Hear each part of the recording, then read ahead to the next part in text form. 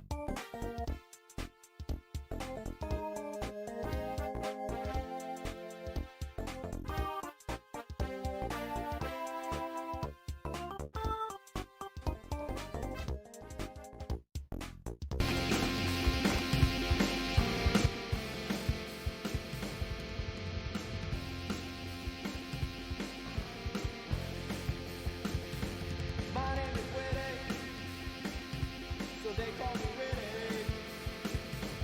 I'm so witty that they call me Witty. But why do they call me Witty? Is it 'cause I'm so witty?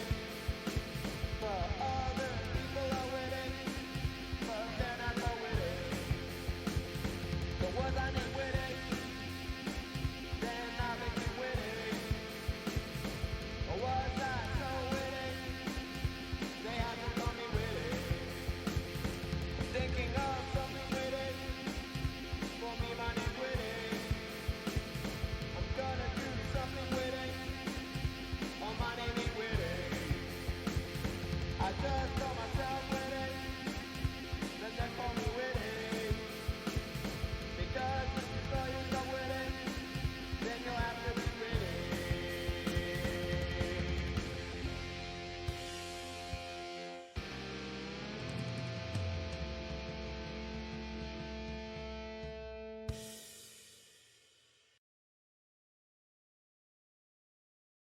And that's what I'm saying.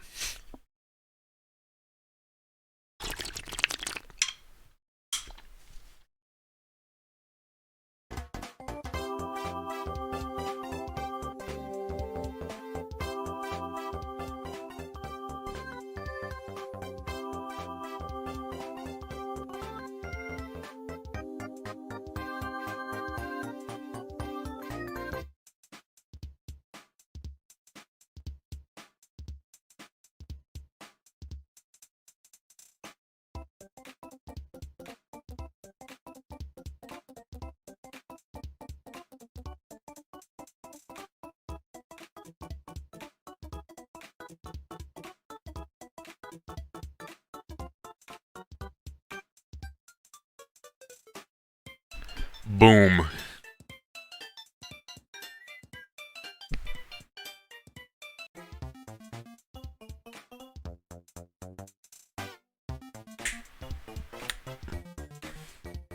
How's it going, everybody?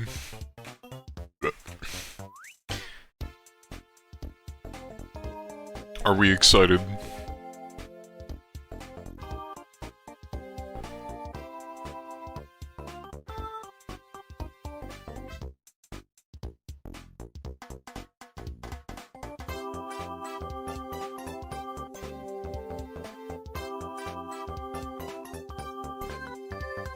Connor's excited.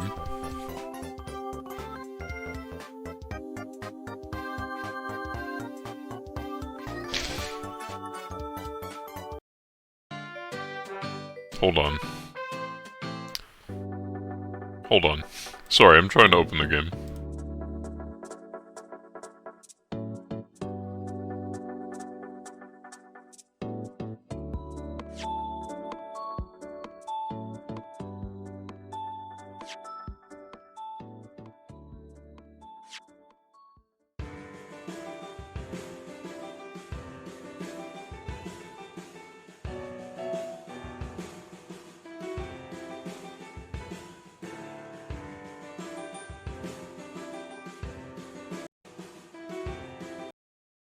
Goodbye, music.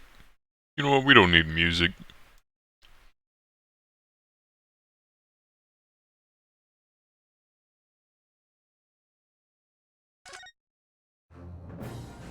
Cause we got this game music. Wahoo. Yahoo. Alright. Last time on this game, it was a funny little game. It was so funny even that it was making us chuckle. It was making us all chuckle and laugh a little bit. We were like, what's going on? And they were like, Kazuma's evil. Grr. And we went, no, that cannot be happening. Never!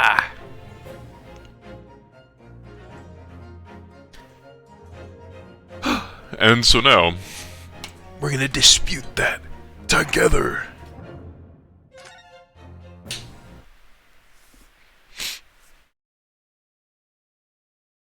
Oh, last time they were like, the Reaper's evil, is evil.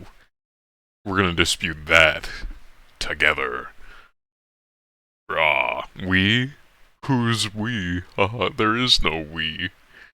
Am I right? I believe you said it was Kazuma 100%. Oh, do you have like a clip of that? I feel like Witty wouldn't say that. Because Witty always believes in his friends no matter what, even if they admit to being assassins. But, you know, I don't know. I'm pretty sure I do. You probably lost that link somewhere. No way to get it back. So, you know, you win some, you lose some, am I right?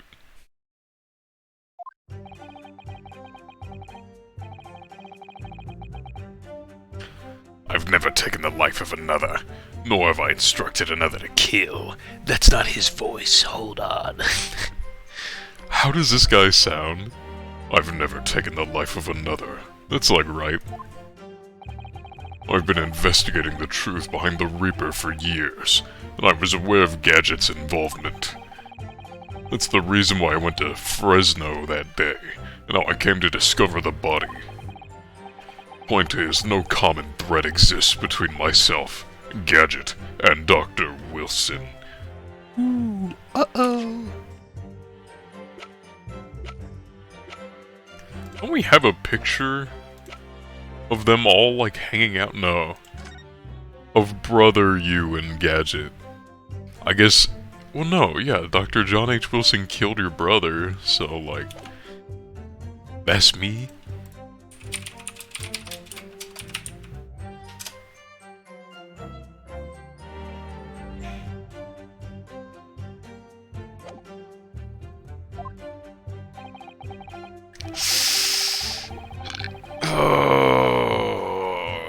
I pretend I do not see it.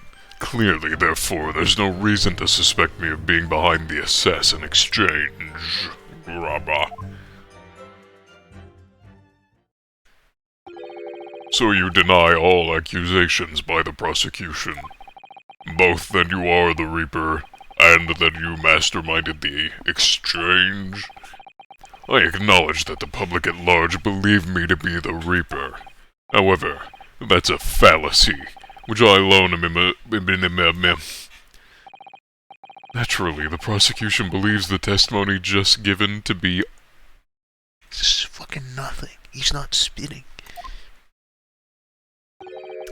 Ryunosuke Naruhodo. Yeah? Let me ask you, why are you here? What really brings you to this courtroom? I want to be able to put food on the table, Kazuma. A desire to uncover the truth. Even if the truth proves your client to be guilty. From all my experiences in this courtroom, I've come to realize something. The truth cannot be hidden. Sooner or later it will come out.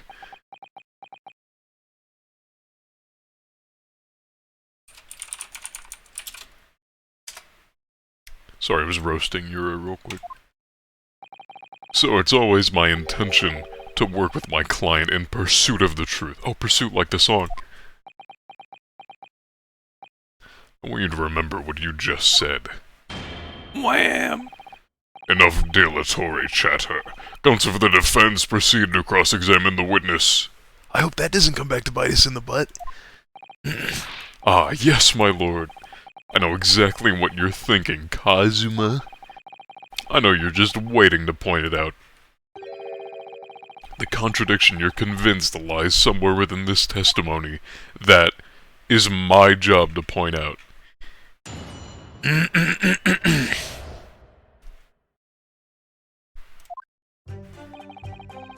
Oh, we have 2 HP.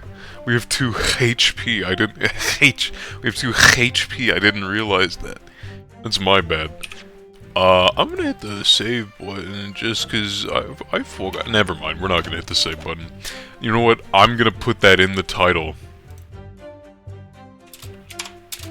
No save scumming. Boom. I'm not doing it.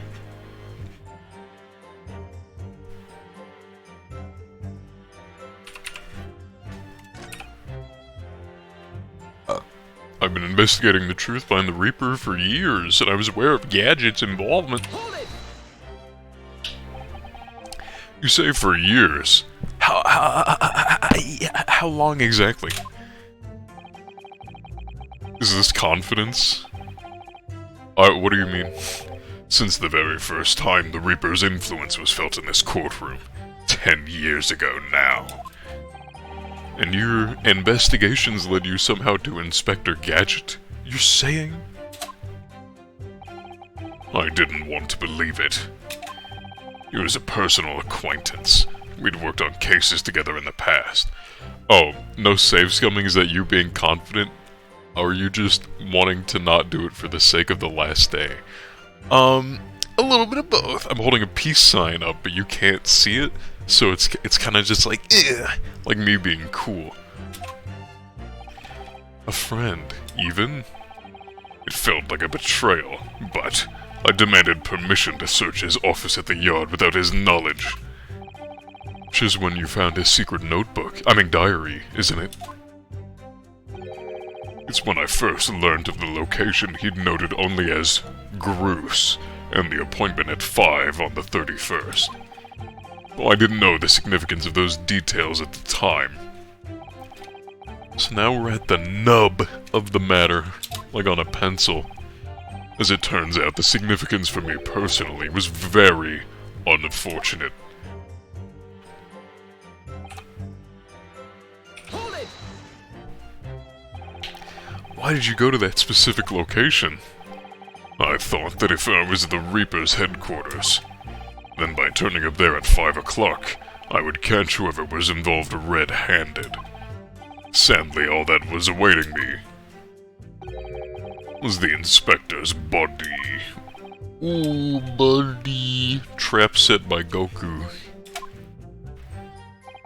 Exactly.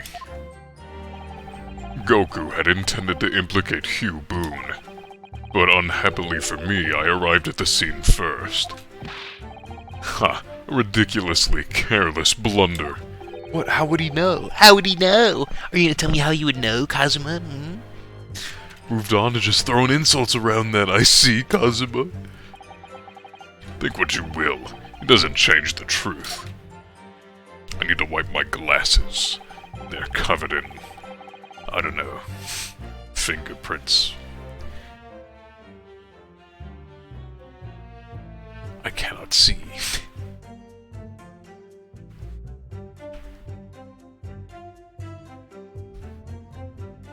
No common thread exists between myself, Gadget, and Dr. Wilson.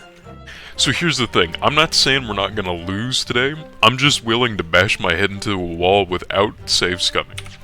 So I'm going to present this picto. Ooh, it's wrong. Oh well.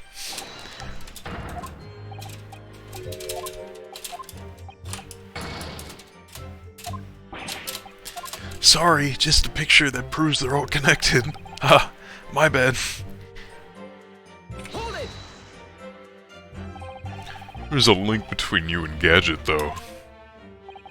Of course. We were close acquaintances.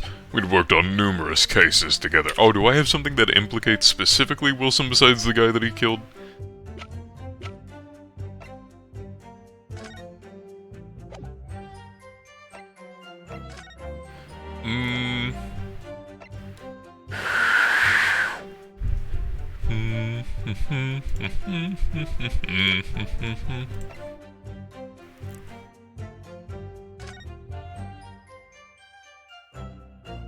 Wilson Van Zeeks. But no. Yeah, our friend. Not there.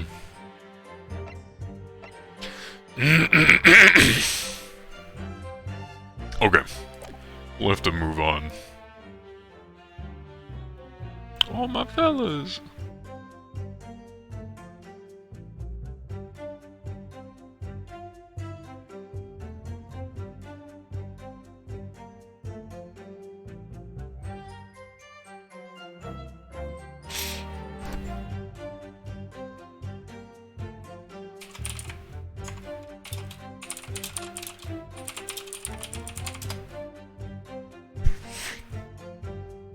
Poor Yura. Sorry, I keep getting distracted. I need to stop. You know what? I'm gonna minimize Discord. If someone needs me, they can come into my chat. Okay, we're good.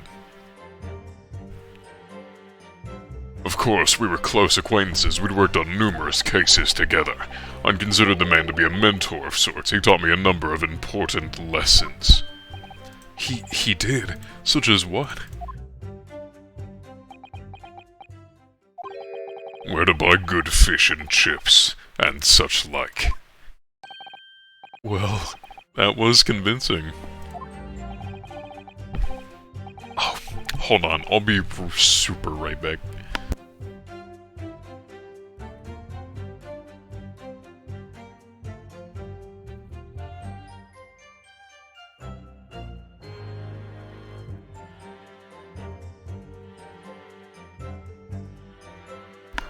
Says he won't get distracted, gets up and leaves the stream.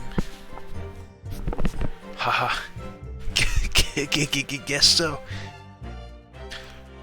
Dr. Wilson was a coroner, of course, but that was some time in the past. And in any case, I understand it was several years ago now that he was invited to work at a Japanese university. That's right. He was a visiting professor at the Imperial Yume University in Tokyo. It should be unambiguously clear, then, that no link exists between myself and him. In other words, I had no motive for sending some assassin across the oceans to kill the man.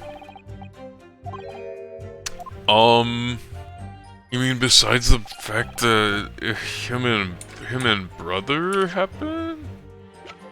Him and what happened?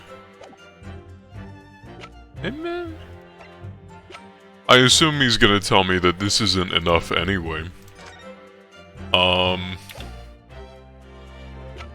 Where even is it?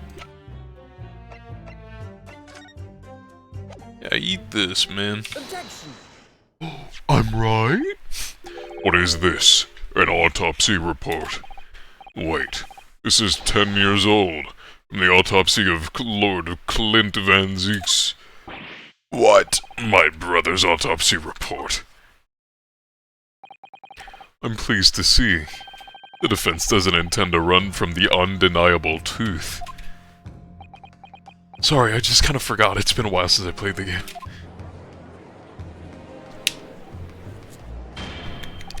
Order in the court. What reason do you have for presenting a 10-year-old autopsy report here, counsel? This. The autopsy report of the professor's final victim. Hold on. I'm turning up the music a little bit, so that the audio's better. Is an indelible link between Inspector Gadget, Dr. Wilson, and the defendant. Not that accursed name again. The Professor. I've personally researched all of the court records relating to that case. I know that at the time, autopsy was considered sacrilege to the victim's souls. And for a member of the aristocracy like Lord Clint Van Zeeks, it was unthinkable. Someone implored the powers that be to allow the autopsy to go ahead. Inspector Gadget.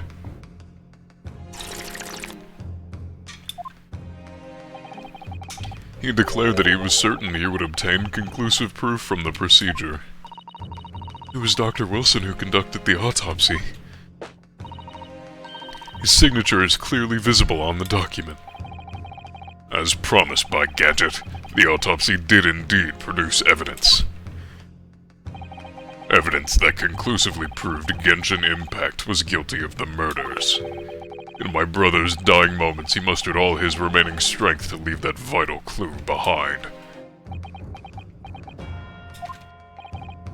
Indeed, that was the key to indicating the professor for his crimes and the conclusive evidence that convicted him. It enabled Lord Van Zeeks here to avenge his brother's senseless death with a marvelous victory in court. A marvelous victory, was it? I wonder if that's really true. What? Could the same be said if it turned out that the key piece of evidence in question was in fact fabricated? If the inspector, the coroner, and the prosecutor all colluded together to cast an innocent Japanese man as a mass murderer and send him to his death, that's outrageous. And now, 10 years later, for some reason the secret has been threatened and needs protecting, which is why the inspector and the coroner had to be silenced, isn't it? By someone in power in Japan and in Britain, using the two killers recruited for the assassin exchange. Wham, wham, wham. Order, order at once. 10 years ago, my father was convicted in this very courtroom as a mass murderer, to be sentenced to death. But it was all a sham, and I swore to myself that I'd prove it. Which is why I had to come to Britain, whatever the cost.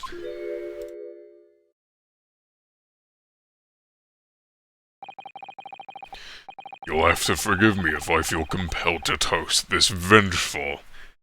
Ah, my words are hurting. Sorry, I'm not used to talking this much. Words again. You'll have to forgive me if I feel compelled to toast this vengeful Japanese tenacity of purpose here. However,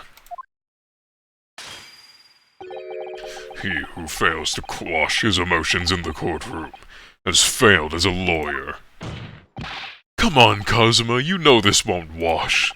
You're claiming your father was misrepresented in a trial that took place a whole decade ago. You must see that without evidence. That's nothing more than a wild accusation. As it happens, I have evidence. As the court has heard, I crossed the channel to France with Gadget on the 31st. I went with him on the pretext of being the assassin recruited to kill Goku. My true intentions were to make the inspector tell me the truth. What tooth? The truth about the evidence, and he acknowledged what I'd already deduced. There's a closely guarded secret about what went on in that autopsy 10 years ago. What? A secret?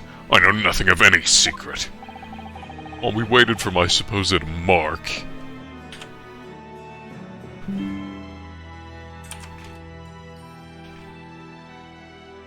Hold on.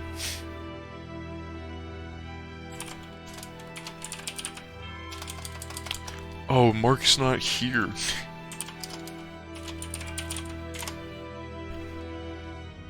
While we waited for my supposed mark in Goku's... Oh, wrong guy. In Goku's cabin, I drew my clan's illustrious sword, Kuruma, before the inspector's eyes. He very quickly understood what my true motive was. Right, I see. You're that Asagi's young lad, are you? And what? You're gonna cut me down with that thing, is that it? That will very much depend on the answers you give to my questions. He's cooking! I want to know what really happened 10 years ago. The tooth. That's all. Before we get into it, let me make one thing clear. I still believe your father was the professor. There's no doubt in my mind. But unfortunately, back then, we didn't have the evidence we needed to make the crime stick. So, you admit it then. The evidence used in his trial was fabricated. It was for the good of the country. Anyway, I was just following orders. Orders? What exactly did you do? Speak! I'm not saying another word. Even if your life depends on it? That's right. Even then.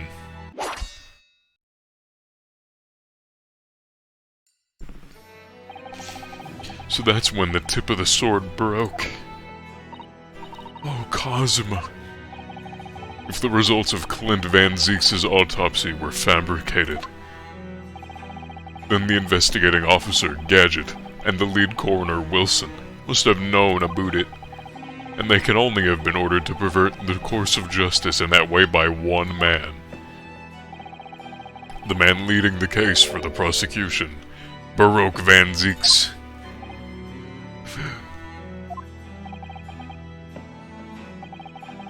In other words, the defendant did have cause to organize this exchange of assassins, but I don't think he has the influence to have done that. Exactly. And as was established earlier, it has to have been the Reaper himself who liaised with Goku in Japan to arrange the exchange. Can you re-explain how? Because I don't remember, and I think you're talking out of your booty right now.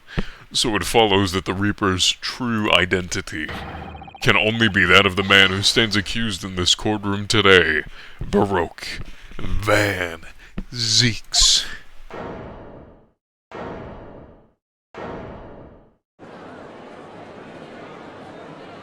Objection! Kazuma Asogi. What? What you've just told the court. Are you absolutely certain of your facts? Did Gadget really fabricate evidence for that trial 10 years ago? I heard it with my own ears. His shameful admission.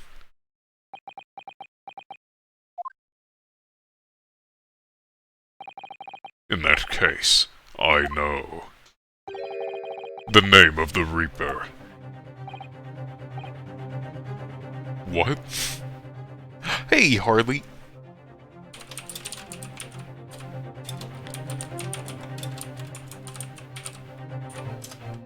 Sorry, I just had a stroke while trying to type your name, and I just kind of went with it. What? Lord Van Zeeks? I gave no such orders. I know that for certain. Which narrows down the remaining possibilities to one. If Lord Van Zeeks isn't the one behind all this, then yes, there's only one other person who could have done something like that. I believe I know who it is, too. You. I just had a feeling this name was going to come up. The true identity of the infamous Reaper of the Bailey is...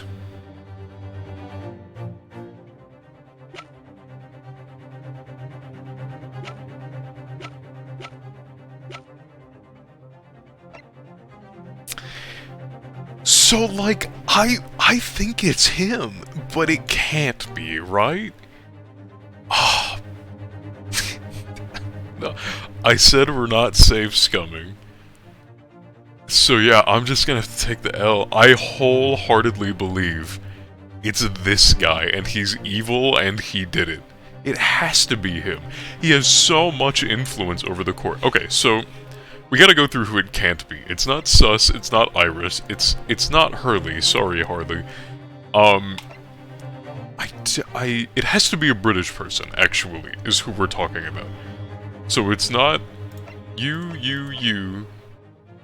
And you're dead. And it's not you. And you almost got framed for the crime. So there's only two people it could be. Hello, Digit. It's either male Stroganov or Barry Caden. But I don't think we've been given any reason to suspect him in particular. Besides that, we don't know who set this guy up to fail. Digit, how is it going? How are you doing? So, I'm going to put this guy up, and it's going to get shot down, and we're going to lose in game over. Take that! The only person who could have arranged the assassin exchange and manipulated the autopsy results is the Lord Chief Justice himself. Yes.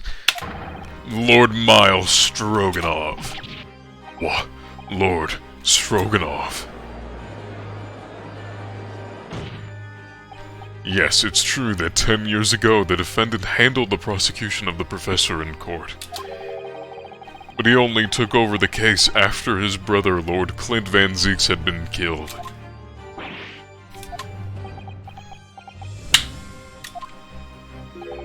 I can only assume that this is the most inappropriate joke in British judicial history. Well, Lord Van Zieks, 10 years ago, I was very new to my profession, but I had a burning desire to avenge my brother, so I pleaded for control of the case.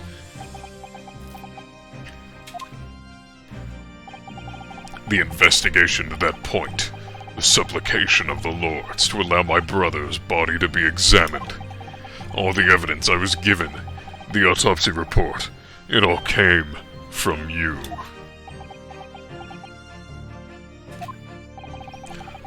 This is like Among Us. I've spent my life since then believing I was in your debt for the way you stood aside and let me handle the trial. But I see now, I was very much mistaken. It was a hugely influential force that caused the inspector and the coroner to break the law 10 years ago. And that same force was still felt a decade later on the other side of the world by Goku. Lord Stroganov, everything falls into place when we recognize that you are the Reaper of the Bailey. Bro, my taxes are whack this year. Rip, buddy, man.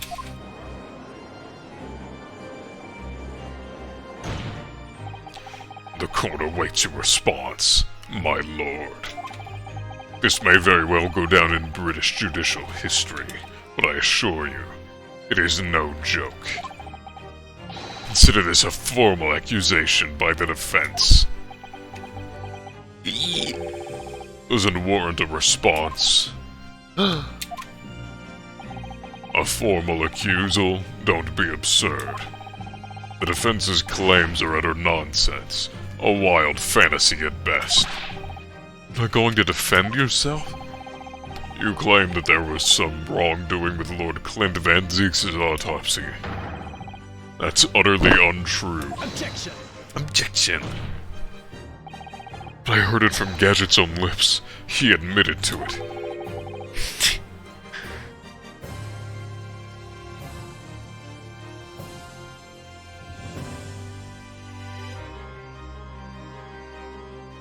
Thank you, Digit.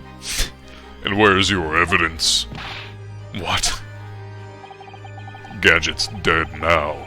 Unless you were thinking of summoning a ghost to the stand. You mean to say?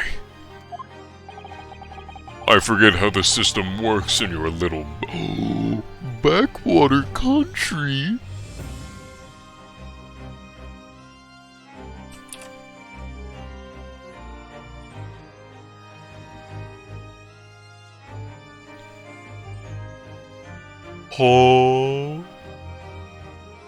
Huh? Insane. But in the courts of the British Empire, without evidence there is no case. I have no intention of entertaining some wild fantasy that can't possibly be substantiated by anyone or anything.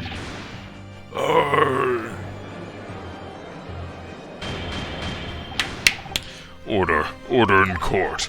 Following Inspector Gadget's murder, and in the light of Dr. Wilson's death as well, there's really no one left who could testify about the events of 10 years ago. Is there? So that was the real purpose of the assassin exchange. This court has no business raking over the coals of a case that was concluded a decade ago. The accusal brought by the prosecution and the defense is categorically denied. I take it there are no objections. Denied. Kazuma. He's more or less waited his whole life for this moment. Is there really nothing else we can do now? Is there no other avenue we can go down in pursuit of the truth about what happened all those years ago? If only there was someone who could testify about Clint Van Zieks' autopsy.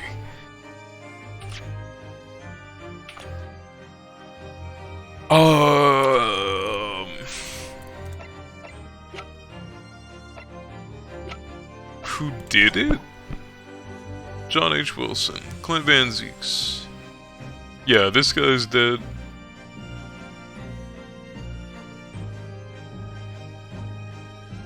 Wait, isn't Mikotoba the one that is actually him?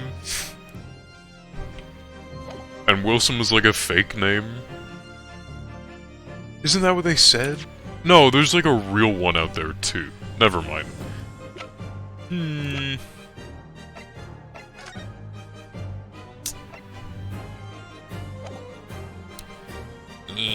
Oh yeah. Oh wait, yeah, Professor Mikotoba penned the report. He's still alive. There is someone. He's gone to extraordinary lengths to cover his tracks, even so far as dispatching an assassin all the way to Japan. And Dr. Scythe won't say anything against Stroganov. But there's still one ray of hope. Objection.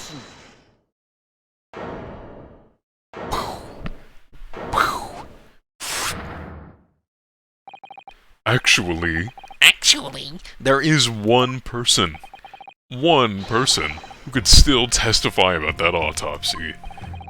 Don't be ridiculous. There's no one left. Who, Ryunosuke? Who? Tell me. Kazuma, Please, this trial can't end. Not yet.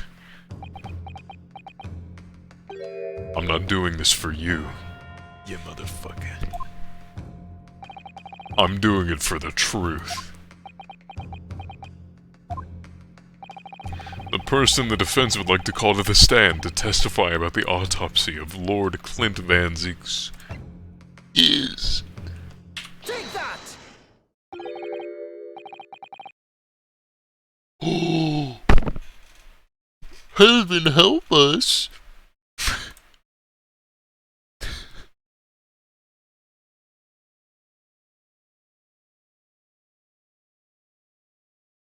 Another what? Ain't no way! They can't be saying this stuff. You're gonna get me banned off Twitch. An expert in forensic medicine, my lord, Dr. Eugene Mikotoba, 16 years ago. He came to London with Seishiro Goku and Genshin Impact as a visiting student. And what could his testimony possibly tell us? Professor Mikotoba was the primary assistant during the autopsy in question. He was also the person who actually penned the report. Incorrect. The autopsy was carried out by the coroner, Dr. Wilson. The report carries his signature. It was the primary assistant's duty to keep a written record of the coroner's work during the procedure. In actual fact, the coroner merely read over the report at the end and signed it. In other words, Professor Mikotoba witnessed the entire autopsy from start to finish. The defense demands that he be summoned as a witness as a matter of urgency. Whatever really happened in that autopsy laboratory 10 years ago is something only he can tell us. The defense's demand is denied. What? But Professor Mikotoba is in London at this very moment. We could summon him to the stand in minutes. No, of course he's not going to agree to it. Stroganov has no intention of summoning anyone who knows. He's too concerned about protecting himself. Prosecutor Asogi, let me refresh your memory, as you seem to have forgotten the prosecution's stance. Only minutes ago you accused the defendant of being the Reaper, and of masterminding the assassin exchange. I did, yes. So present your evidence for those claims and make your case complete.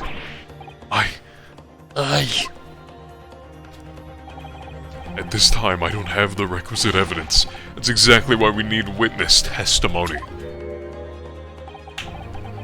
The Professor case is closed. There are no clues in the distant past that will bolster your argument today.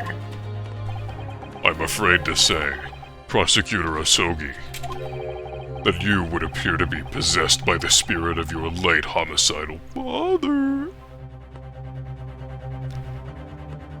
But he didn't do it. He didn't do it. Now, as I stated earlier, this court has already reached a conclusion with respect to the matter at hand. Inspector Gadget was murdered by a Japanese Supreme Court Judge, Goku. As for any hidden circumstances that may exist, they will be investigated in due course by the proper authorities. Objection. We all know what will happen. That'll just give you the whole venture time to cover his tracks again. By which you mean me? It's like he heard what I said. Your punishment for this contemptible behavior will be decided at a later date. As for you, Prosecutor Asogi, you will be remanded for following these proceedings. Willingly, I trust, since you gave your word.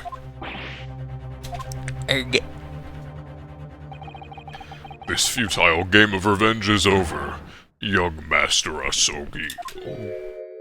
No.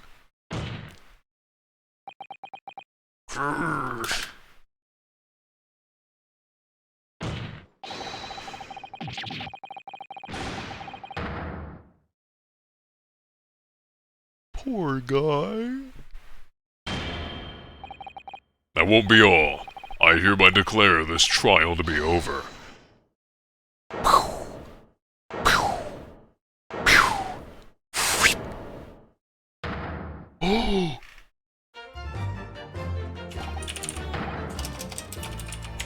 Mr. Sholmes?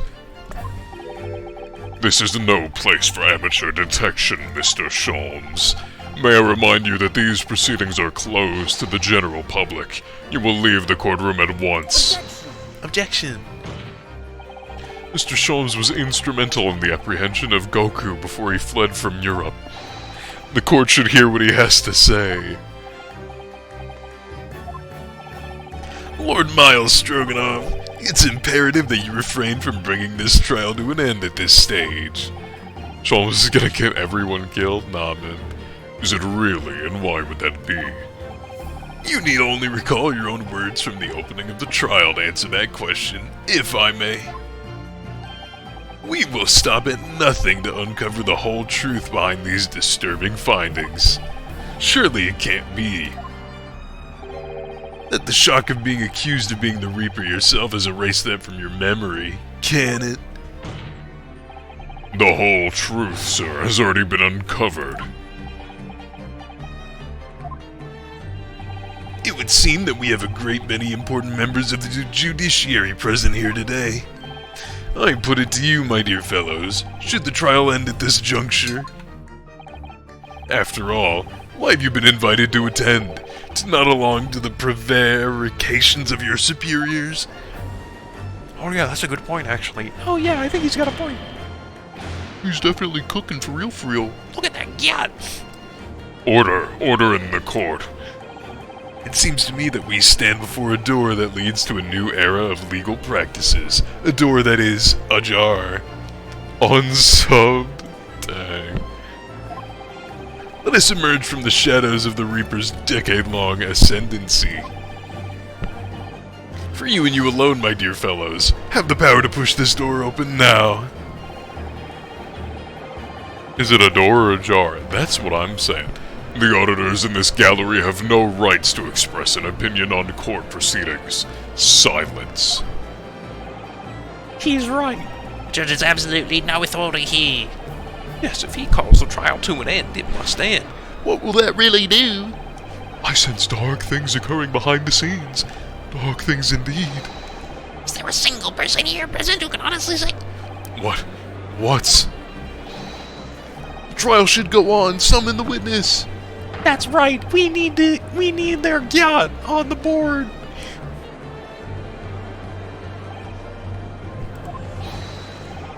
My lord, you assured those present that you would uncover the whole truth here. Vindicate yourself of this outlandish accusation. The truth, the whole truth, and nothing but the truth. That's the very foundation of British law. Toast to my dependable colleagues in the gallery. On with the trial. On with the trial. Testify. Testify. Testify. Testify. Well, my lord,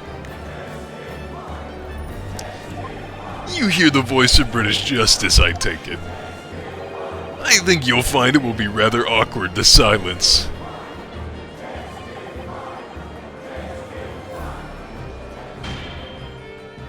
XD, Connor. You know what, even? XD. The court will recess briefly. I have no intention of shrinking from these allegations. Bailiff, get the witness. A recess won't be necessary, my lord. Pardon? Ikatoba is a close friend of mine. He accompanied me today and is waiting in the antechamber as we speak.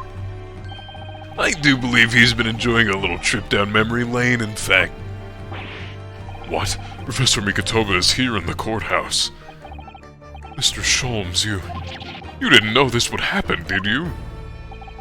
My dear fellow, no one is in a better position to answer that question than you, surely. I wasn't just asking for the fun of it, you know. Well, I must thank you for your assistance in this matter, Mr. Sholmes. However, you are of no further use here. Leave. But of course, in truth, I find myself rather busy now as a result of these developments.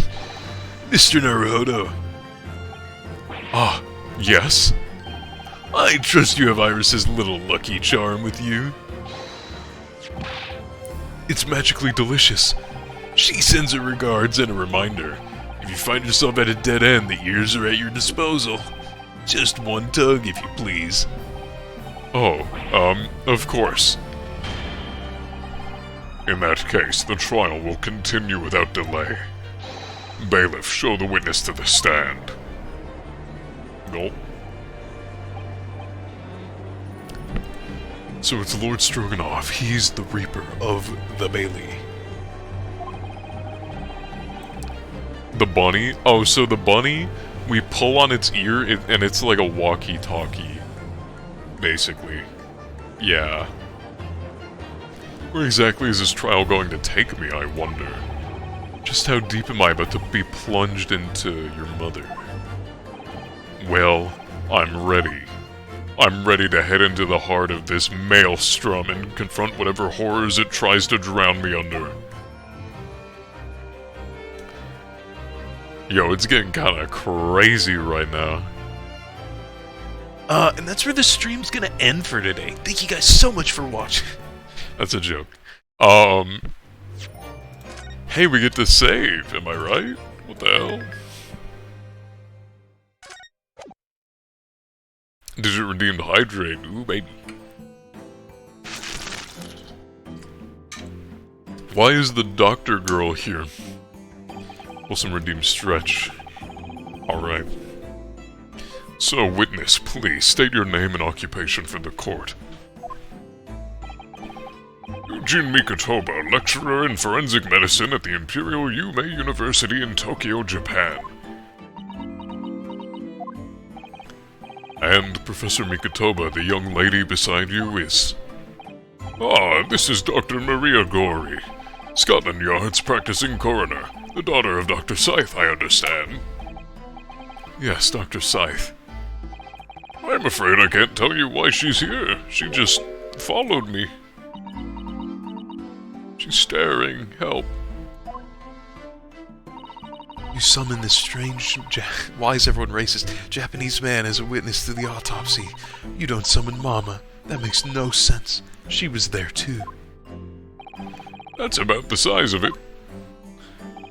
I've had her eyes boring into the side of my cheek constantly, whilst I was in the antechamber too. Poor man. The idea of it's making me shudder. The revelations about Dr. Scythe that came to light some days ago defiled the reputation of the entire judiciary. She was therefore deemed unfit to appear as a witness in today's proceedings. The Ministry of Justice's decision on that is final. Well, we wouldn't want any more perjury to be committed, would we? A sip of my hallowed chalice. Yeah, something like that. Ministry of Justice. Some questionable strings are being pulled, I think. I remember you, Dr. Mikotoba, but I certainly never expected to be meeting you under these circumstances. Yes, it's been a long while, Lord Stroganov. The prosecution understands that you were a visiting student of forensic science in London until 10 years ago. That's right. I studied under Dr. Wilson at St. Sinners. So you were present at the autopsy of my brother, Lord Clint Van Zieks. I was, yes. I assisted Dr. Wilson with the entire procedure. Mama's far more skilled than any Japanese man. Why is she racist? Why is she racist? Well, Dr. Wilson asked me to be his primary assistant on that occasion. And this autopsy report was actually penned by you, I believe. Yes, I noted all of the doctor's findings, and when we were done, he read through the document and signed it. Poor Mama. As secondary assistant, she wouldn't have had such a good view of all the innards. So, Professor, do you remember Inspector Gadget? Yes, of course. If it wasn't for his insistence, Lord Van Zieks' autopsy would never have happened. He was absolutely convinced that it would reveal decisive evidence against Genshin, you see. She's still staring, yeah. So Lord Stroganov had to entreat the nobility to allow it to take place. Do correct me if I'm wrong, my lord. It was a result of that autopsy that a mass murderer was apprehended and justice was done. But Gadget admitted it before he was killed. He admitted that the results of the autopsy were fabricated. You were there at the time, so you must Testify. You have an obligation to tell the truth about what really went on. Absolutely. That's precisely why I'm here. And that's why I'm here too. Bro, who invited Lil Bro to the team? Very well, you will give your formal testimony now, witness. But before you begin, a word of warning. Oh? You will state truthfully and accurately what you saw and what you heard at the time. I wouldn't dream of doing otherwise, my lord. The moment your testimony verges on supposition, I will expel you from my courtroom. Remember that.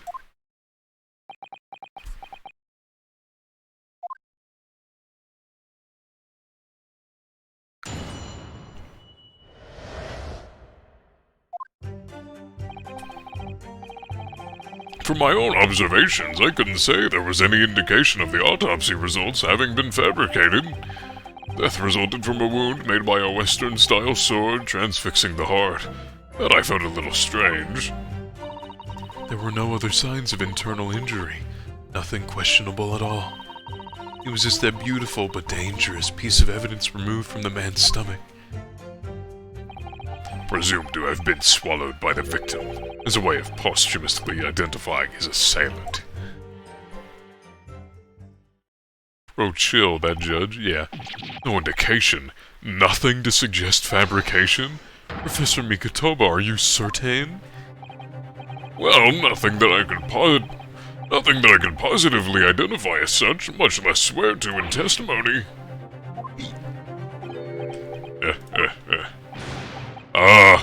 Yo, this guy looks innocent. Wait. Look at how... Sorry, I'm gonna do this again.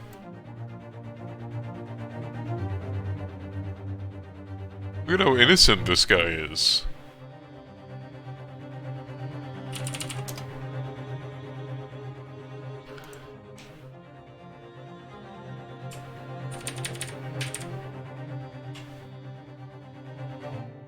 Sorry, I'm sending this picture in the chat again.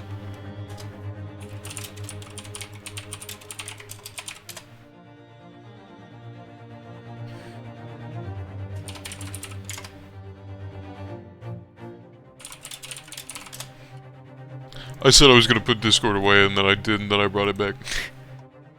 Okay. Rah! Well, that clears things up nicely. Yeah. The only fabrication here, Asogi, has come from you. Looks like he didn't do it. Ah, guess so. Thanks for the glizzies. Thanks for the... What? You claim the inspector confessed just before his death, but that is fabrication. No, he freely acknowledged it. I swear he did. Freely? With the tip of a sword at his throat. That man was clearly at his... wits' end?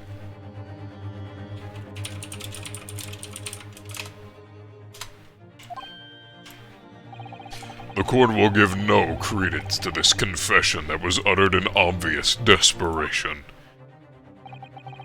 Quite simply, there was nothing questionable about the investigation of Lord Clint Van Zeeks' death.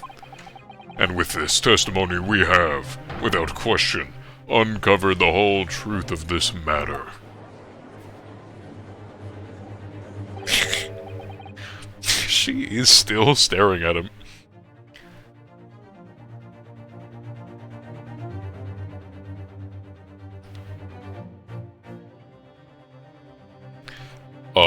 It's a League of Legends item? What item? If I may, my lord. There was most certainly something questionable about it, and the whole truth does rather elude us, I feel. I beg your pardon. Oh, wits' end, yo. Well, you're obviously aware of the facts of the case. All 4 of the professor's previous victims died with an enormous beast was set upon them that ripped out their throats. Oh, such horrifying crimes. But curiously, the killer's last victim, Lord Clint Van Zeeks, suffered a different fate. Yes, you're right. He was stabbed through the heart with a sword. That's enough.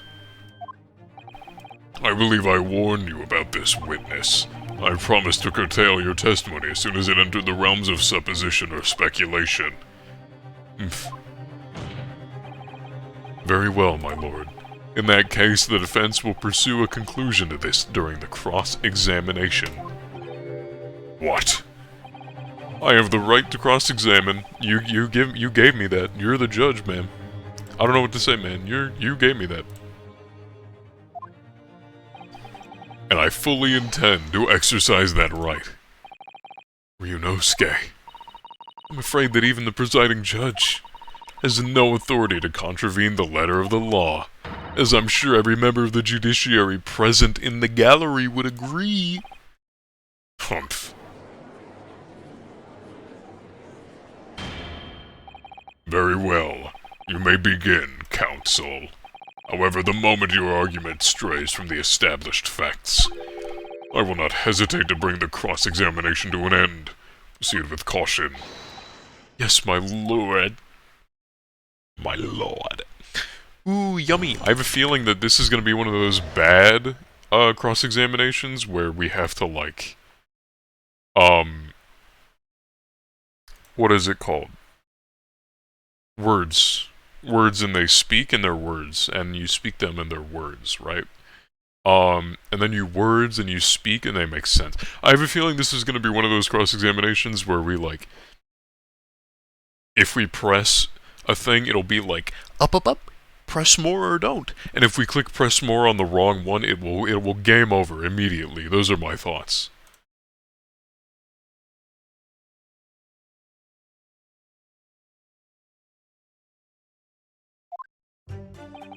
Oh, I already read this out loud. I'm gonna press them anyway, cause why not? Hold it! You couldn't say? No, sadly not. Then you couldn't say there wasn't any indication either, could you? Oh, true, I couldn't. I was at Dr. Wilson's side as he performed the procedure, recording what he did. At the time, of course, he instructed me to fetch implements and such like. Whilst I was away from the operating table, obviously, I could have missed something. At those times, what was the secondary assistant doing? Following this man's orders to adjust the lighting or pass him implements. That doesn't mean she wasn't a vital part of the team. Quite, yes. Oh, would you kindly refrain from staring at my cheeks like that? Luigi's Final Smash from Brawl is a domain expansion. I guess other countries really do have curse centers.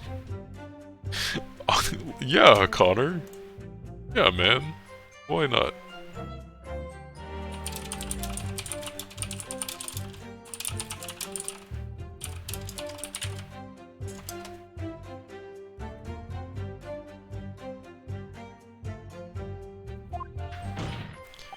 Professor Mikatoma, think. Was there nothing at all that seemed out of place to you? Well, yes, there was, as a matter of fact. Yeah, this is the thing. A Western-style sword doesn't, like, make sense for the guy who famously has Kuruma, the Japanese blade. All the previous 4 killings attributed to the professor. The victims were killed by an enormous dog, I believe? Correct. It was a puppy. Ah, do you mean to say? You think Lord Clint Van Zeus may not in fact have been one of the professor's victims? Ooh, we're about to get kicked out of court. There is no basis on which to doubt the findings of the investigations carried out at the time. But Genshin Impact confessed to all of his crimes upon his arrest. He admitted to having taken the lives of all 5 members of the aristocracy. The beast that was used to carry out the killings was never identified. No evidence was found to suggest that Genshin had ever kept a dog. A true hound of hell. Eee.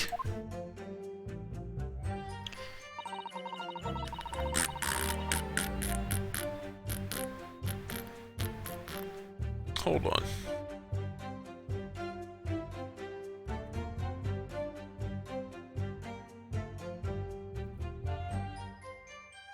Bum, bum, bum. Sorry. I'm just occasionally checking things.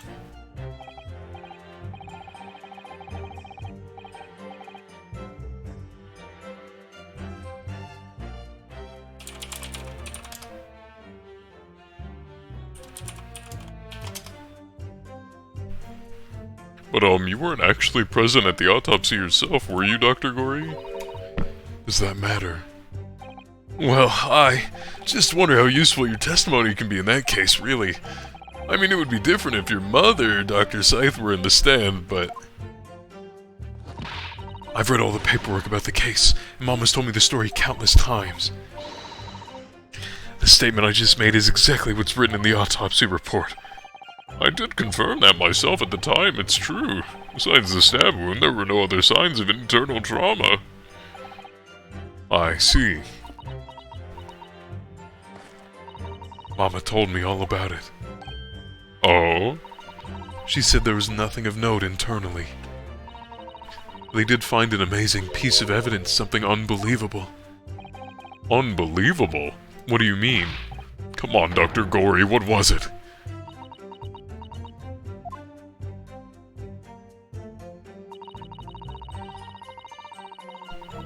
I was... Oh, never mind. Ew. Hold it! What exactly was it, though? What does beautiful but dangerous mean? Well, it was sparkly and round with a hole, as if it might slip over a finger. Oh, like a ring? It was a ring! Belonging to Genshin Impact. My father's ring was inside the victim's stomach? Yum! Mmm, yummy! At the time, Genshin wore a large ring on the digitus cordis of his left hand. Yo, a digit reference in the chat. Hey, Digit, it's you. Hey, man, hey. We're doing this again. Hi, Witty. It's BK, back on your stream. Hello. Digit, look, it's you. This is awesome. Boom. Boom. Is that all good? I think that's all good. Hello, BK. I'm doing this voice stream thing where I talk over the game, and it's a game. I'd understood it was some sort of keepsake. When my father left Japan for London 16 years ago, I was 8 years old. I remember that ring. You do? My father's possessions were sent to our family home in Japan after his death, but the ring wasn't among them. Obviously not. It was a key piece of evidence. Remains under lock and key in the stores at Scotland Yard to this day. After the autopsy, Genshin was summoned by the police to check for the presence of his ring. Wasn't on his hand, of course. Moreover, there were deep abrasions on his finger where it had been pulled off. They arrested the man there and then, right before my eyes. How could they? I brought the ring along with me today. What? Here it is. That's such a crazy ring. Good gracious, yeah, that's it. I haven't seen that in 10 long years. And that was found inside the victim's stomach? Yes, I'm afraid so. You hesitated there, Professor Mikitoba. Should we read something into that?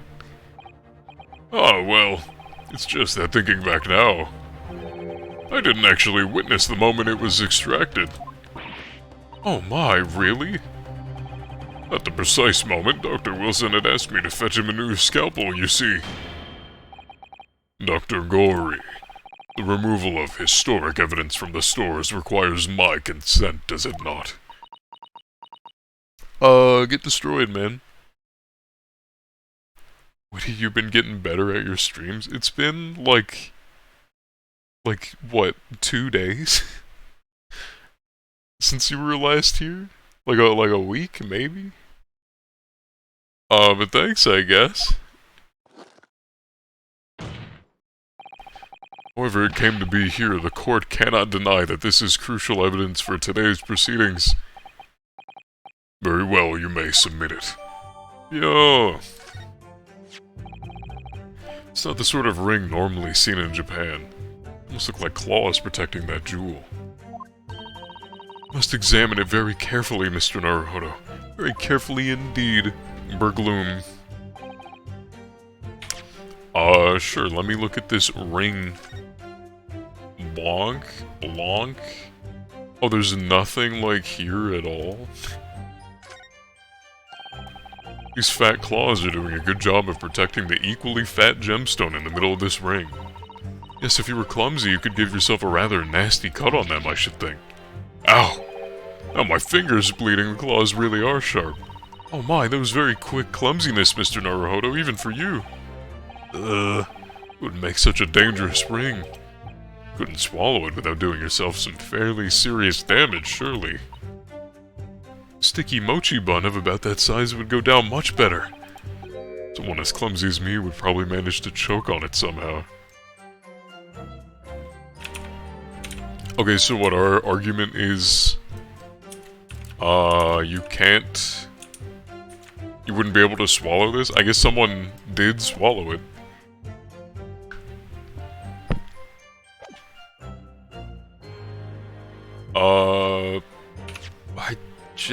I'll present the ring? Objection. Okay, well... My lord, I'm on to nothing. You're on to nothing. Bam. Hold it. Alright. That was the decisive piece of evidence that led to Genshin Impact's arrest? Correct. After further investigations by Scotland Yard, the man admitted to his crimes. That's a lie, my father was no killer. Baroque Van Zeeks, it was you. You what? You don't still think this? Your hatred of me doesn't change the facts that were established 10 years ago. My brother had closed in on the professor. In the end, he exposed the man and put a stop to his lethal rampage. In the way only a man of my brother's caliber could. Gulp. That's everything. Poor father, he looks so troubled, perhaps because 10 years ago something happened that's been weighing on his mind. Oh.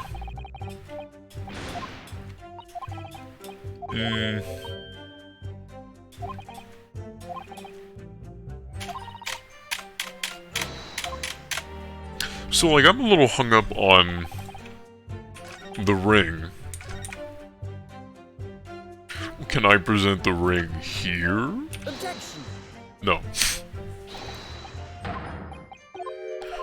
Boom, blam, wham, bam.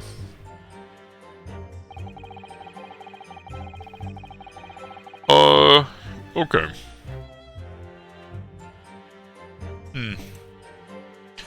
I'm trying to cook. I'm thinking and I'm cooking.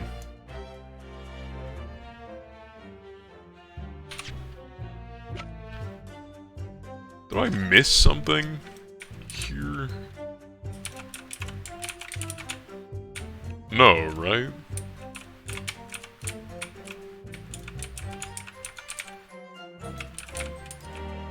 Yeah, there's nothing here, like, at all. It's just a ring and it's sharp. Maybe I have to press something again?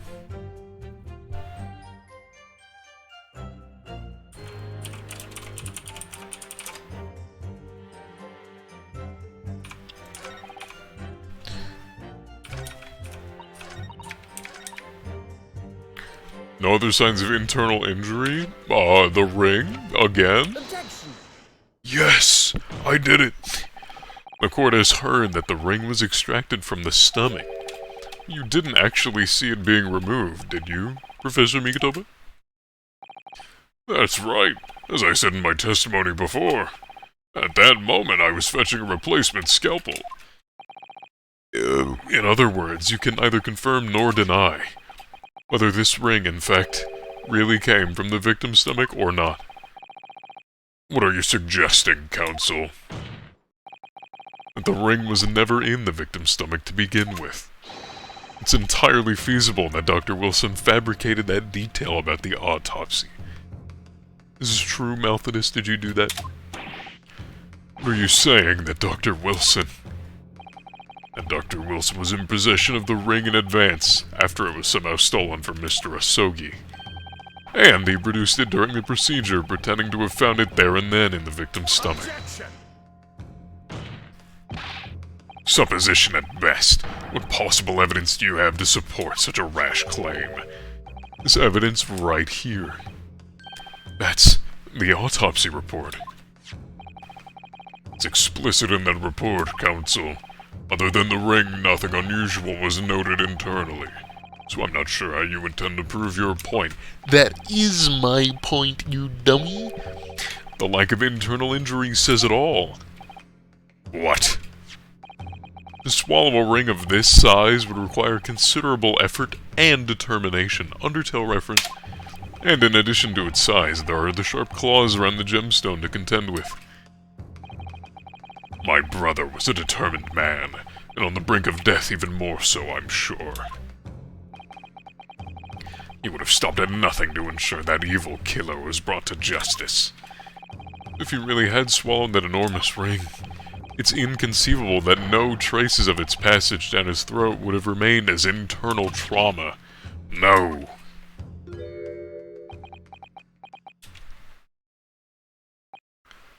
And there you've arrived at the sticking point. That's precisely why I had my doubts about the findings myself 10 years ago. Then why didn't you say something at the time? I did. I still remember the conversation I had with Dr. Wilson in the lab that day.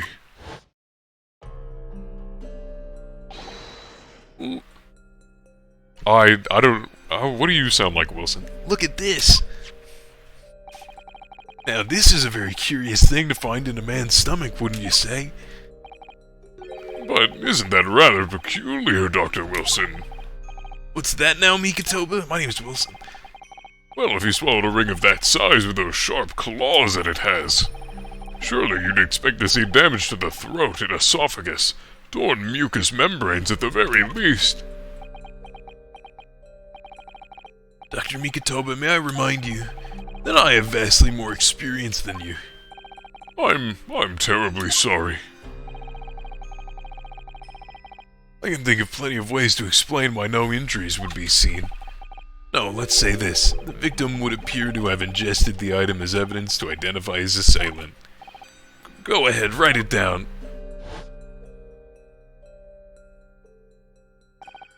So I was right. Dr. Wilson deliberately fabricated the results of the autopsy to implicate my father.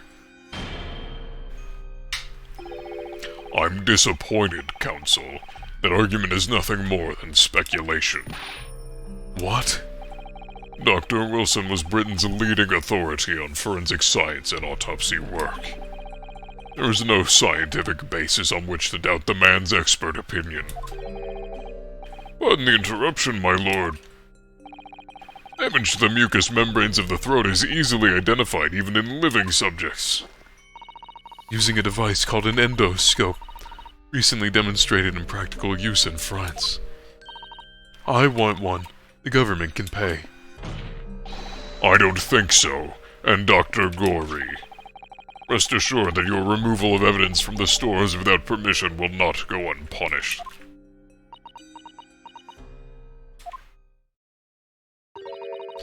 We open up the dead to find the truth. I beg your pardon.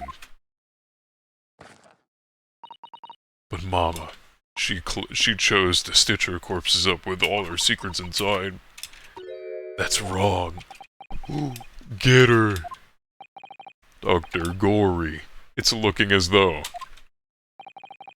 she's chosen to walk a different path to her mama.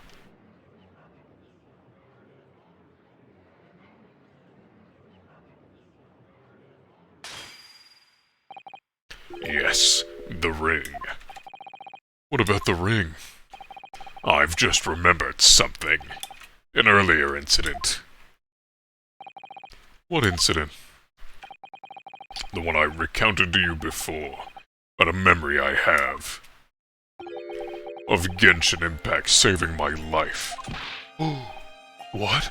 My father saved your life? It was 10 years ago, on a foggy night. Genshin and I were walking down some back streets at a late hour. All of a sudden...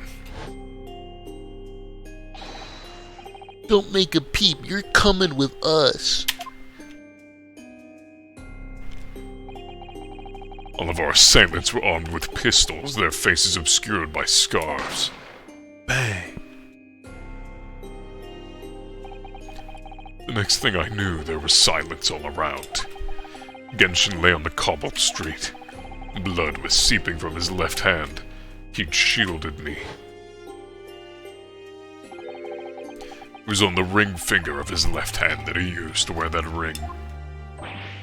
Ah! Are you saying...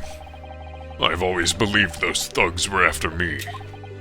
But now I'm starting to question if perhaps I wasn't the intended target that night after all. Well, wait, but... Genshin was arrested 2 days after that attack. And in that short interval, the decisive evidence needed to indict him was miraculously found. You mean, the ring was stolen from him? You think that those thugs, that's what those thugs were after that night? Objection!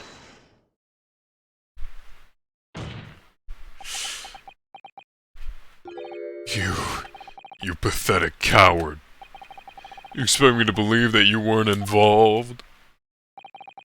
What do you mean by that? It was you, wasn't it? You're the one who took it. You stole his ring. You set the whole thing up so you could paint him as a mass murderer and have him arrested. Ayo, Kazuma, shut your mouth. Shut your lips right now. You're spitting nothing, you're not cooking, and you're not serving. So, I need you to go sit down. Boom. Open your eyes. Ryunosuke, you must know deep down. The truth can be completely obscured even when your judgment is only slightly clouded. But at the moment, you seem to be floundering through a dense fog. Is that why you were so insistent I should be present in this trial? To see you like this?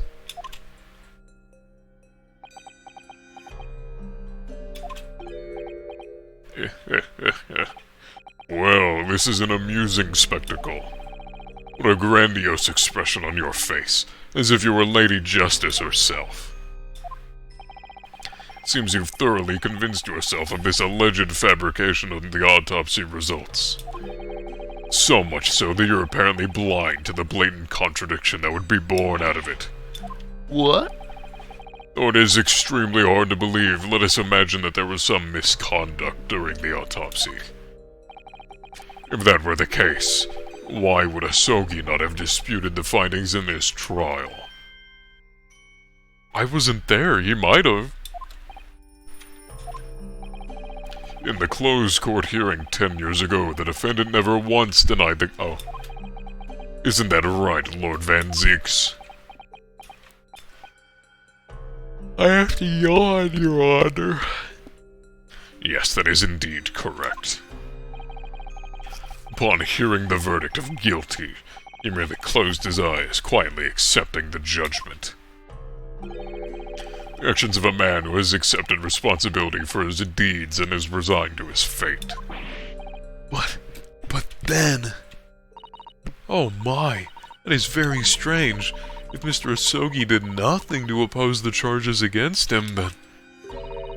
that would surely mean there was no fabricated evidence. An obvious— What? No. It just means that he didn't feel like fighting back. Like everyone was telling him he was guilty.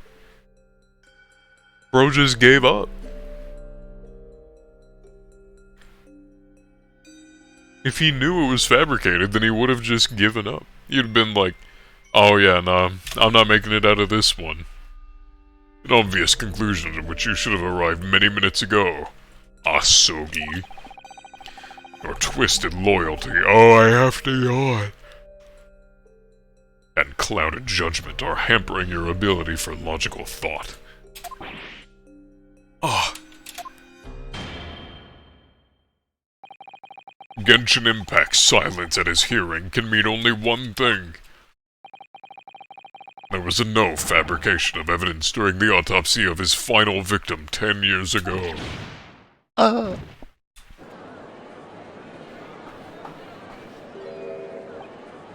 If the autopsy was above board, there will be nothing to stop Lord Stroganoff bringing this trial to an immediate end.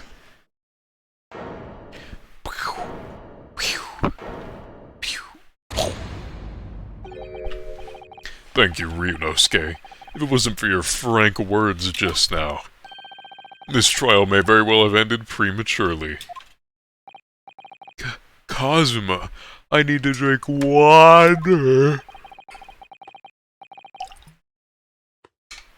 What's this latest absurdity, Counsel?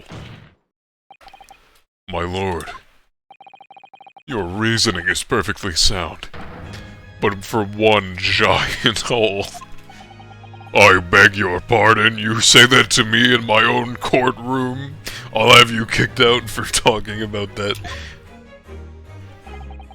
You claim my father's silence was due to the fact that there was no fabricated evidence.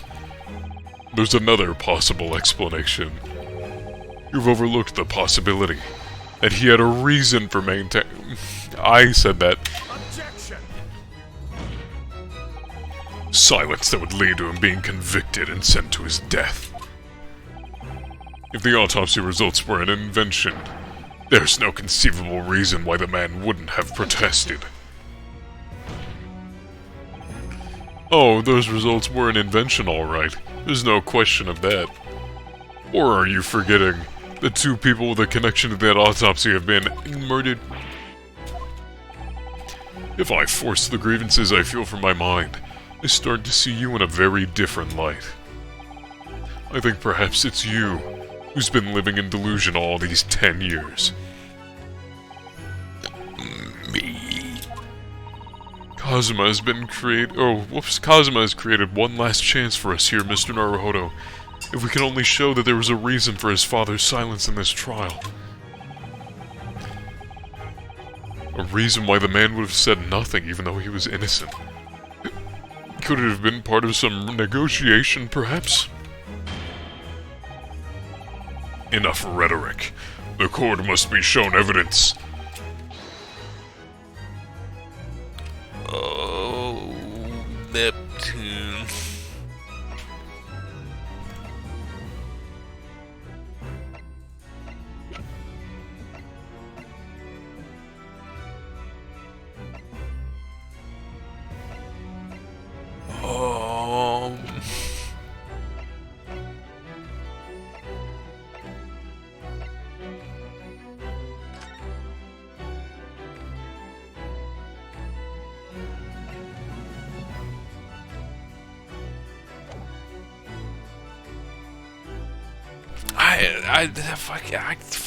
Fucking this?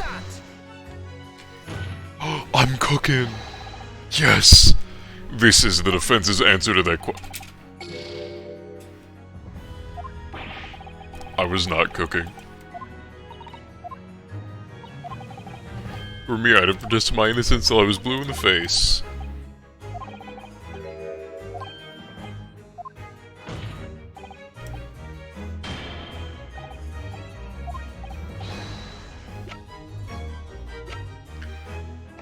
Oh.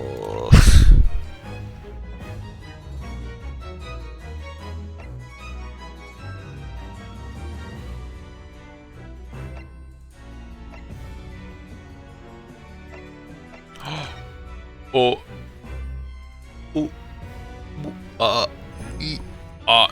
Was it for his son? Is that where we're going? I did burn the water. Hello, Shannon. Yo. It was to protect Kazuma. Boom? No. What am I missing?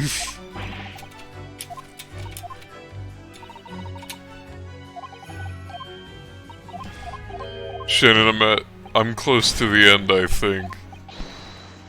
Okay. If Kazuma's father knew that the evidence being used to convict him was fabricated, why would he have said nothing in this trial? If it were me, I'd have protested my innocence until I was blue in the face. So if we're right about the autopsy results, there must have been a strong reason for his silence. He was saying nothing in exchange for some sort of clemency? I don't understand.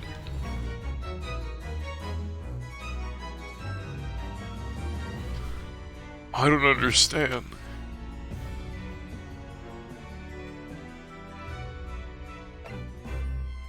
Why would he be quiet? It's not this. It's not this. I don't think it's the sword. I guess it could be the ring if this is about a woman. Iris, help me.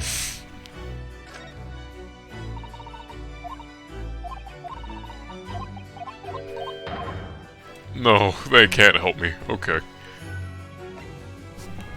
Clint, autopsy report.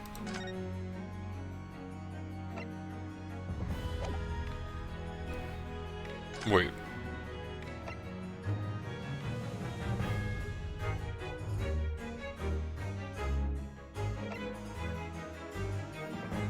Okay.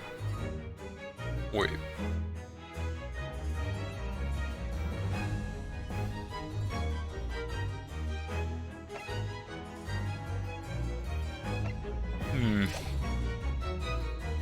Ah.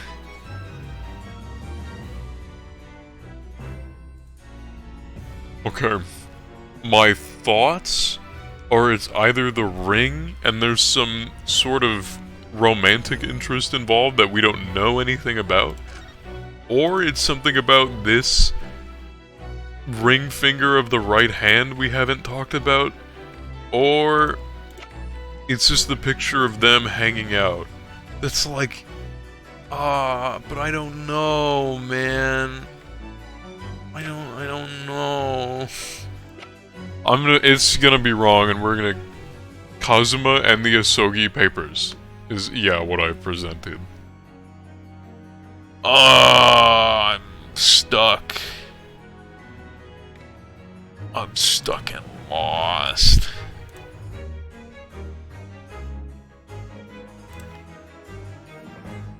Oh. Okay. It's not the red-headed article. It's not anything about Mr. Vigil, I don't think. Mikatoba to Governor Kaiden. Dismissal notice. Framed photograph. Candelabrum. Red hairpiece. Gun. Figure. Could be this picture. This is about this. It's not any of this. So it could maybe be this picture. It's not the Asogi papers. It's not this box. It's not this passport. It could maybe be this autopsy report. Or the sword or the ring. That's like all we've got. Wait, maybe we should think more about Mr. Vigil? Why?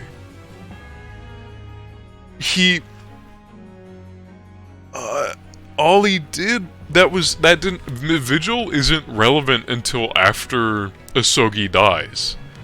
So, there's no point, right? We're talking about the trial, why he was silent, and didn't come out as innocent. So my thoughts are he was thinking about Kazuma, which is why I presented this. And this. I have a feeling that, but then the sword and the ring are also Kazuma-centric.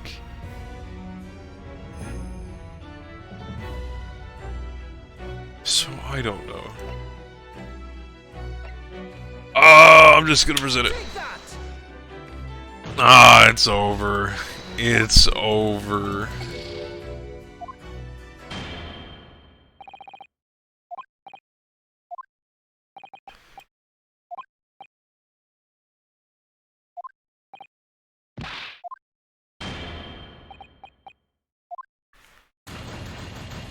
What? That's funny. We already proved him innocent, but they go, he's guilty. That's so funny. Yeah, we'll retry from the scene. No save scumming is happening, but... it just kind of puts us back here anyway. Okay. Sword.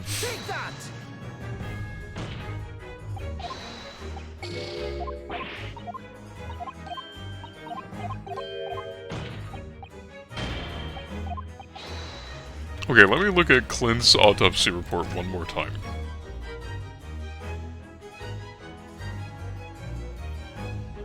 So, Asogi doesn't know Wilson at this point.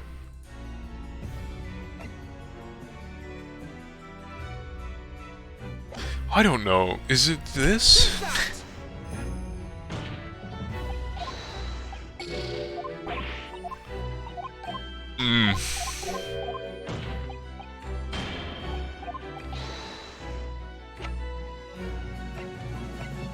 I presented this, and this, and this. These two are irrelevant. I presented this. Irrelevant, irrelevant. I presented this. Irrelevant, irrelevant, irrelevant. Irrelevant, irrelevant, irrelevant, irrelevant. Yeah, irrelevant. Potentially relevant, irrelevant, irrelevant, irrelevant, irrelevant, irrelevant. Potentially relevant. Irrelevant.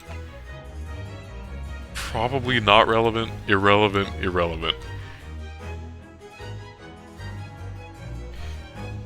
We cannot present people right now.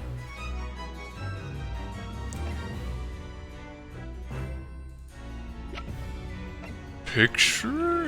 Take that!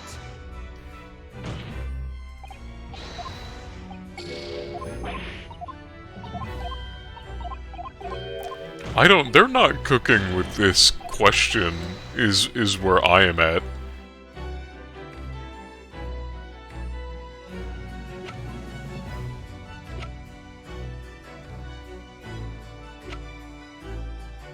Mr. Sholmes, help us. I'm lost.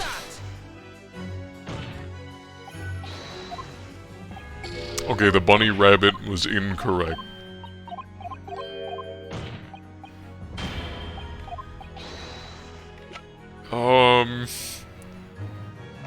Okay.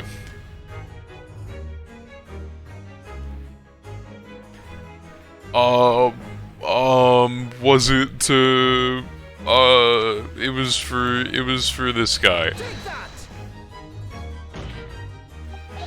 Alright, it wasn't for that guy.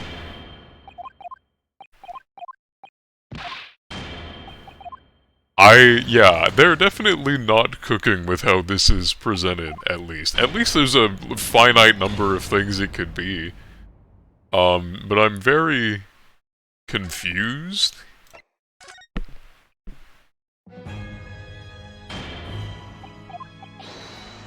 It's not this guy. Is it about him being dismissed, though?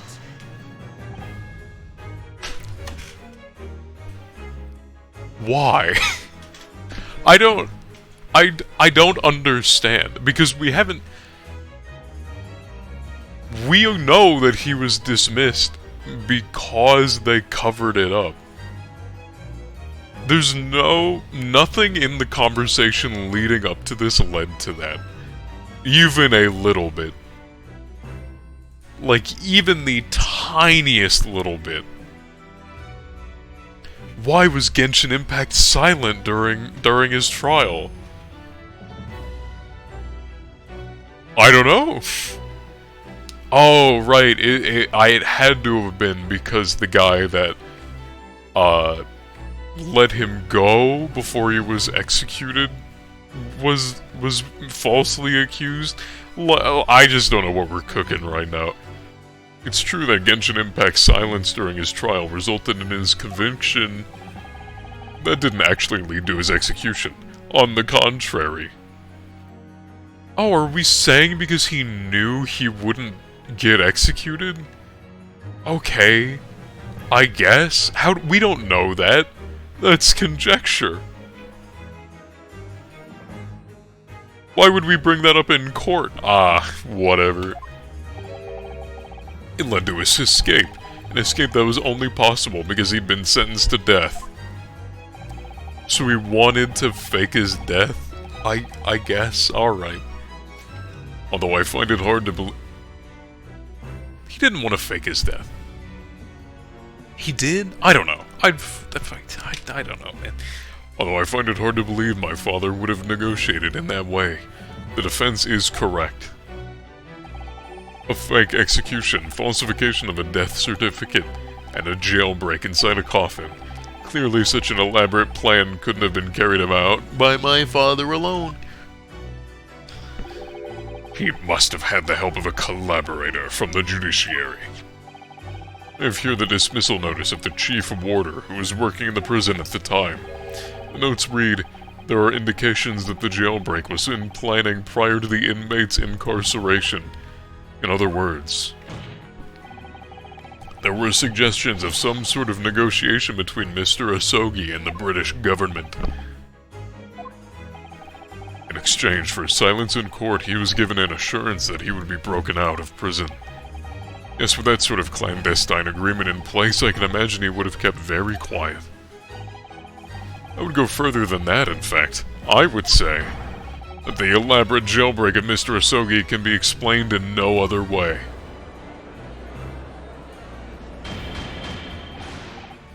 Order, order. First fabricated evidence and now a jailbreak conspiracy. Of course, because it's all intimately linked.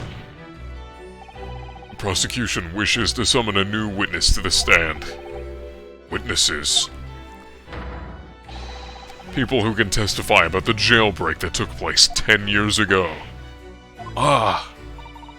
Governor Caden and the poor chief warder of the prison. I won't allow this trial to turn into a farce, to summon the governor of the prison after all these years. Oh, it wouldn't be any trouble, my lord. What? Father?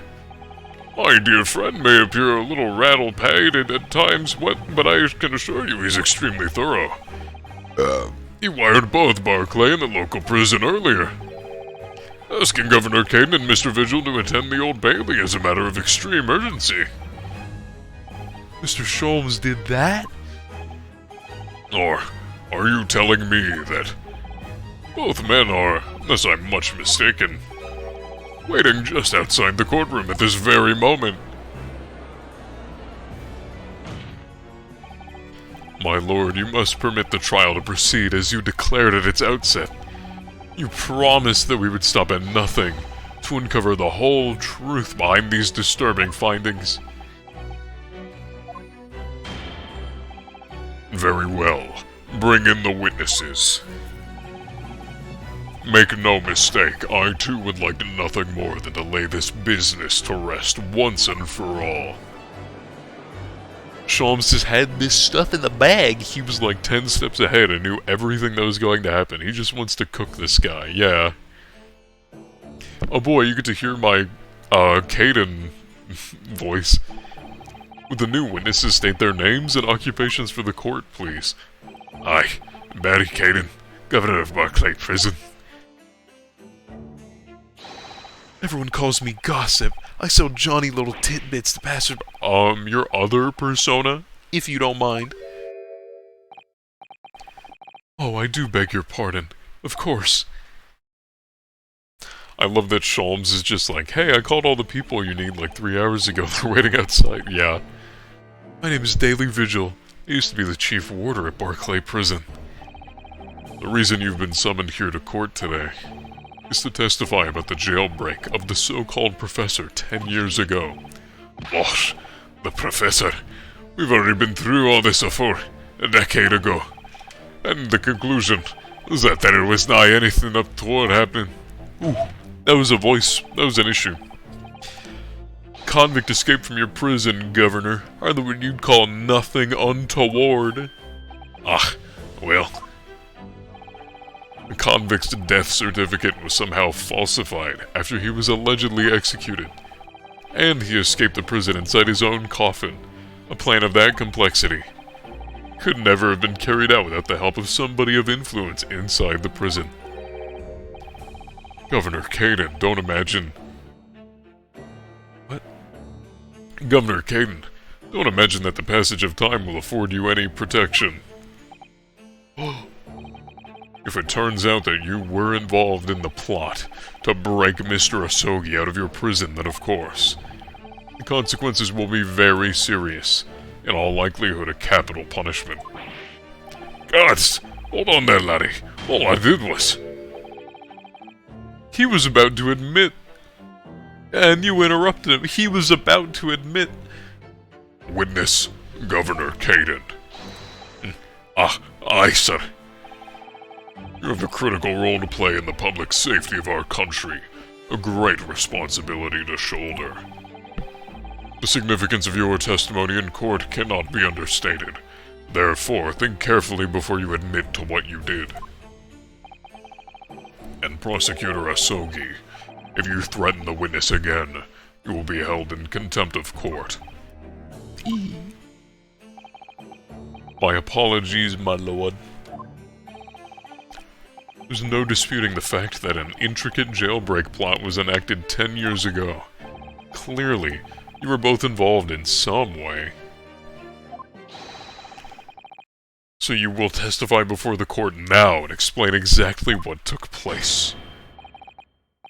Very well, let the witnesses give their formal testimony. Tell the court everything you know of the plot to break Asogi out of Barclay 10 years ago. Oh,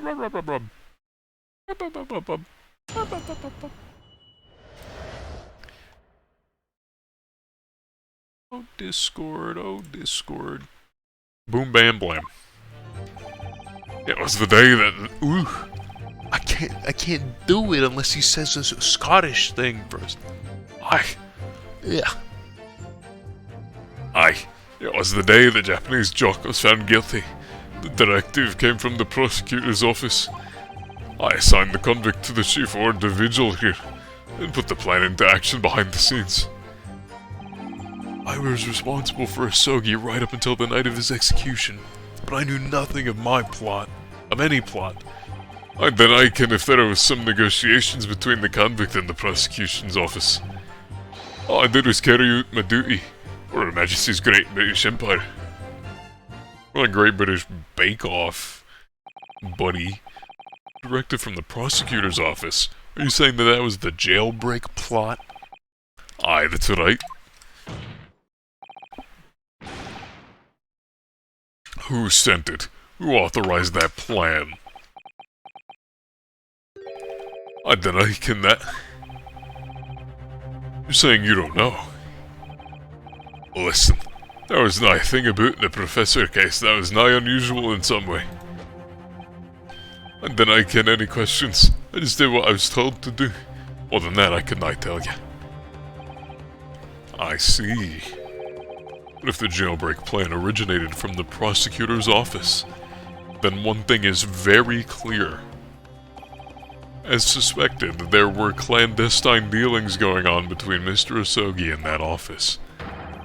The jailbreak was promised in exchange for Mr. Asogi admitting to crimes he didn't commit.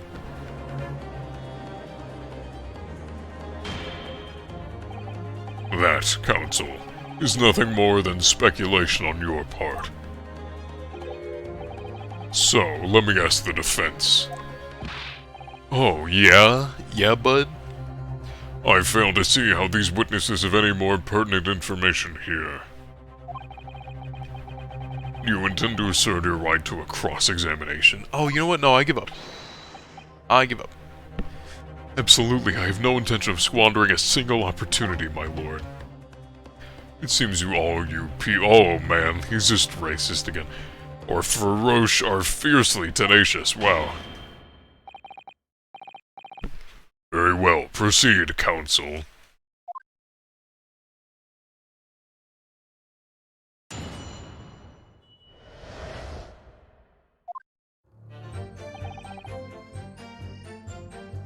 We're gonna, let me look through these.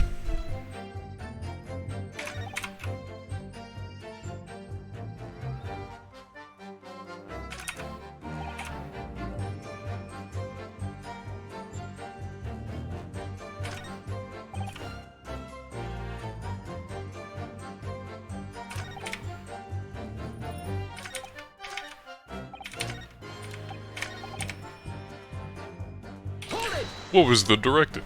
Is this why it took so long to translate this game? The racist Brits? Yeah, probably. I mean, that's... A lot of Japanese games actually get stuck in Japan for similar reasons. I think that's part of the reason that some of the Fire Emblems, like, never made it. That's not the reason Mother 3 never made it. That game just has, like, a lot of sensitive content in it. That they were like, ooh, Americans aren't gonna like this. Which is fair. Some of it hasn't aged the best. But, overall, it's a really good game. Yeah, this one, I mean, it really is just British people being really racist. So yeah. And you say you didn't know who actually issued the directive?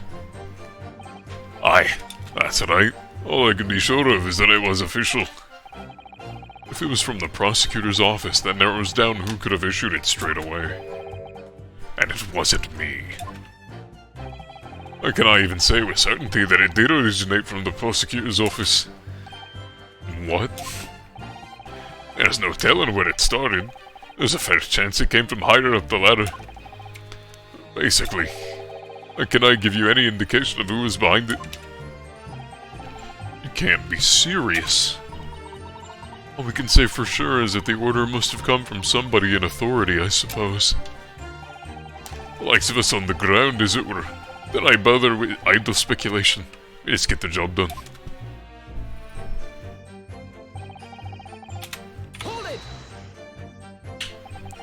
So, Mr. Vigil, you didn't know anything about it at all? That's right. My only role in the scheme was as a scapegoat. That's right. Isn't it, Governor? Some poor beggar had to take the rap for it. Alright then, who else did know about the plan? I've no the first idea, laddie. My part in the whole business was practically just dealing with the aftermath. I would not even be surprised if there were other folk in the prison service who'd been given similar orders. So you don't know who else was involved? Aye, that's right. All I can tell you is that the night it actually happened, the person at the reins was Dr. Stevens. Dr. Courtney Stevens, or Dr. Scythe, as she's known now. Ah, why did I have to get caught up in such a terrible business?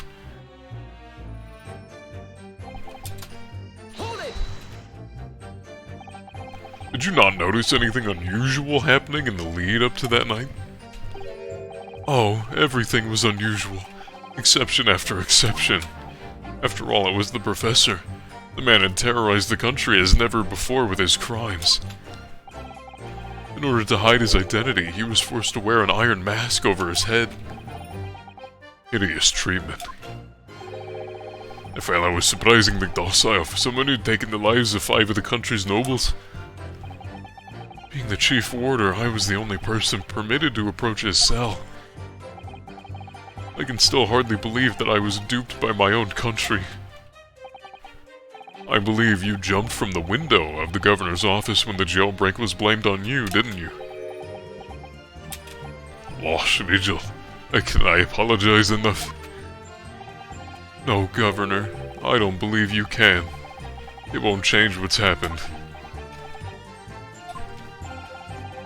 And what else can you tell us about the situation, Caden? I deny can if there were... You've already acknowledged that orders came from the prosecutor's office to arrange for the man's escape. There must have been some sort of negotiation. It's the only explanation. Aye, well, be that as it may, I deny ken nothing about that. The witness stand is no place for telling what you don't know for sure. I ken that much I do. I presume you also know this. Not telling what you do know is a criminal offense. So you were just following orders, is that it? I'm afraid that won't absolve you of guilt here. The man was still killed illegally. What? Oh, right, as opposed to the legal way of doing it.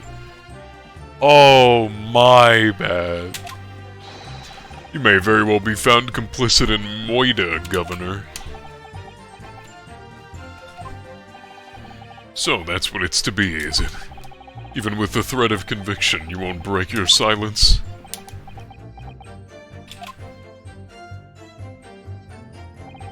All I did was carry out my duty. Did you carry out the plan in its entirety? I did everything I could at the time. As you know, Genshin Impact was shot dead in Lowgate Cemetery after the escape. Tell me, was that part of the plan too? My instructions were to do it getting the joke out of the jail and nothing more. Can I tell you anything about what happened after that? Only. Personally, I believe his death was the last part of the plan. Excuse me. Mr. Vigil? Ooh, you got something to say?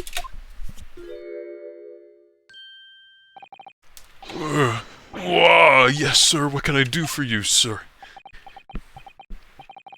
He's saluting now? What is it, some sort of Barclay convention? What Governor Caden was just saying seemed to upset you. Did it bring something to mind, perhaps?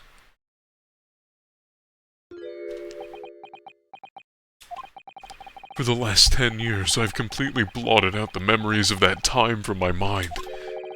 I was betrayed by my superiors in the name of my country. Just as my father was betrayed, it seems.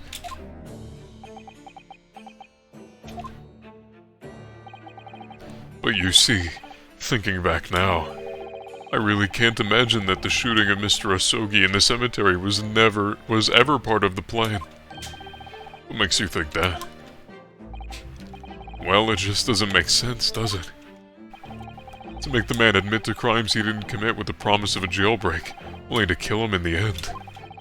That's treachery of the worst kind. But the point is, if the intention was always to betray him, why would there be any need for all the chicaneries of an escape? That's a Better Call Saul reference. Yes, that's quite true. If whoever negotiated with Asogi never intended to keep his or her end of the bargain, it would have been far simpler just to let the man be executed in prison as dictated by his sentence. It all happened in that vast chamber of secrets that is Barclay, behind the high prison's walls. I suppose nobody knows what really went on in the execution room now. Yes, it's an unsettling mystery, certainly.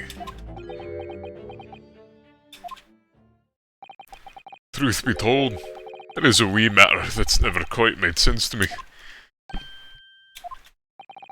If you believe there was some kind of negotiation behind the jailbreak between Asogi and the body at the top, it does not quite add up, does it? Governor Kaiden, I must insist that you explain these doubts that you have. On the record. Gats! I go on then.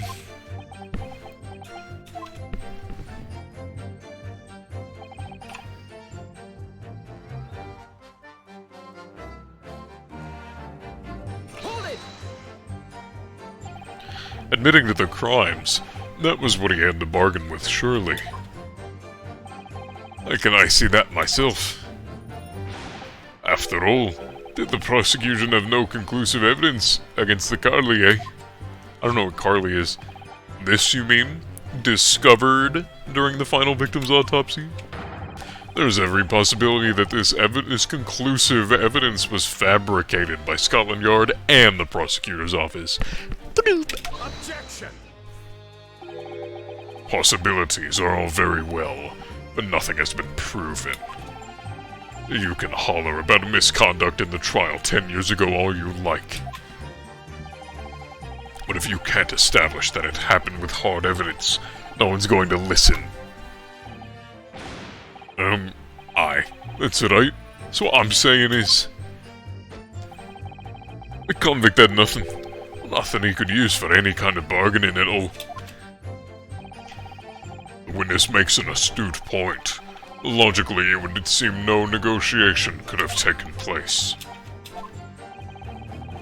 Yet the plan to break the man out of prison was definitely done, so he must have been armed with something that gave him an angle to negotiate.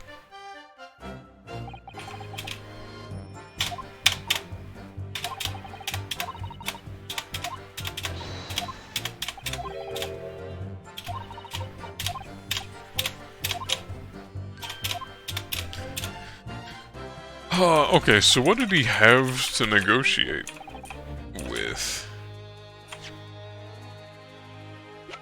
My thoughts would be the Asogi papers. It's described as the only weapon he has left. So, awesome, great. Confessing under the oath to the murders he didn't commit on a verbal assurance of later being broken out of prison. Genshin Impact was taking an incredibly risky gamble. Very true. There was nothing to stop the British breaking their word and executing him behind closed doors anyway. Under normal circumstances, no man would stake his life on a gentleman's agreement like that. Which means that Mr. Asogi must have had a trump card. Something that guaranteed he wouldn't be betrayed. Some kind of weapon. Ivis, the fella could not possibly have had anything like that. What do you know that he did, Governor? You liar.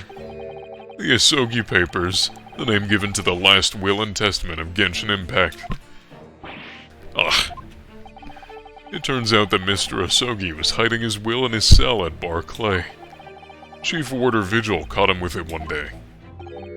You squealed, did you, you wee rat? Did I not tell you to keep that a secret? You can't touch me now. Go!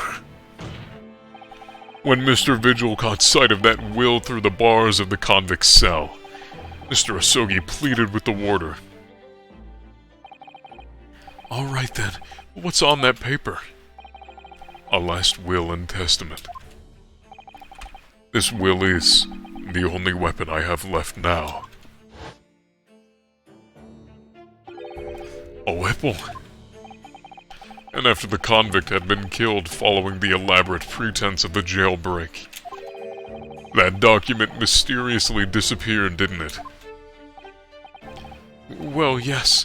All the prison warders searched through the belongings in his cell, but that will was just nowhere to be found. As I understand it, an exhaustive search was made for the document, which became known as the Asogi Papers. Governor Kaiden, I believe you ordered your prison staff to find it at all costs, didn't you? Eh? Would I be right in saying that you knew? You knew that the so-called Asogi Papers had the potential to make great waves somehow? Jinx, what the blazes are you blathering about? The will was found, right and proper, in the fella's cell where I said it would be. But how can that be? Where in his cell? We all searched the place from top to bottom. Oh, you did not do a proper job, eh, you peely-wally galoot? You can't criticize me now. I showed it to you before, did I know, young lawyer? Yes, you did. I have the document here. It's written in Japanese and reads, The Last Will and Testament of Genshin Impact. Which means everything is as it should be. Not quite, my lord. You see, there's an undeniable inconsistency here. What? What inconsistency? Mr. Asogi described this document as the only weapon he had left. And yet, this will contains nothing of significance at all. Nothing that would have given the convict any leverage. Are you suggesting, my learned friend, that the last will and testament stored in Barclay prison after all these years is a fake? Yeah. What went on at Barclay prison was far from above board.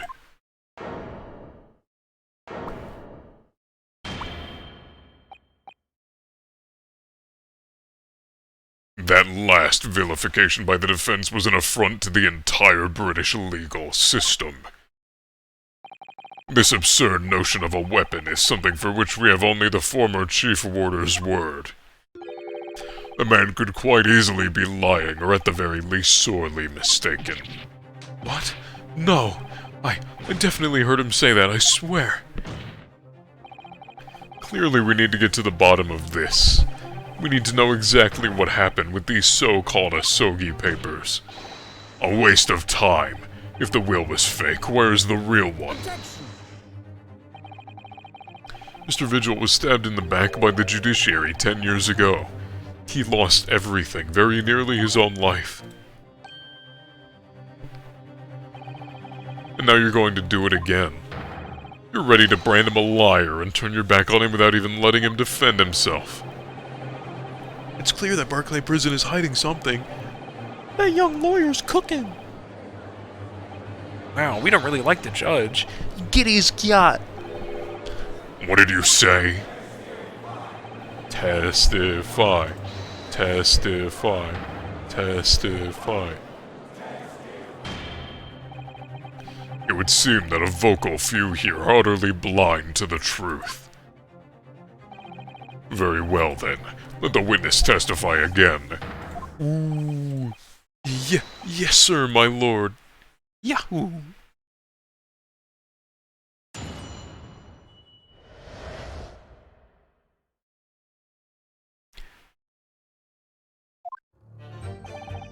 As the warder responsible for condemned convicts, I attended to Mr. Asogi and kept watch over his cell. The night after he was found guilty in court, he was doing something with that will in his cell. We turned the cell inside out looking for it after the execution, but to no avail. I only found out about the Asogi papers when a detective came telling me to impound them. The document was in the folds of the fellow's robe. That was left in his cell. A kimono, I think it's called. His kimono, that's a lie. We searched every inch of the man's cell. We looked through all his clothes. It can't be true. What, are you not satisfied with calling me a liar the one say? You wee white finger. Ha, there's nothing you can do about it now. You don't have any hold over me anymore. Other than the hold you like to take on my cravat, of course. My yacht, is that what you're gonna do, is it? You gonna give me a good shake again? Or are you too scared?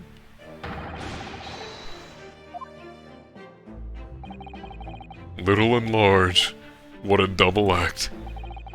We complied with Asogi's will as far and wide as possible. All of his personal effects were delivered to his family home in Japan. As a courtesy to the homeland of the most notorious killer our country has ever seen. And we were much obliged. I can confirm that all my father's belongings besides his ring arrived safely.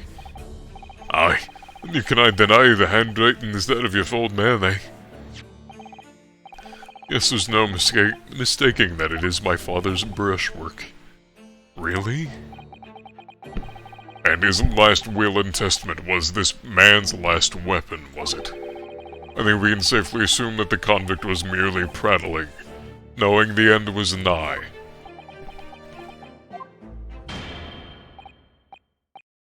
Cross-examination. I'm gonna drink water.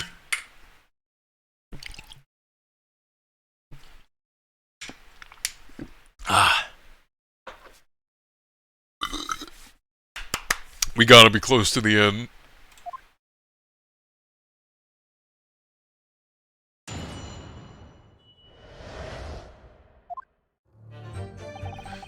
Is the... oh, yeah.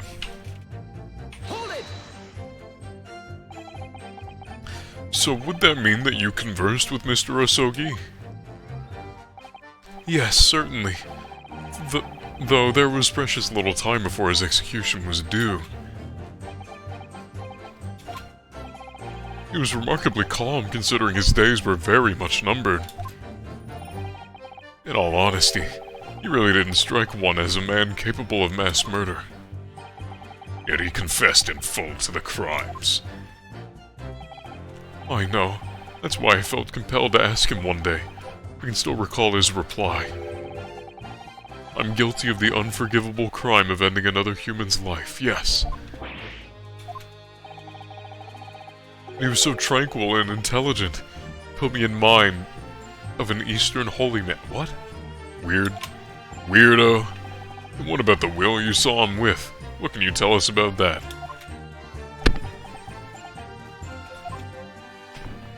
This guy's being weird. Also, Twitch? Hello? There we go. It was the beginning of all the drama. I remember it very well, yes. I opened up Drama Alert. And he pleaded with you not to report him, didn't he? Yes, that's right. Digit redeemed hydrate. Alright.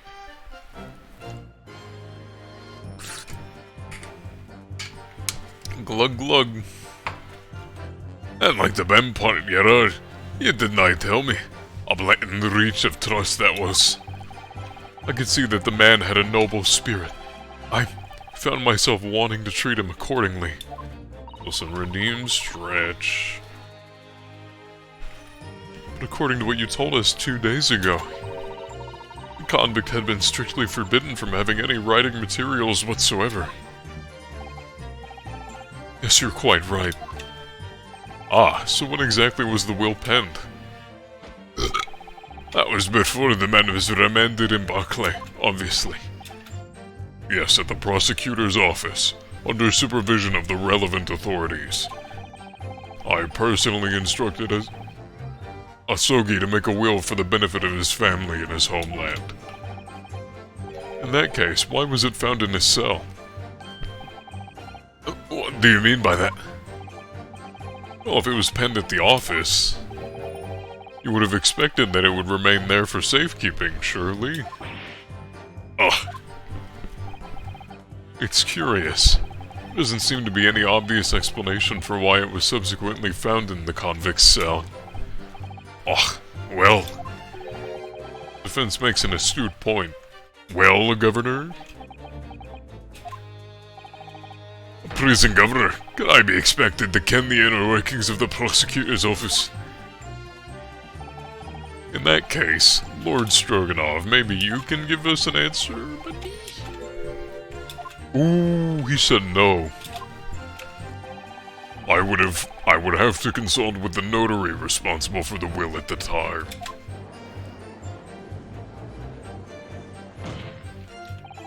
The fact that my father's will was discovered in his cell is clearly inconsistent with what was expected.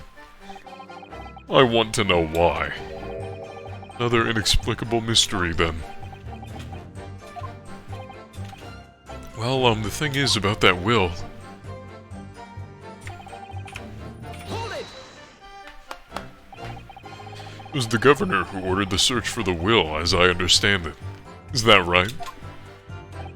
Yes, and when I reported back that we couldn't find it, he grabbed me by the cravat and yelled, Can I have disappeared completely? in my face.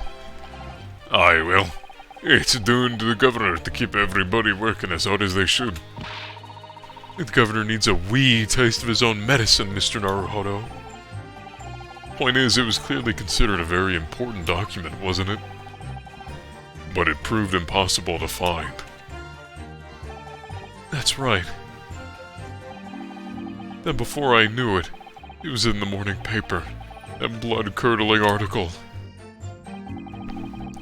The executed mass murderer who'd risen from the dead.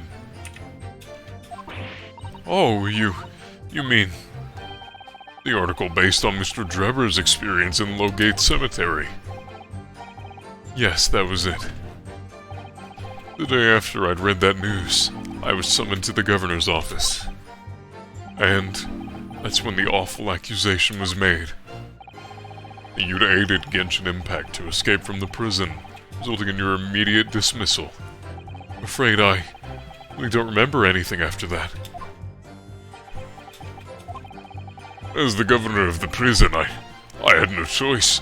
I could not have done anything else. Hold it! That directive came from the same source as the one instructing you about the jailbreak? Aye, from the top levels of the prosecutor's office. What name was on it? I did not ken before, and I did not ken now. All I can tell you is that my orders were to do everything in my power to find that document. The directive said it had to be somewhere inside the fella's cell. Document? Was that the wording? Document, not will? Aye, that's what it said. Am I clutching at straws here? I just wonder if it was really Genshin Impact's last will and testament that the sender of that directive was after.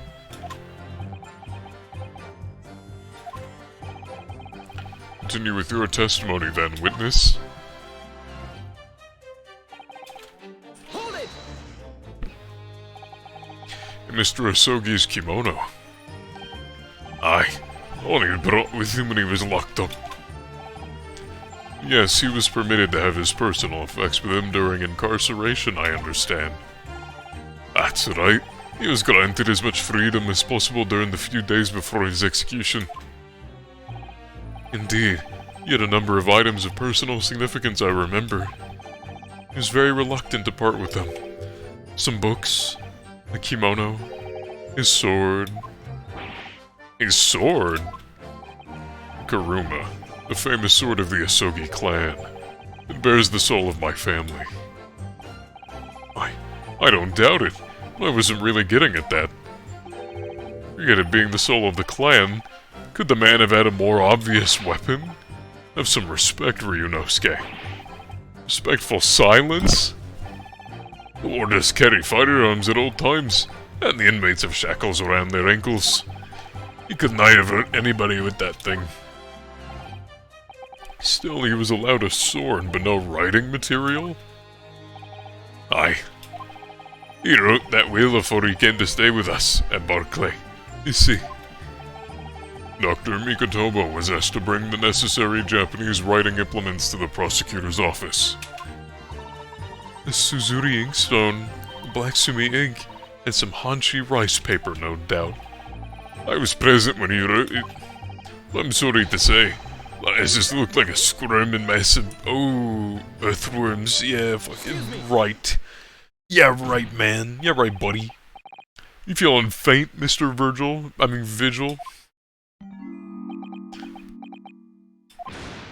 Mr. Vigil. Sir, it was Scarlet, sir.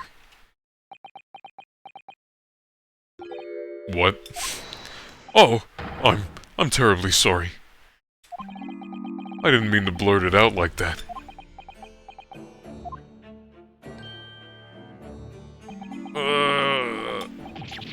Less swaying and more explaining would be helpful. Is it something about the testimony we just heard? Have you recalled something of importance? Something of importance? Possibly, or possibly not. I'm unable to tell which way he's leaning, I'm afraid.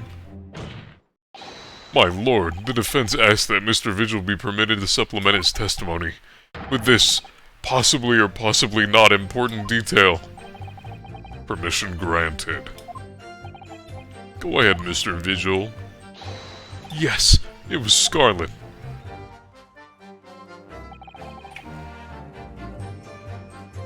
Hold it! Scarlet, you say? Well, yes, I mean, I only caught sight of it for a brief moment, of course. Even by the dim light in the cell, I remember thinking that it was an unusual color. At the very least, I'm quite sure it wasn't black. Witness, is that really what you saw? Ah, what, sir? Ah, is something wrong, Mr. Stroganov? I apologize. Continue. What do you make of that, Mr. Naruhodo? He was so visibly shaken in that way. Oh, did I ever? You can plainly see the writing here. It's as black as the Earl of Hell's waistcoat. Well, yes, you're right. Mr. Vigil, I'd like to confirm one point with you. Did you actually see the content of the document? Oh, well, no. I mean, there was no time. As soon as he noticed me there, he hid it behind his back. It was definitely a will, was it? Yes, it was. That's what he told me. The court need waste no further time on this matter. We have the will in question in our possession. There is nothing more to add. A will written in scarlet ink. What did Mr. Vigil really see Cosmo's father holding, I wonder? I know!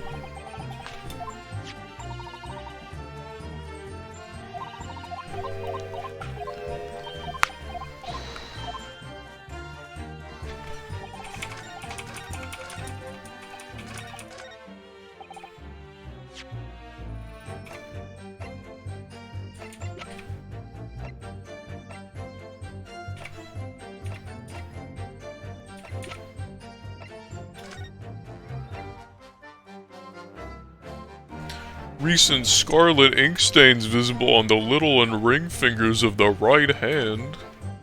What? What in the heck? Objection! What is this all about? Scarlet-colored writing is what you said you thought you saw, Mr. Vigil.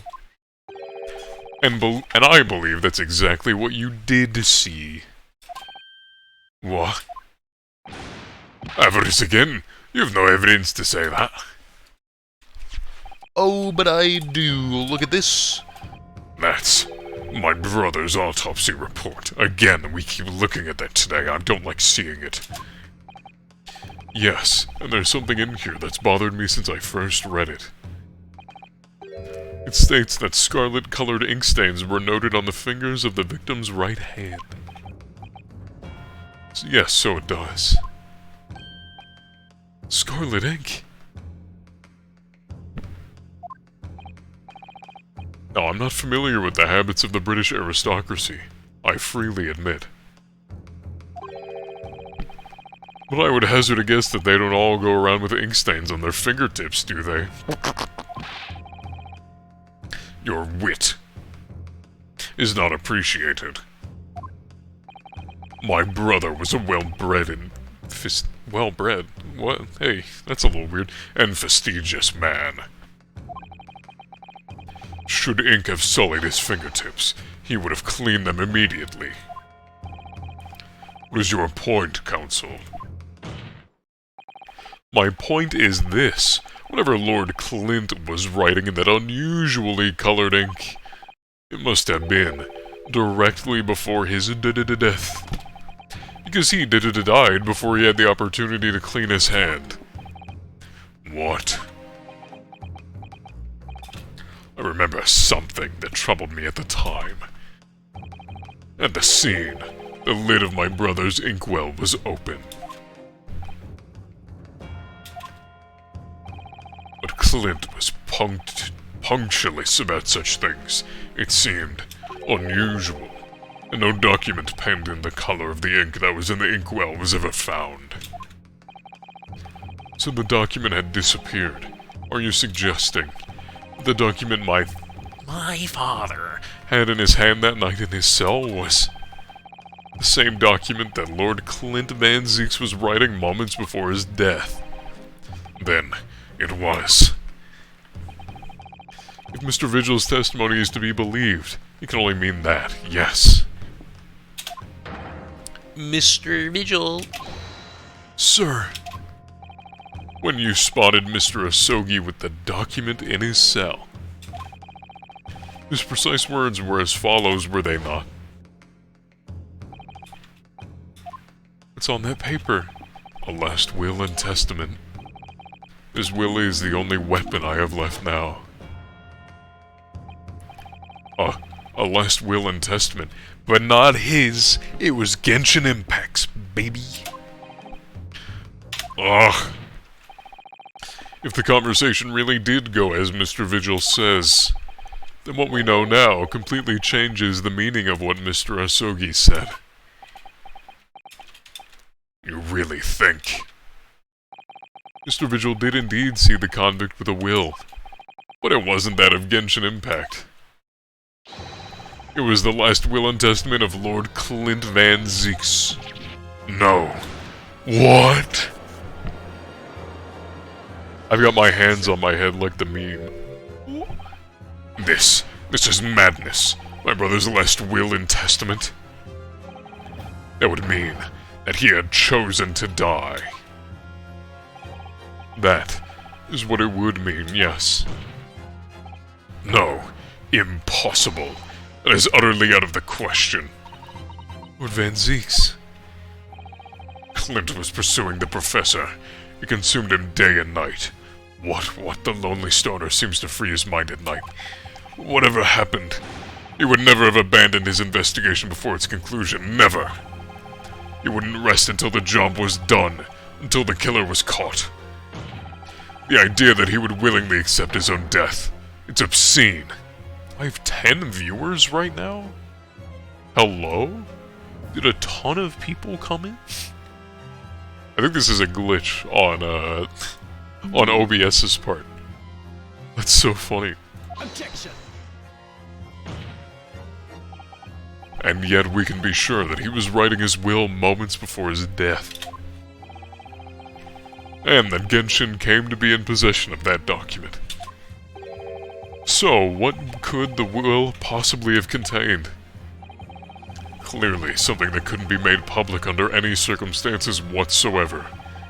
Because armed with that document, my father was able to negotiate with the judiciary for his life. It was something so damning that it prompted the powers that be to enact that daring jailbreak plot. Yes, there can be no question that the will contained information of the utmost secrecy. Information of the utmost secrecy. Ah! No, it couldn't be.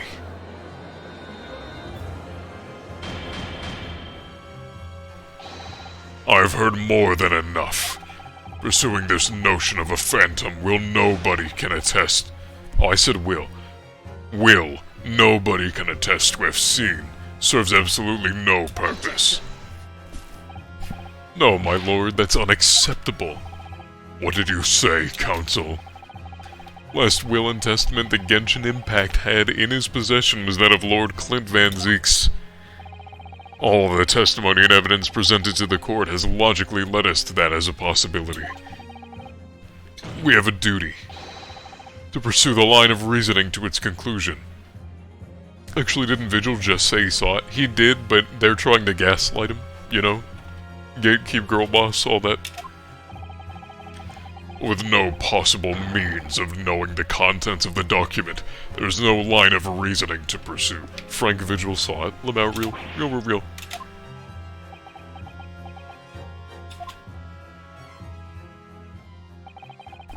A reason why Lord Clint Van Zieks, a man of high noble standing, would have chosen death. Information so secret people in the judiciary would be willing to negotiate the jailbreak of a condemned killer.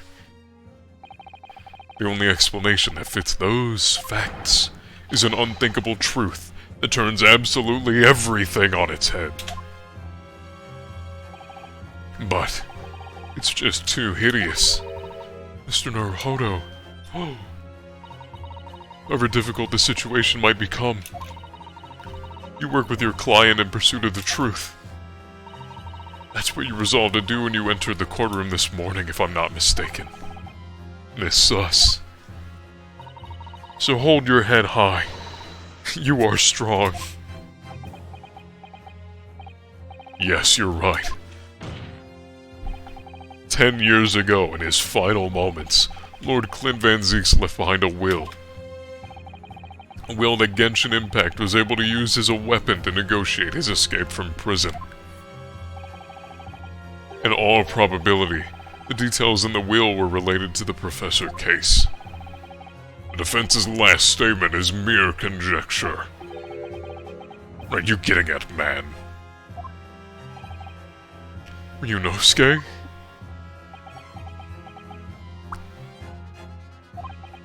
As soon as these words come out of my mouth, there's no going back. I believe that the last will and testament of Lord Clint Van Zieks was, in fact,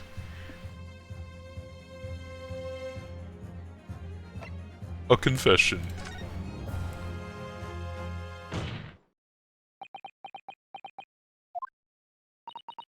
You can do this, Mr. Naruhodo. I believe that what Lord Clint Van Zieks actually penned that day was the confession that he was actually the Reaper of the Bailey, or the Professor, not the Reaper. He was the Professor the whole time, and he was acting under Lord Stroganoff, and he didn't like doing that anymore, and so he gave up, and he died for it. Boo gloom, baba gadoosh. It was a confession. A confession. Regarding the mass murderer known as the Professor. And his true identity. Oh, never mind. I don't know. I'm not cooking. I don't know anymore, man. Enough, counsel. What are you saying? Do you even realize, QWERTY up? A confession with the true identity of the Professor. That would mean...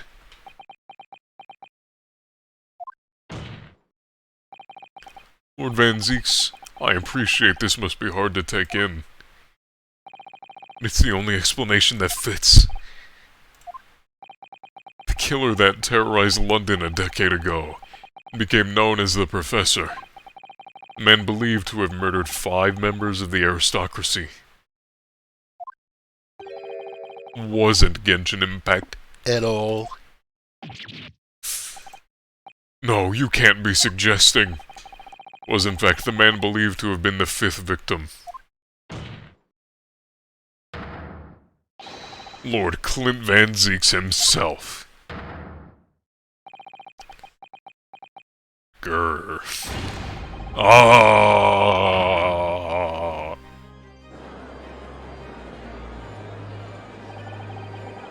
It's finally open, is it? Pandora's box. Great Van Zieks family, they've been thoroughbreds of the British judiciary for years. And Lord Clint Van Zieks, he was the paragon of justice. He was actually a mass murderer, a perpetrator of the atrocity. If the general public ever found out, Law and Order would be finished. I want to say I was cooking, and I said I wasn't because I'm a little dummy, but I was right. I was right, and we love to see it. Oh, this is too awful, poor Lord Van Zieks. I wonder, though, did he never suspect? Mr. Naruhodo. Lord Baroque Van Zieks is a brilliant prosecutor. Is it conceivable that he didn't realize what his older brother really was? Order, order, order in court. Lord Van Zieks. Professor made use of an enormous hound as his murder weapon. Tell me, did your brother own a dog? Uh-oh. Yes, he did. Balmung. He was a well-known hunting dog. People called him a giant. No way this is the first time we're hearing about this. I don't believe this. When my brother would go hunting in the forest of the grounds behind the house, he always took a Balmung. After Clint's death, the creature passed away too. Almost as if he were following his master. He was a magnificent hunting dog, worthy of the jewel-studded collar around his neck. A jewel-studded collar? That's right, though sadly, some years ago now it was stolen by a thief who broke into the house one night. A jewel-studded collar is stolen by a thief. It so happens that myself and my colleagues had come across such a collar during our time in London. How could you? Did we? I don't remember this. There was an old emblem attached to the collar too, made of pure gold. Did we come across this? I don't remember this. It had a capital letter B. Well, what? An emblem bearing the initial B? Is this like One Piece? Oh my, you know it? The flashback cases ended with this collar? Oh, I see. It's the insignia of the Baskerville family. What? The Baskerville? Why is that name coming up now? Baskerville is the family name of my late brother's widow. That pure gold emblem was an heirloom which Clint acquired upon their marriage. There can be no doubt then. The collar you've described was Beaumont's. Yeah, the Hounds of the Baskervilles, I do remember that being the name. Family insignia of Lord Clint Van Zieks' widow. There was a considerable amount of blood on the collar when we saw it. Since we know the dog was used for hunting, it could have been from its quarry, of course. But it could equally have been from human prey. So it is true then? Then Van Zieks really was the professor. Impossible. These Japanese are making it all up to exonerate their own. So in fact the person responsible for those murders of nobles and royals was a noble himself. And that threatened to be an enormous scandal that would irrevocably destabilize British society. My father knew that, and he was using it to negotiate his way out of the unjust charges brought against him. But at the very last hour, those he'd bargained with betrayed him, slaying him mercilessly on foreign soil.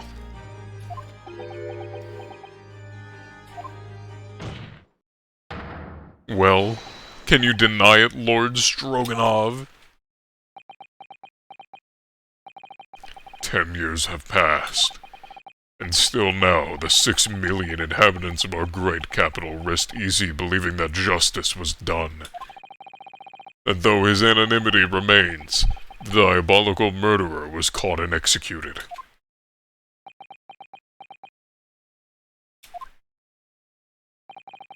Very well then, you may have the truth. Oh.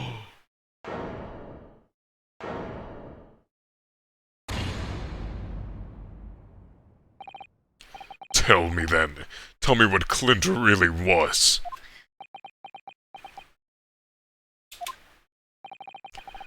Lord Clint Van Zieks was too pure of heart.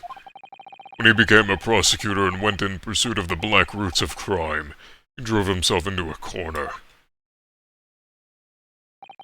He came to the uncomfortable realization that to fight the most fiendish of criminals requires one to become even more fiendish oneself. Clint.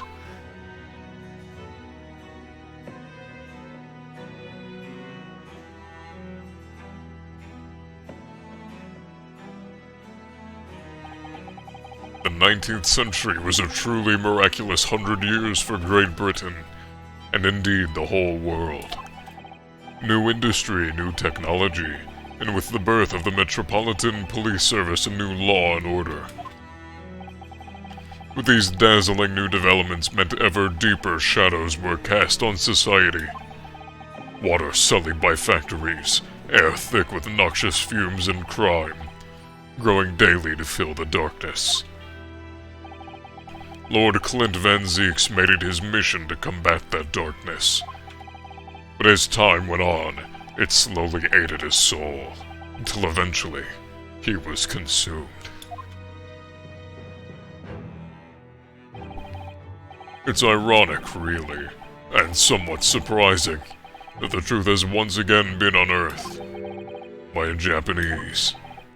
Once again? What do you mean? 10 years ago, your father, Genshin Impact, turned up in my office one night.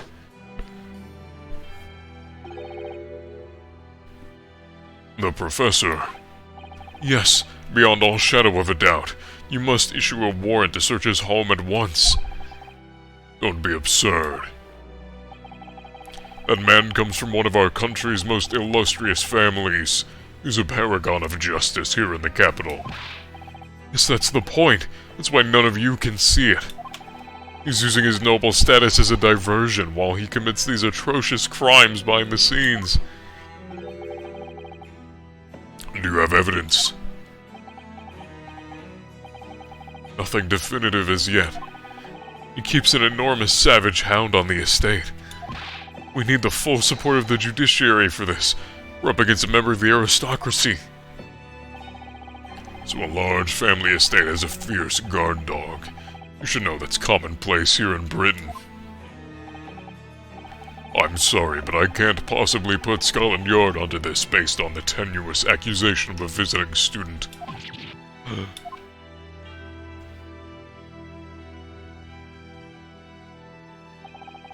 So I turned down Asogi's plea, and as a result, he took it upon himself to visit the Van Zeek's mansion on his own. We can only imagine now what happened between the two men. But we know the outcome, of course. Lord Clint Van Zeek's perished. I don't believe this. So, in actual fact, Cosmo's father did? He made the late Lord Van Zeeks meet the same fate. He put a permanent end to the professor's killings by taking the drastic measure of ending the perpetrator's life. As soon as I heard, I hurried to the mansion. When I arrived, it was easy to grasp what had happened. And? What about the will? Asogi must have already taken it. Nothing of that nature was found at the scene. We had no idea of the existence of such a document at that time.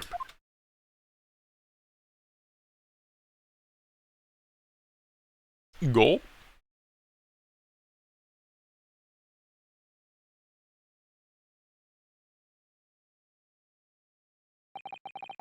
I was the only person who knew of the true identity of the professor. So, I resolved to keep it a secret and to guard the secret to the bitter end. So you're admitting to it? That you were behind it all? It was you, then, who pinned the crimes on my father. I did what needed to be done in order to protect the law and order of British Empire. Even if that meant employing an unforgivable ruse. Then it was you who arranged this fabricated evidence. I ordered that detective to take care of it, whilst keeping the truth from him naturally. Gadget? Obviously, he opposed me at first. Are you off your rocker? We can't do something like that. There's no question that it was Asogi who murdered Lord Van Zeeks. The house staff have made statements that they saw the man running from the mansion that night. Yes, well, I've no doubt it was that Japanese fella. We haven't got a shred of conclusive evidence against the man. And worse than that, he doesn't keep a dog, so we're short of a murder weapon to boot. And we're short on time, Gadget. We must put a stop to the man's rampage for the good of the country. So we'll use whatever means necessary. Do I make myself clear, Detective? Blimey. So that night 10 years ago, when I was attacked by those thugs in the back streets, and Genshin's ring was taken, it was him, was it? That was Gadget, and some hired help. Then the detective handed the stolen ring to Dr. Wilson, who feigned its discovery from the victim's stomach. And in the light of that decisive evidence, Mr. Asogi was found guilty. However, behind the scenes, he had actually already struck a deal with his accusers, in which he agreed to silently accept the charges. I just don't believe that part. As far as I knew the man, my father despised such underhand dealings. It was extremely easy to make him comply. You see, he had one crippling weakness. What weakness? Isn't it obvious? You. We threatened to kill you. Me?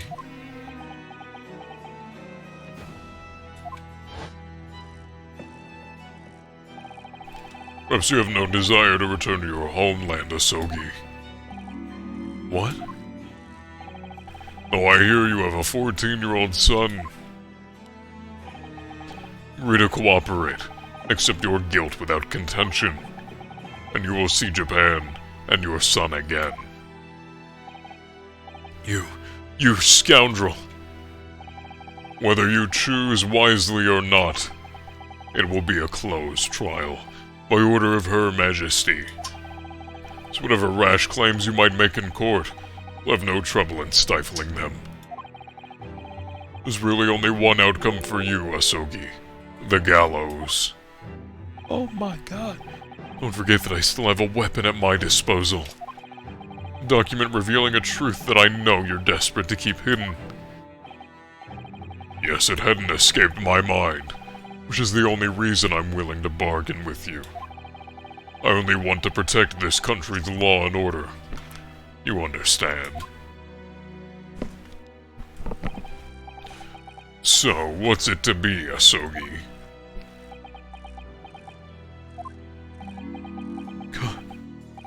Kazuma.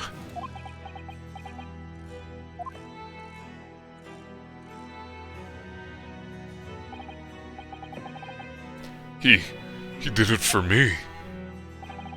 And as I told him at the time, my motive was simply to protect Britain from the damage the truth would do. To protect this country's law and order, at any cost. Objection! I've never dared let myself even consider this possibility until now. But in the light of all this treachery, I have to ask. The mastermind behind the Reaper of the Bailey. Was it you, Lord Miles Stroganoff?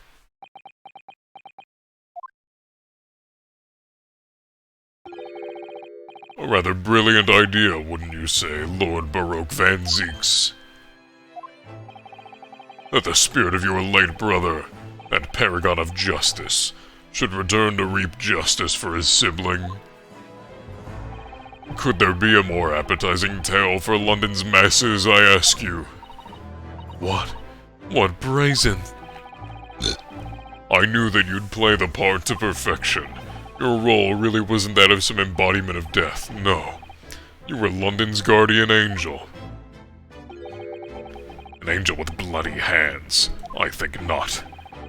Those who hadn't cooperated with me already were only too happy to participate in my plan. Inspector Gadget, Dr. Wilson. My minions worked tirelessly to ensure that the finger of guilt could never come to rest on you. He's just admitting to killing these people? Oh yeah. He admitted to everything. I think he has given up. It's all thanks to them that you were exalted as the demigod the Reaper became. Dr. Wilson left Britain 4 years ago when he was invited to work in Japan. That's right. So I had to employ the services of his young protege after that. Dr. Courtney Scythe. Dr. Scythe. Also, by the way, the implication is that he just made up the Reaper to, like, kind of mess with him? Which is really, really funny. But super messed up. It's kind of funny. It's a little funny. I've successfully safeguarded law and order in our mighty capital for the past decade. That is everything.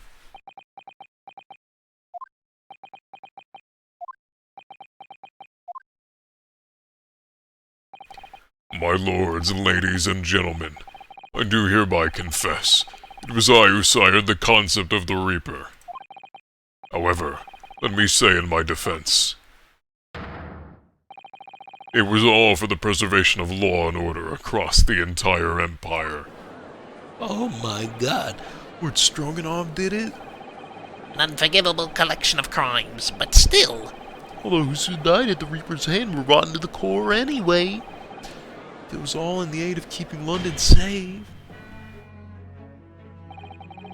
There is no one left now who can reveal the precise truth of what happened 10 years ago. Therefore, this trial can go no further. Now, I would like to entreat all those present. Beyond these four walls, nobody need know the truth. Even Her Majesty must be protected from this. I trust you all appreciate the importance of my request. It is, of course, for the good of the country. Can he do this? Can the trial really end now?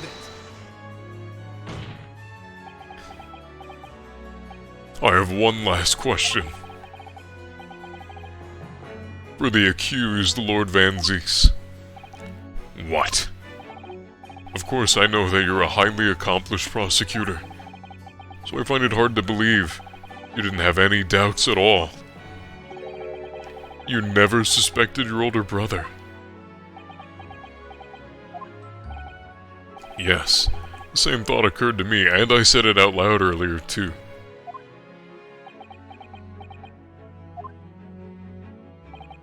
It was only once, but yes, I couldn't say that I never had my doubts. My brother's sense of justice was extremely strong, perhaps too strong, like light Yagami. At that time, there were members of the aristocracy who were bleeding the country dry for their own gain. Since they were nobles, they were untouchable. For my brother, it was a source of great turmoil. And coincidentally, at the same time, the professor began his terrifying reign. During the time of the professor killings, my brother did not appear to be himself. That made you sussy? Yes. But it was only once. No more did I press the emergency meeting button. Only once, really. It was based on a lobby. Clint wasn't the culprit. That was my conclusion at the time. I still believe that now. You have any evidence to support that idea? The third victim was the Lord Chief Justice at the time. It was he who had recognized my brother's potential and trained him as a prosecutor. No matter what the circumstances, it's unthinkable that my brother could have killed his friend and mentor. Well, let's leave that for a future game, then. That will do.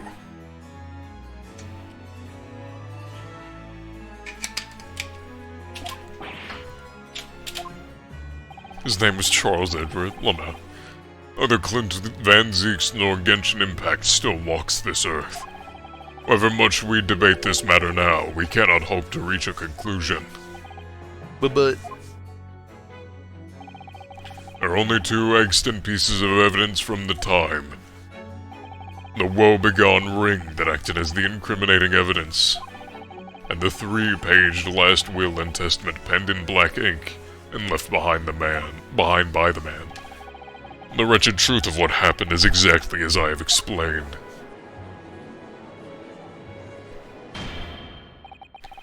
Later today, I will present myself at the Ministry of Justice for whatever sanction is deemed appropriate. That is all. Court is adjourned. Objection.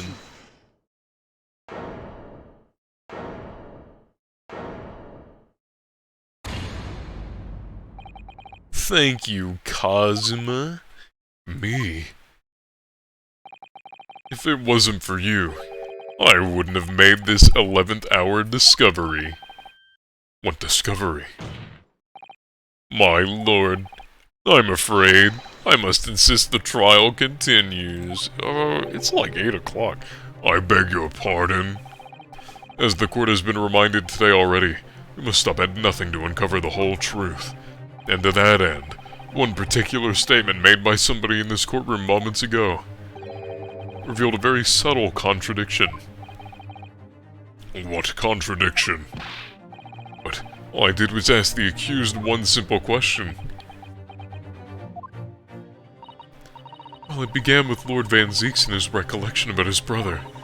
Lord Stroganov didn't permit the defendant to speak at length. I merely pointed out that we can draw no further useful conclusions here. So where on earth is this contradiction?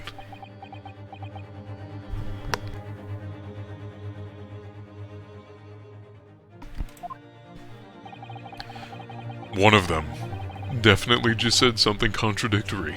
It's time to identify who.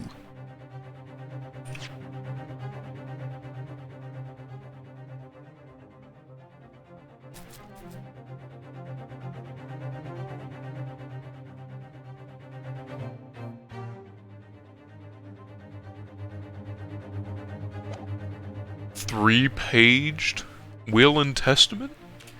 I'm sorry. I believe this is 2 pages.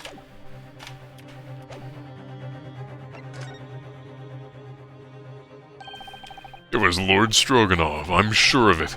Something he said was slightly off. Come on, Ryunosuke, think back over his words, find the problem.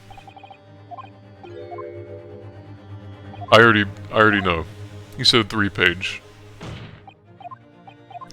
Lord Stroganoff explained the thing you said. It was inconsistent. Ryunosuke, what? What was wrong? You must tell me what was wrong. Take that! This here is the will left behind by Mr. Asogi. The 2-paged will. What? Yet moments ago your precise words were the 3-page last will and testament. Ah! I skipped that dialogue on accident. There was a 3rd page? For a moment, I thought perhaps you'd identified something worthwhile. It's a mere trifle, I see. Trifle? Governor Kaiden. Eh? What can I do for you, sir? You were present when the Japanese man penned his last will and testament. I was there for sure. I remember the black, wear 'em like scrolls to this day. And I'm quite certain, my lord, there was a 3rd page at the time. What? Only the first 2 pages were the actual will, though. If I mind correctly, the 3rd was a message to his lad back in Japan. For legal purposes, we required only his will. And we would not have wanted any uncomfortable words about Britain getting back to Japan, So it was decided that the 3rd page ought not be sent. Objection! How dare you make that decision? I had a right to know what it said. To hear his final words said to me. Courtroom is no place for sentimentality, counsel. As it happens, I have the 3rd page of the document with me. What were you doing with that? Just holding on to it? Why? My father's message. It will be given to you at the end of these proceedings. It'll be too late once the trial is over. You need to know what it says now. Even the slightest thing may give us a vital clue. My lord. The defense calls for Genshin Impact's last words to his son to be read out loud before the court now. Your request is denied. The inevitably maudlin words can be of no consequence now. The prosecution agrees. Court should know the content of that message. Every possible piece of evidence must be thoroughly examined. Very well then, Governor Kaiden. Read it. Yes, sir. Only I should point out, my lord. Can I read the Wedum language? This beautiful handwriting? Shame on you, Barry. Oh, the whoops. Shame on you, Barry. If I could be of assistance here, I would be happy to translate the words into English for the court. Father. You're still here, are you, Dr. Mikatoba? Naturally, I consider myself a member of the judiciary, albeit a lowly one. But perhaps I should quietly withdraw after I've translated Genshin's message. Your cooperation is much appreciated. I live in hope that Sholm shows up every time a random character shows up. My exact thought was, oh, what if Sholmes knew Japanese? Kazuma, the truth is shrouded in darkness. Darkness only our clan's great sword can pierce. Mighty Karuma, twist thy head and watch them fall, all thy mortal foes. That's the end of the message, it would seem. A haiku? Twist thy head. Father. What is Karuma? Name of the Asogi clan's famous sword. A razor-sharp blade known to all. Passed down for generations, it embodies the Japanese spirit. It's not known to me. It's the katana sword that was submitted as evidence earlier in these proceedings. The only one warned by the prosecution counsel when he confronted Inspector Gadget.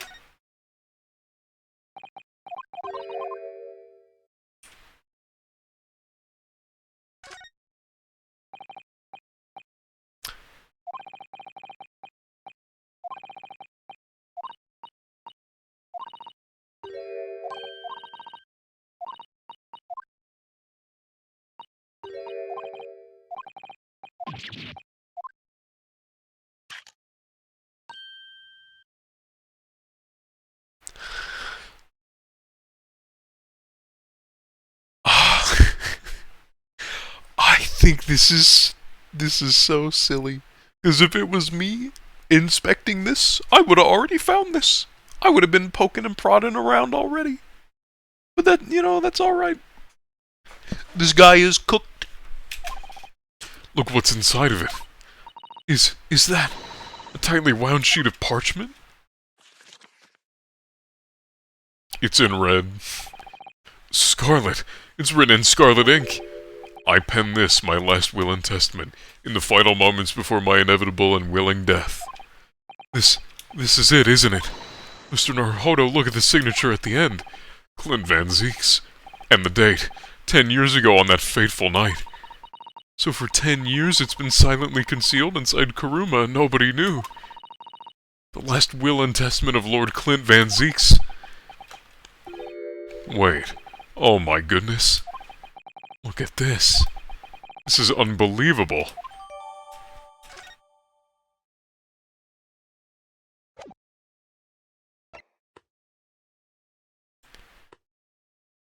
We don't get to read it? Why?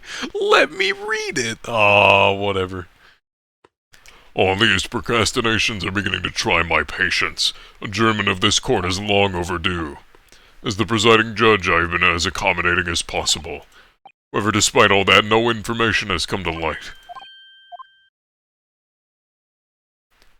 In pursuit of justice, Lord Clint Van Zeeks tragically lost all sense of morality. When he murdered his former mentor, clearly he was already devoid of his normal faculties. How dare you! I refuse to believe that of my brother. Too much time has passed. We cannot ever hope to know more than we do now. Especially since the alleged will that he penned in his final moments appears to have been lost forever. Even though I just found it. Lord Stroganoff, you appear to be in something of a hurry to wrap things up. I wonder why. We've heard you state time and time again during these proceedings that everything you did was in the interest of protecting British law and order. And I stand by that. Without the Reaper, we could never have achieved the reduction in crime the capital has seen. What about Inspector Gadget, then? And Dr. Wilson. They were no criminals. You used them to achieve your ends, and then you had them killed. However you dress it up, there was nothing fair or just about that. Lord Stroganoff, What exactly is it that you're hiding? Dr. Mikotoba, were you not to quietly withdraw after the translation of your former associate's will?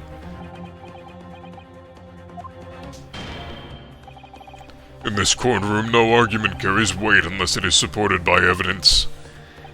And it would seem that the defense has no more to present. Oh, but I do.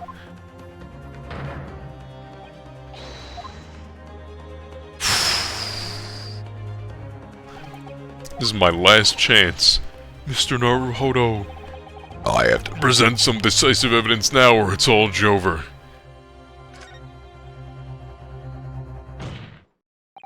Wait. As it happens, the defense does have evidence to present. What? Don't be absurd. There's nothing of relevance remaining from the time. It's high time that you realize something, my lord. This gentleman has an uncanny habit of producing evidence at the final hour, and had escaped everyone else's attention. Nonsense. What is it, Ryunosuke? What do you have? I dare say. The final, decisive piece of evidence that will reveal the whole truth about this rotten tale. How can you? Decisive. Well, it would appear there's no escaping it now, my lord. Let it be so, then. Present whatever you think you have that can settle this decade-old enigma, if you're capable. What exactly is this evidence that the defense claims to be so decisive? Take that! There is a single piece of evidence that can clarify what really happened here 10 years ago. The last will and testament of Lord Clint Van Zeeks. Ha! A wonderfully astute observation, I'm sure. But in case it hadn't escaped your notice, the document was lost long ago. That's right, it was. Only... I have it right here. Discovered just moments ago.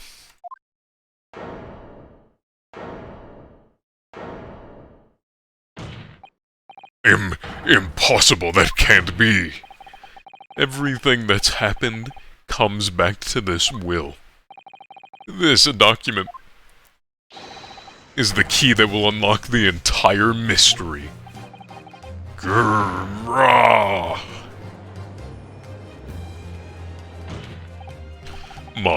My brother's last will and testament. Where did you find that? It was rolled up inside this. Inside Karuma? That ultimate weapon Genshin Impact attained in his lane... His lane? Undisturbed in the hilt of his... Oh, has lain undisturbed in the hilt of his sword all these years, just waiting for the right time to emerge and reveal the truth. The signature and seal certainly look official. My god, it's true. It's my brother's handwriting. There can be no mistake.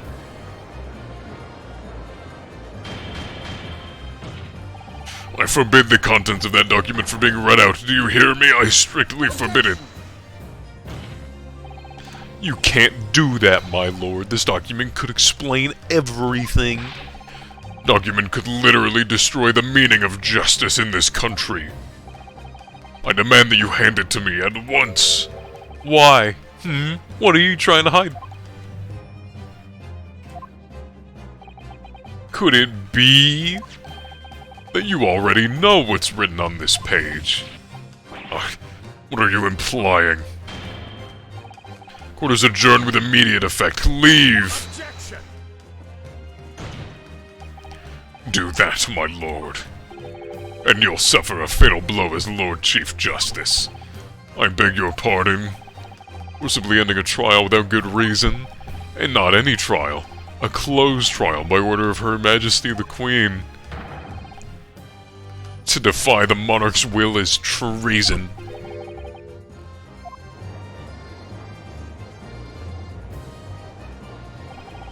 Lord Clint Van Zieks really did pen a will that day. It's exactly as the young guy said. Read it out now! We have a right to hear what's in that will, a right and a duty. Well, well, my lord. It would rather appear as though proceedings aren't going to go quite as you'd hoped.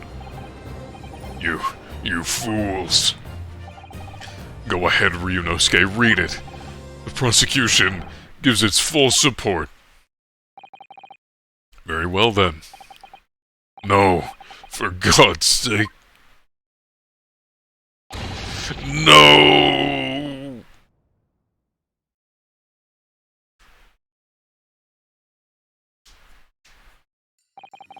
I pen this, my last will and testament, in the final moments before my inevitable and willing death. The hour is 11 p.m. and I sit at my writing desk in my office. My good friend Asogi stands at my shoulder.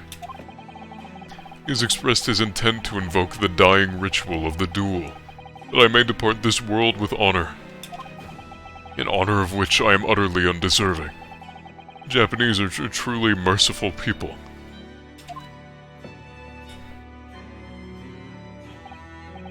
I, Clint Van Zieks, Lord of the Manor of the Van Zieks Estate, hereby confess to the following. I am the killer who has come to be known in society as the Professor, guilty of 4 counts of murder. I will not here discourse the corruption rife among the aristocracy, which is to me, as one of them, so apparent. However, 6 months ago I took the life of a member of the House of Lords at the heart of the depravity, a demon who habitually sacrificed the common man to further his own interests, abusing his position of power. The law is impotent against such vile avarice. Only a fellow demon can rid society of this menace.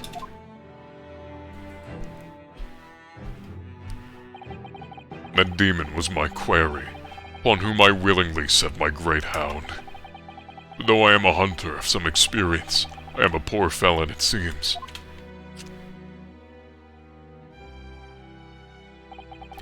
My guilt was at once recognized by another, and I became subject to his extortion. He held over me the threat of exposing my wicked crime to my beloved wife and brother. Under that threat, I have done this man's bidding for months now, killing those he demanded I kill. As I watched my former mentor perish before my eyes at the jaws of the hound I commanded, I realized that I had lost the last shred of decency within me, and sunk to the level of a wild beast. There is no path back to the light. Be it I or my dear friend Asogi who dies this night, I am eternally damned. To my extortioner, Miles Stroganov, may you feel the jaws of the beast at your throat every time you swallow.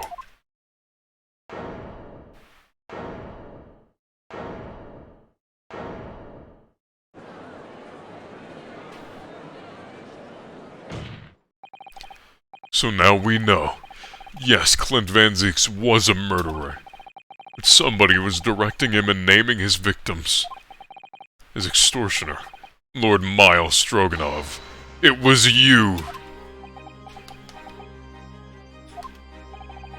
Lord Stroganov, a moment ago, you claimed that what the court had just heard could destroy justice in this country. You weren't trying to protect justice at all. All you were trying to do was conceal the secret of your true nature and the countless lives you've sacrificed up until now.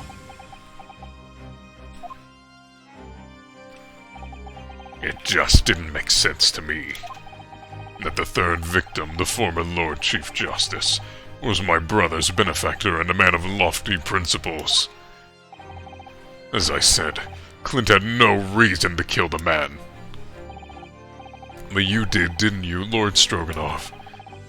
To eliminate the man who stood between you and the office you'd set your sights on. So you used your own hunting dog, Lord Clint Van Zieks, to take him down. It had to be done. London's unsavory shadows are deep, and the arm of the law fails to reach their depths. Crime must be cut off at the roots, but But the Lord Chief Justice at the time couldn't see that. He was weak. Lofty principles, you say, and amount to cowardice if you ask me. Which is why I took his place, in order to fight the crime he was allowing to spread like wildfire. By murdering the man, the Reaper, the Professor, the name makes no difference. As I've explained countless times already, it was all done for the furtherance of law and order in London. Objection. Are you going to legitimize the murder of my father now, too? Ah, Genshin Impact. Well, that was unfortunate. I'd fully intended to send him back to Japan as we'd agreed. I don't believe you. It was you, wasn't it? You killed him. No, it wasn't me who took your father's life. Then who? On the night following his mock execution, I went to Lowgate Cemetery at 3 in the morning with Goku. Goku? We had to be a collaborator on the Japanese side to manage Asogi's treatment after his repatriation. Goku had fierce ambition, made him easy to manipulate. 10 years ago, after he'd stood trial for the destruction of the witness's stand, I had words with him. When I told him the position of Minister of Foreign Affairs could be his, he couldn't agree fast enough. Seishiro, you fool. As you know, Asogi escaped the prison in a closed casket and was subsequently interred. We intended to dig him out of his grave before he ran out of air. But sadly, all did not go to plan.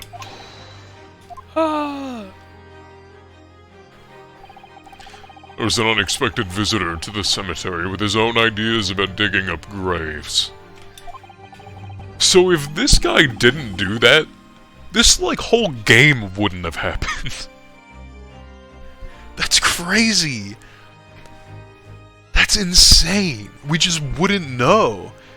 This one thing wouldn't have happened, and Kazuma's dad would be alive. A man who witnessed what nobody was supposed to see. Enoch Drebber. Of course, I knew grave robbers frequented London cemeteries. That grave on that particular night. Blast! If people find out the convict wasn't really executed, the scandal will rock the very foundation of the Empire. Then what do we do? Shoot him, Goku! Shoot Asogi at once! He can't live now that this has happened, he has to go! What are you talking about? You had an agreement! You promised him he could return to Japan! Everything has changed now. If the truth got out because of this, both of us would be finished. Forever! Come on, Goku, do it! Pull the trigger! Shoot!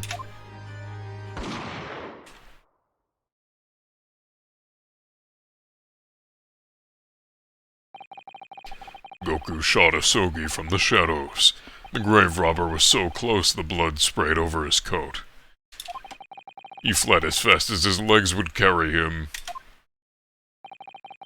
Then Goku and I put his body back in the grave from which he had just emerged. When I later learned of the waxwork modeler's presence at the scene as well, I made her swear to 2 things. Never to remove the professor's mask, and never to speak of the events of that night. And with that, the secret was buried along with Asogi's body.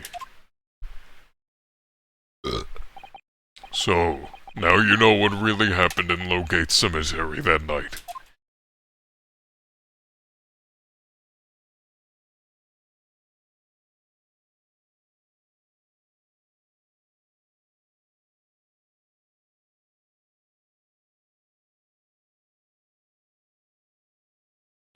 Sheesh. It was Goku, your Japanese acquaintance, who killed Asogi in the end, you see. He claimed to be the man's friend. When push came to shove, he pulled the trigger. Just before Mr. Goku left the courtroom earlier. He said that the assassin cat subscribed, finishing the game. Yeah, man, you just missed like a lot. Sorry, this is like the end, I think. Yeah, if you want to watch the VOD, I would recommend that. I will watch the VOD. Okay, sounds good. Thank you for the sub, though. That's so pog. Can we get a pog in the chat? Everyone pog in the chat. There you go. Thank you, Cat, for coming by. I see you've been wrapped up in Pal World. So you're all good. Buckaroo. I'm gonna go back to the game now. He said that the assassin exchange proposal was a demand from his British counterpart, not a request. Palworld is scratching the arc itch. So fair. So you coerced him too, using what happened in the graveyard? By that time, Goku was the Minister of Foreign Affairs negotiating international treaties with Britain. You can imagine what would have happened if it came to light he'd murdered a compatriot 10 years earlier. He would have lost everything. I merely reminded him of that. How do you sleep at night? These past 10 years I've fought tirelessly with the darker recesses of London's criminal underworld. I've used whatever means necessary to ensure that justice prevails and law and order reigns supreme. Objection! That couldn't be further from the truth. The fact is, you haven't fought crime at all. How dare you? I saved Clint Van Zieks from dishonor in his death. Whilst behind the scenes, you systematically buried anyone who stood in your way, and then made my father take the blame. It was unavoidable. That was the only way to protect our justice system and public order. Let's not forget the others you had killed as well. Setting the defendant up as the Reaper to cover up the truth behind the murders of countless more. That's enough! Do you have any idea of the conniving that led to the acquittals of those wretched criminals? We have to fight fire with fire. Our courts can't function without a Reaper. And you see all I've done for this country? This has been my struggle. You've done nothing. It's Lord Van Zieks here who worked tirelessly and justly in court while enduring the disgrace of the Reaper name. And Inspector Gadget, fraught with anguish for having sullied his hands through a desire to do the right thing. Not to mention Genshin Impact, who risked his life going in pursuit of a truth you tried to hide. No, the darker recesses of London's underworld were largely filled by you. You little... When will you get it through your thick skulls? That it was all for Queen and country? I'm tiring of that excuse. You've consistently twisted the truth for bargaining power to make others do your bidding. Nothing more. People who willingly twist the truth and coerce others have no right to call themselves part of the judiciary. I strongly suggest you don't ever talk of justice again.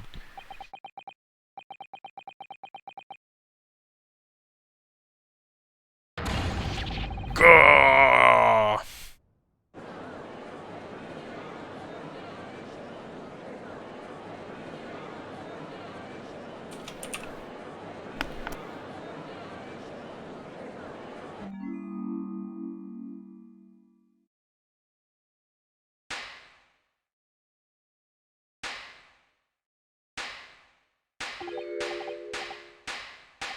Well, well, well, dear me, my good fellows, dear me! A well-deserved round of applause, I think, for a quite marvelous performance. What are you talking about? Those delightfully grave expressions, that beautifully pronounced Queen's English.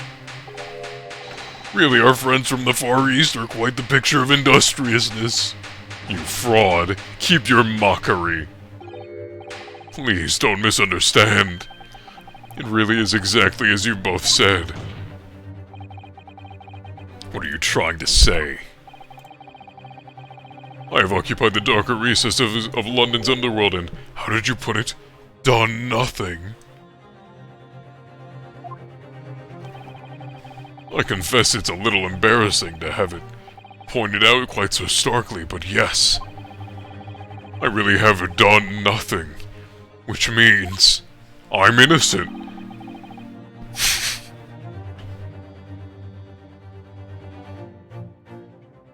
You just admitted to, like, mass murder and manipulation. No!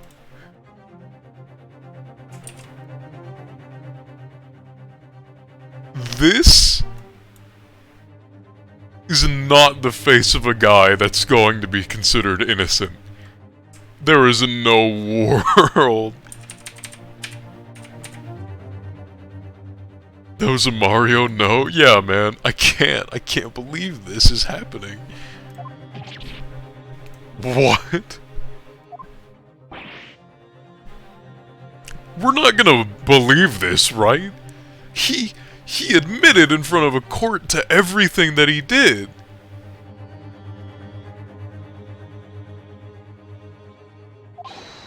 It's true. Personally, I've committed no crime. That is not true. It just isn't true. Even if he didn't kill any of them, he ordered it. That makes him responsible.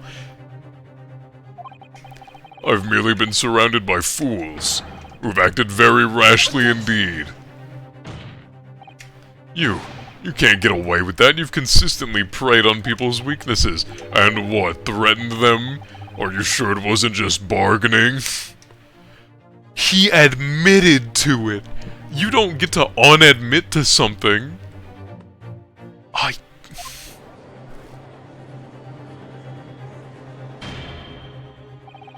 would like to address all the good lords, ladies, and gentlemen of the judiciary here present. You all know of these darker recesses in our great capital, and deep down I believe you also know that to fight those who dwell there requires at least some of us to occupy the darkness ourselves. So let me appeal to your good sense now. Consider the situation with me. If this catalog of horrifying revelations were to become common knowledge among the 6 million inhabitants of London, what might happen? To learn that the infamous murderer of royals and nobles was a respected member of the aristocracy himself, being manipulated by the member of the Chief Justice. That evidence was fabricated in the scapegoat's trial amid secret negotiations with prosecutors to effect a jailbreak, also the Chief Justice. That the Reaper of the Bailey was an organized group of assassins managed by Scotland Yard Inspector, also the Chief Justice. And finally, that it was all masterminded by me. If the general public of Great Britain knew the truth, all faith in the police and the prosecutor's office would be completely lost. Without doubt. Public order in the capital would completely break down. We'd be cast back into the lawless days of the last century.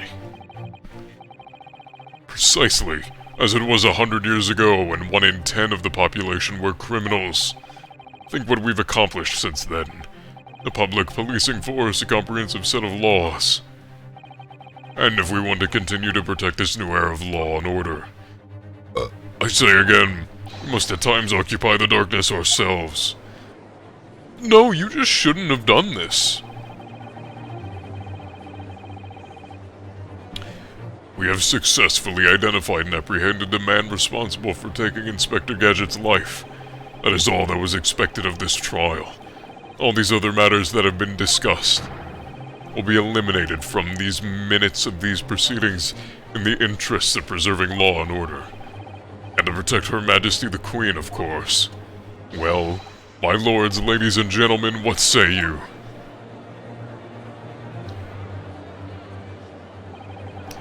Yeah, it's kind of cooking.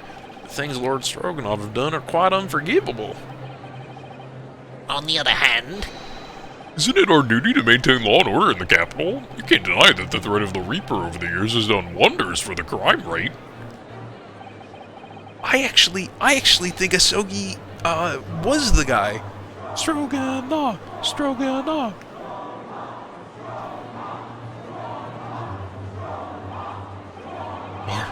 Are you hearing this? This is the will of the British judiciary?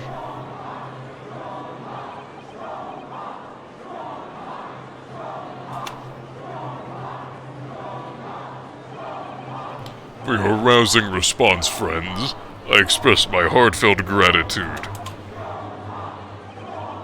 Therefore, in accordance with the overwhelming wishes of the court, its record shall be erased. You have to respect the man's ability to turn a situation to his favor. Lord Stroganoff really is a master of manipulation. You've conclusively proven his guilt, yet still he manages to evade justice. I just don't know what we can do. Ryunosuke, it looks like the trial really is going to come to an end now.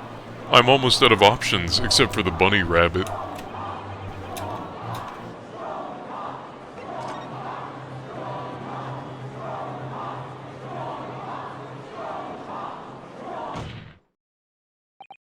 Yes, as I know only too well, the only thing that carries any weight in court is hard evidence. But, Mr. Naruhodo, what evidence is there to use at this point in the trial? I have an idea. I don't know whether anything will come of it, but if there's anything we can do, it's pull on the bunny rabbit. Take that! Oh my, yes! Mr. Sholmes asked if you had that with you earlier. We've exposed all of Lord Stroganoff's wrongdoing now. I have no doubt that Mr. Sholmes had already deduced what the deuce. So I think it must be time for the great detective to take center stage, don't you? Bro, imagine Mr. Sholmes is just hanging out with the Queen this whole time. Let's take the hair by the ears then, and heave! Alright, here goes. Heave! Ow! Ow, ow, ow, ow, ow! My dear fellows, must I remind you every time? One tug will suffice! Mr. Sholmes, you're looking in quite the wrong direction, Mr. Naruhodo. Because I'm over here! Ah, Mr. Naruhodo, he's... hologram? I didn't know we had the technology yet.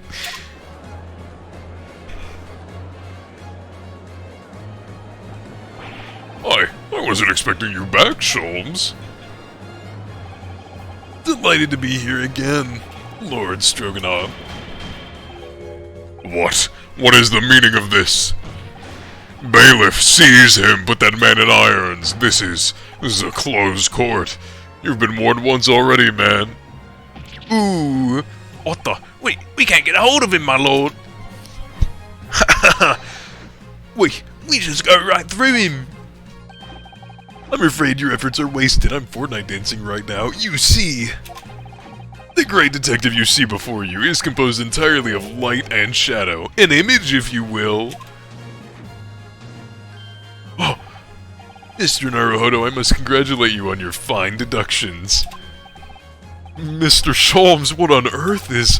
Are you familiar, I wonder, with Star Wars? Well, yes. I hear that some public telephones have been installed recently in Tokyo. The sound of the speaker's voice is converted to an electrical signal and transmitted instantly to another place. Quite. Sounds are transmitted, so could not images keep them company, I mused. And by me, I mean Iris. Iris did some modest experimentation to develop such a device specifically for this very day. Modest experimentation, Mr. Sholmes. What a modest description. And somewhat incidentally, I thought we might just as well transmit an entire scene. Somewhat incidentally, Mr. Sholmes, now you're just being immodest. Do you mean to say you're not actually here, Sholmes? I knew my trusty partner would have no trouble grasping the concept. Except he's grasping to steady himself after your shock arrival. Poor father. I would have hoped he might have been forewarned, being the great detective's great partner. Leave my courtroom at once. Get out or I swear to you. Dear me, you on the other hand, Lord Stroganoff, appear to have a very poor grasp of the situation. Allow me to reiterate, I am not here, which would, I hope, lead naturally to one asking, Where exactly are you? the very question I was awaiting. I am at present enjoying the air in a rather splendid garden. A garden? Not just any garden, you understand. The garden at the Buckingham Palace. He's with the Queen. What? You can't be Buckingham Palace. What's Buckingham Palace, Miss Sus? I've never heard of it. Do you ever read the news, Mr. Naruhodo? Mr. Sholmes? Is Iris with you there? Ah, well now, Iris is currently enjoying some tea. With Her Majesty.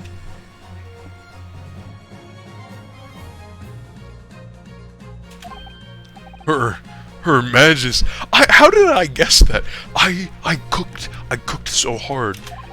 Not just any Her Majesty, you understand. Her Majesty the Queen of the British Empire. Haha. What? What on earth is all this about? Buckingham Palace is Her Majesty the Queen's residence in London, Mr. Naruhodo. Order in the court. I demand immediate silence. Her Majesty the Queen, you can't be. I mean, no. This is some sort of unforgivably distasteful trickery by a third-rate detective, that's all. Unforgivably distasteful trickery. What an apt description. A closed court session attended by elite members of the judiciary is a rare event. I presume that Her Majesty would be more than a little curious about the proceedings. So I decided to show her. Everything, from start to finish. Huh? You showed her? Indeed. By dint of the Herlock Sholmes remote cinematograph. You meddling. This is some kind of nightmare. Just as I appear to be standing before you, regaling you with talk of my latest invention. No doubt you've inferred that the reverse is also true. You don't mean... Her Majesty has seen and heard every moment of the proceedings. I assume there would be no objection, after all. Every trial in this country is conducted under the auspices of Her Majesty, as you know. You... I confess I am quite impatient to hear Her Majesty's opinion.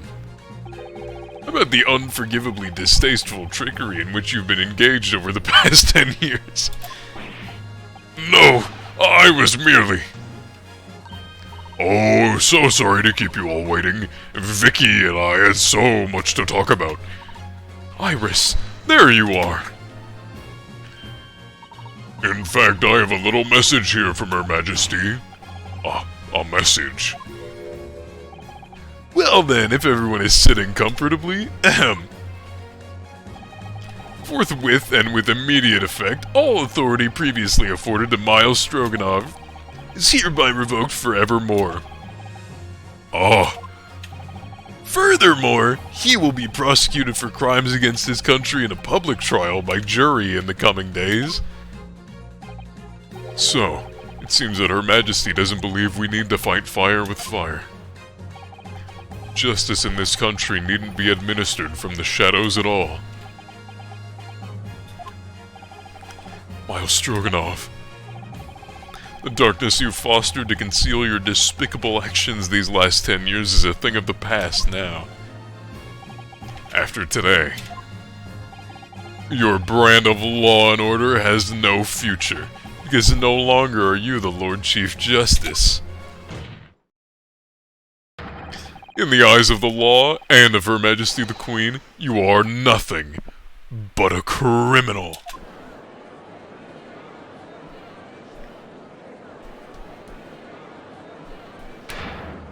Adjourned. Court is adjourned. Yo, he broke his dumb stick. He died. Oh, he's alive. Wait, that's so cool.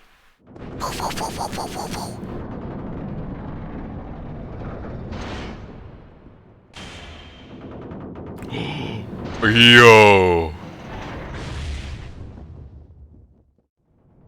Wait, is it gonna fall on him? Oh!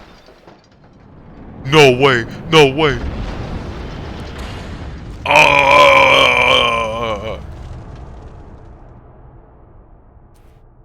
People died from that.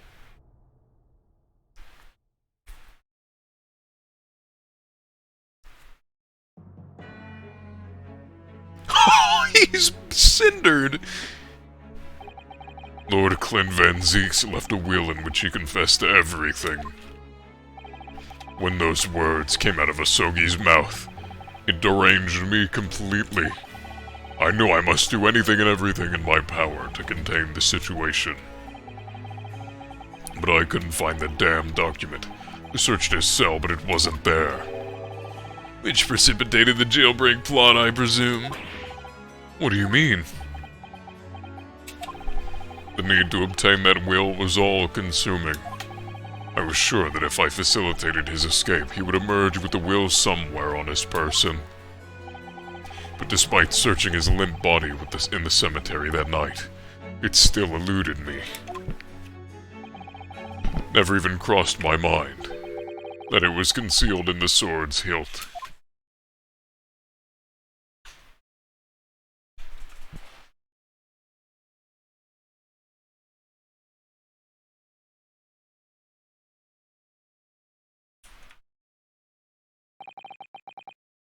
What pains me now is that my brother left this world without a word to me. I'm sorry, Lord Van Zeeks. Meow. Meow. What?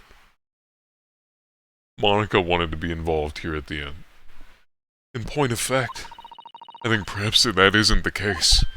Sorry? How can that be? There's more to his last will and testament. What? There's a back that Ryunosuke forgot to read.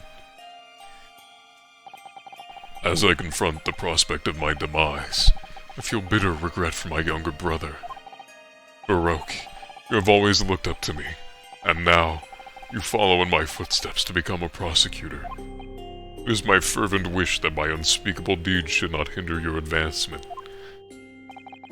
I ask not for understanding, for none could understand my depravity. I ask only for forgiveness.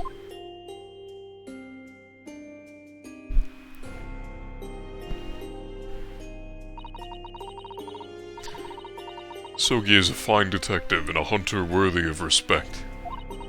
He has agreed to honor my final 2 wishes. The first is that this document survives. The second, I cannot commit to paper. I have confessed my sins to my wife. May she find resolution in my death. With my eternal gratitude to my Japanese friend, I rest my quill. Clint Van Zeeks.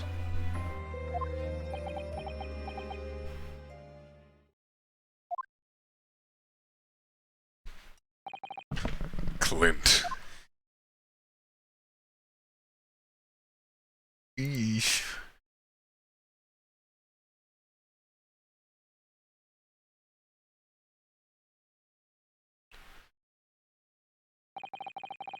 Male Stroganoff.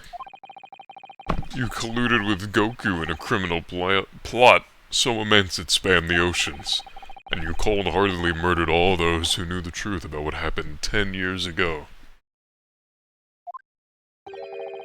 Why did you set about that now, a whole decade later?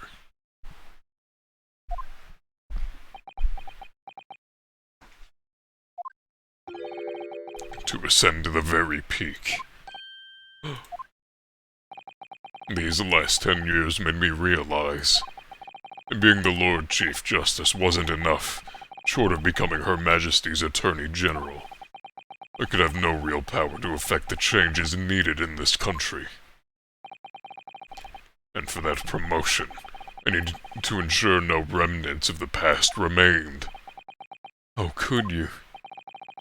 I like everything to run smoothly, in the exact manner that I prescribe, like a well-oiled machine. I was just a step away. And for your ambition to succeed. Did you even bother to count the number of brilliant people you had killed?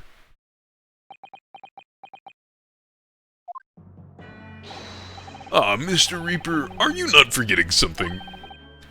Why are you calling him that, such as? You very much adopted your usual prosecutor-like demeanor in the proceedings now. But the reality of the situation is that you are the defendant in this trial. Ah.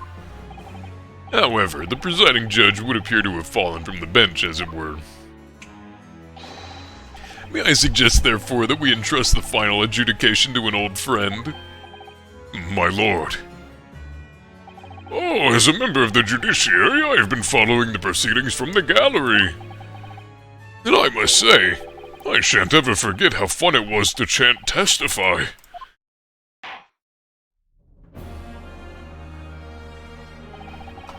The darkness that has blighted justice in our land these past 10 years has at last been dispelled, thanks in no small part to the efforts of a bright young star from the east.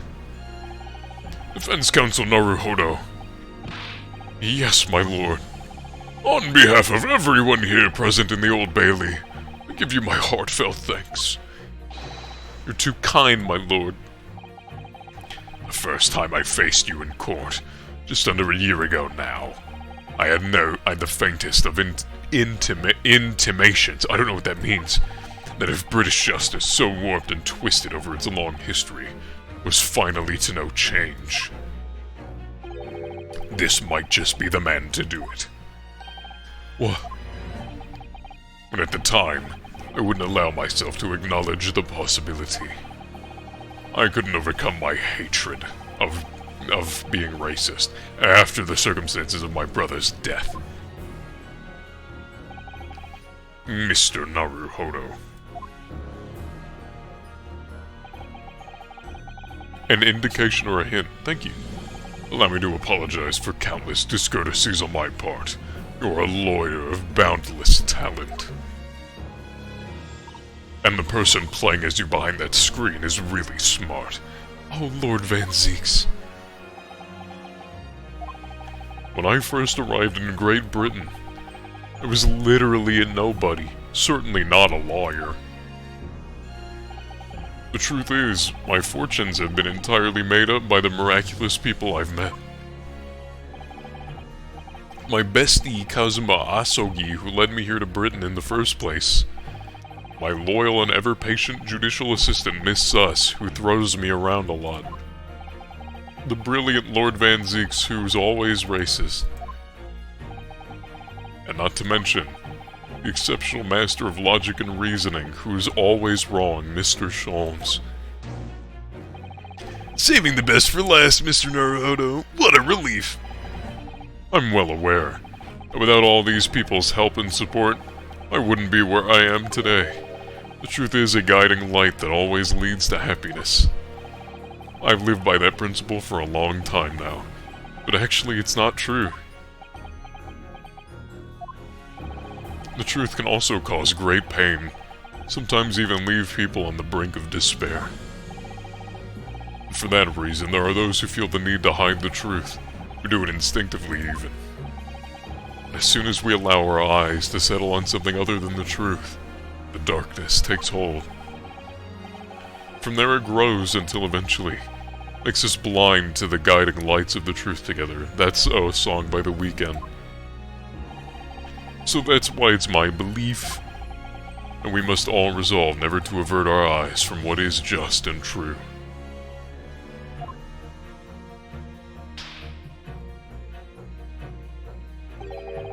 So that we can continue to walk the straight and narrow path ahead.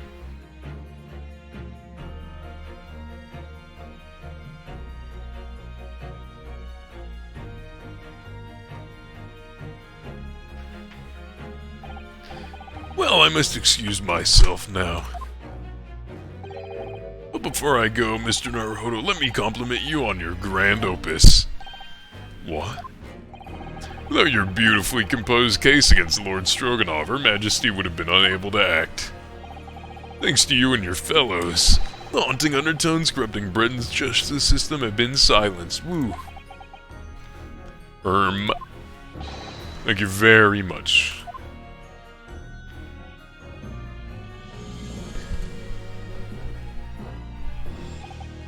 So, until our paths cross again somewhere.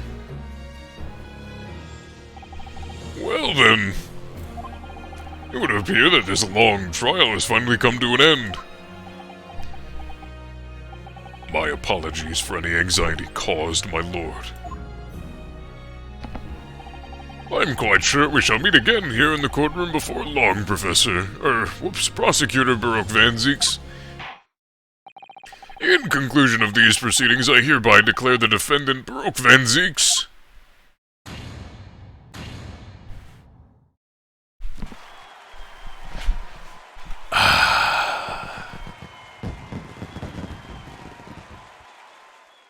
Just feels good to be the best there ever was, man.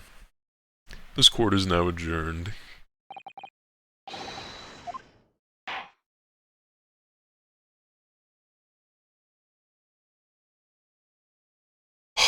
We're free.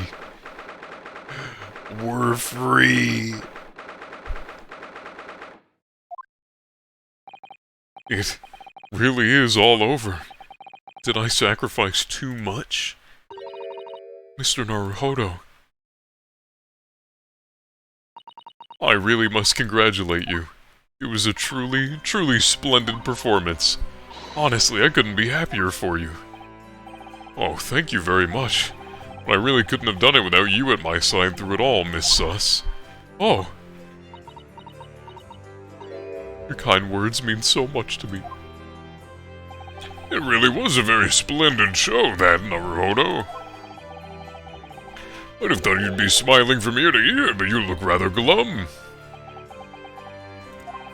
Well, of course I'm delighted about the verdict. But in exposing the truth, I'm afraid I've caused my client a great deal of pain. Really not sure that's what a lawyer ought to be doing.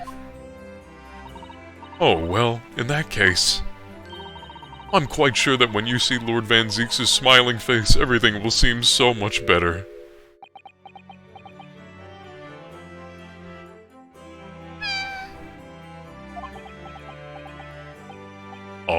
Miss Sus? Everything seems worse. He has a face like thunder. Oh dear, I really shouldn't have presumed. Mr. Naruhodo. Yes? Almost a year it's been now, since I first encountered you here in this very courthouse. Honestly, fuck you, Ryunosuke. How dare you out my brother as a murderer? Yeah, real. For you to have risen to the level of excellence you demonstrated today. Well, it's quite remarkable. But I exposed the most unpalatable truth you could ever have imagined in court today. Feels as though I've robbed you of something you held so dear. What was it he said? To fight those who dwell in the darkness requires at least some of us to occupy the darkness ourselves. But that was just the feeble excuse of a coward. Only those with a steadfast eye for the truth have what it takes to fight the dark forces of crime. You made fine work of establishing that fact in court today. Oh. Well, thank you. What magnanimous words. I'm quite sure that Kazuma would have a smile on his face at this very moment if he were here. Kazuma.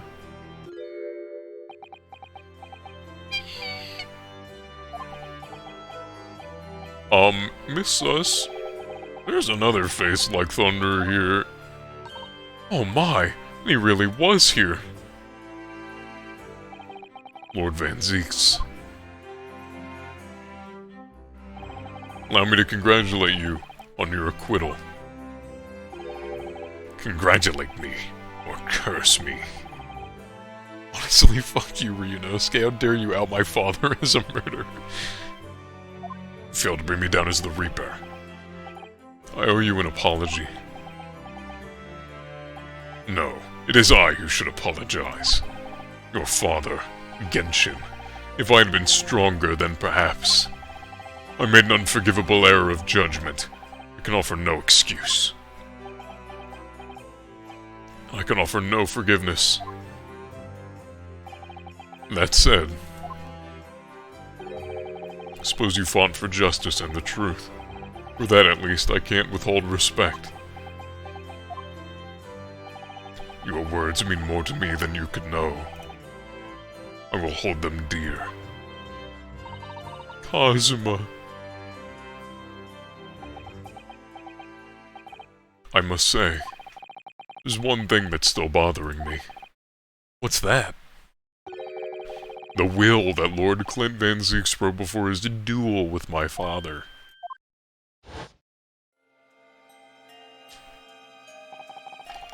Sogi is a fine detective and a hunter worthy of respect. He has agreed to honor my final 2 wishes. The first is this thing, the second I cannot say. I've told my wife, though. What can the second of his final wishes have been? That your father agreed to honor, you mean? I think perhaps I might be able to shed some light on that.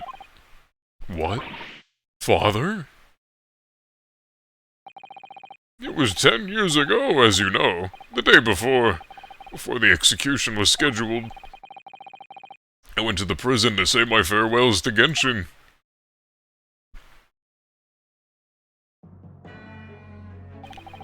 Why aren't you putting up more of a fight, Genshin? If you'd only agree to it, Seishiro and I would gladly petition the government. We've been through this already. You don't need to worry about me. Anyway, Eugene, I have a favor to ask of you. Something of great importance.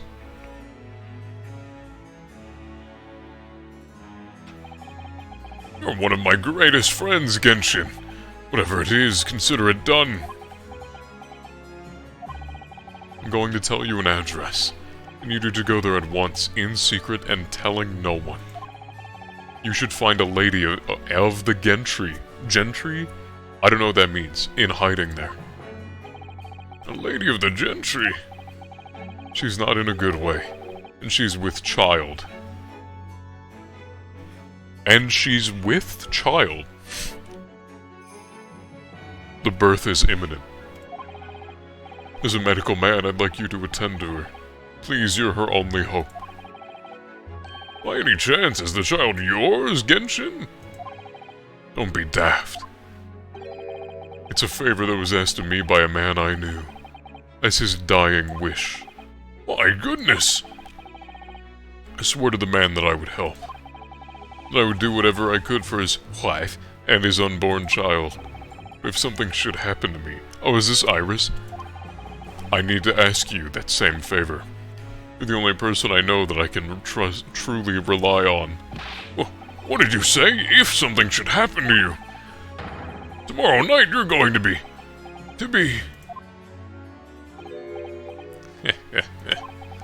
You never know, though, do you? What life will bring.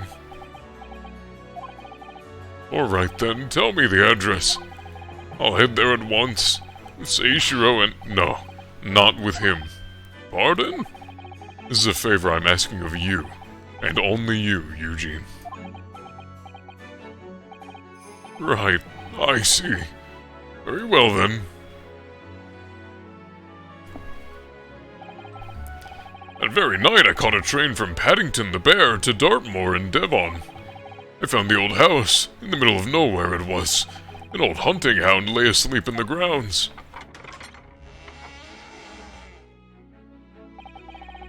The poor woman was on the floor at the back of a darkened room. She was in mortal danger. I broke her waters to precipitate the labor before she weakened further. But it was a tortuous birth. I did everything humanly possible for her and her child.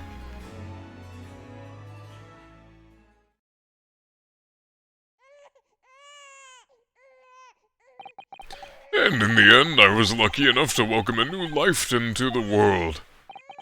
But tragically, my efforts to save the mother were in vain. I held the healthy newborn girl in my arms. Her name was Iris, and wept for longer than I care to remember. Eventually, in something of a daze, I looked around the room. There was precious little in it, but an old travel trunk caught my eye. It had clearly been very well looked over after the years, made of top-quality leather with fine stitching. It was when I saw the emblem on the side of it that everything dropped into place.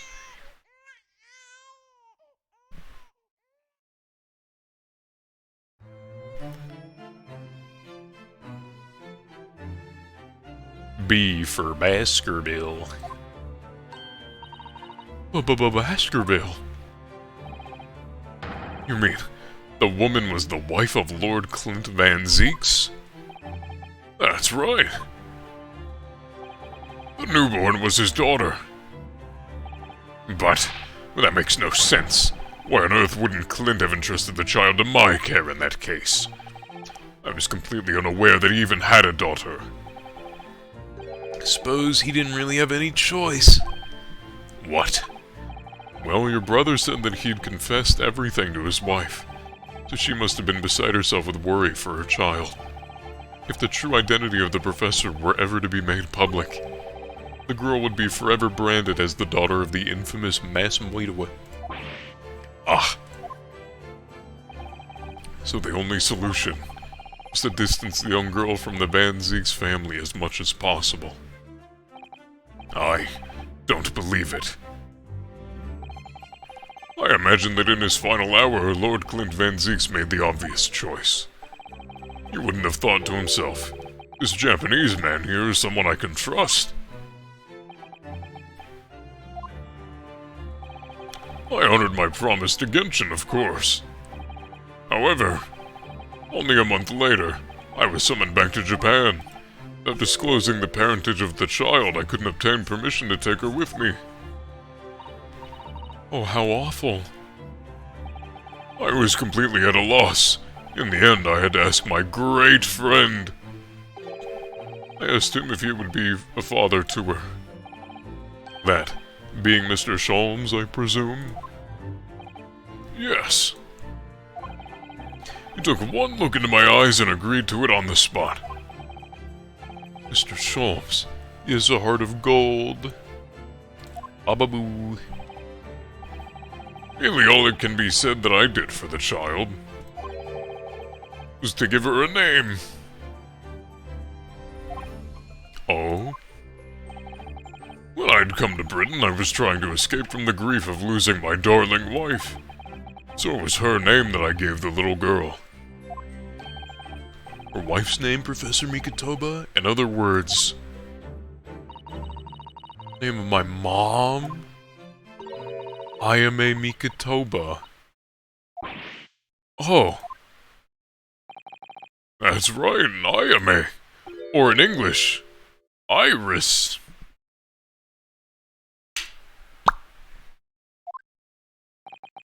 Iris.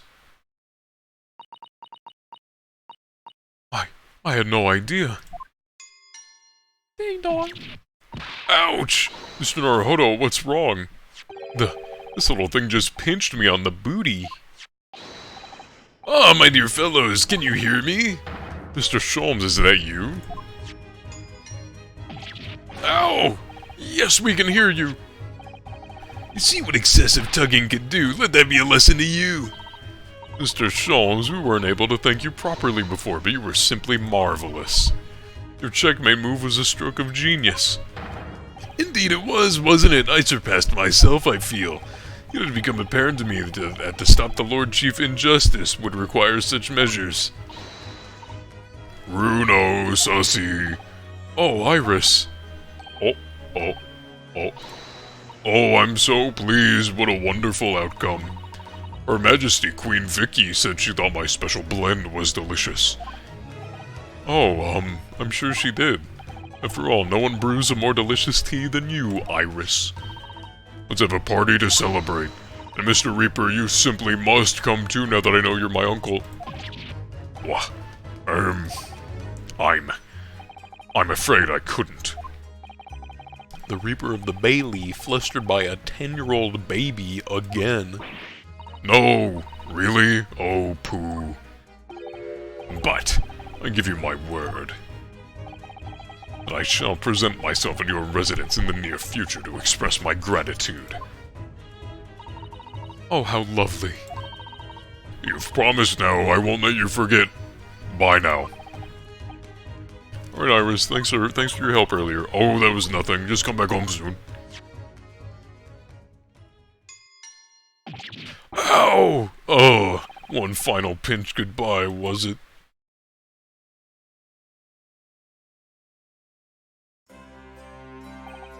Well, I think I ought to be leaving.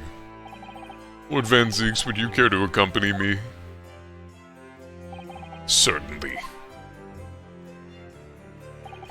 Mr. Naruhodo, allow me once again to express my deep gratitude to you. I believe you saved my life.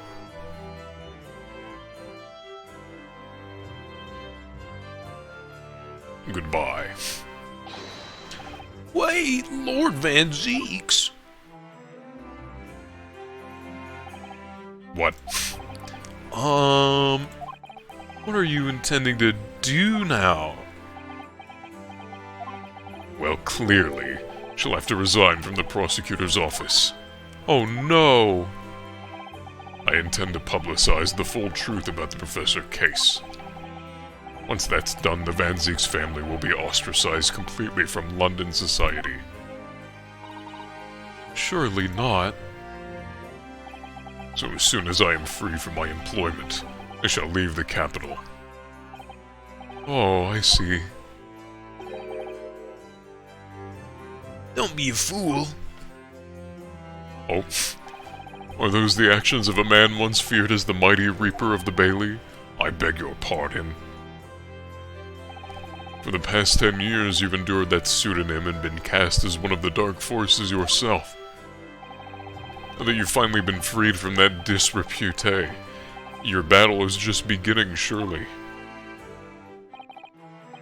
Well, I certainly never expected to hear those words from your lips.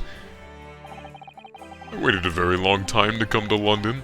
Now I'm properly here, I intend to learn all that I can. Anyway, goodbye for now.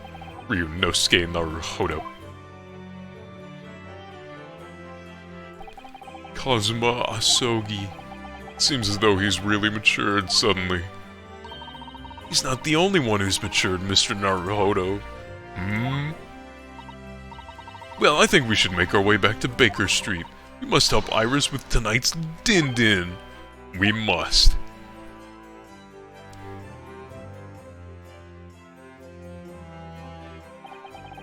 It was then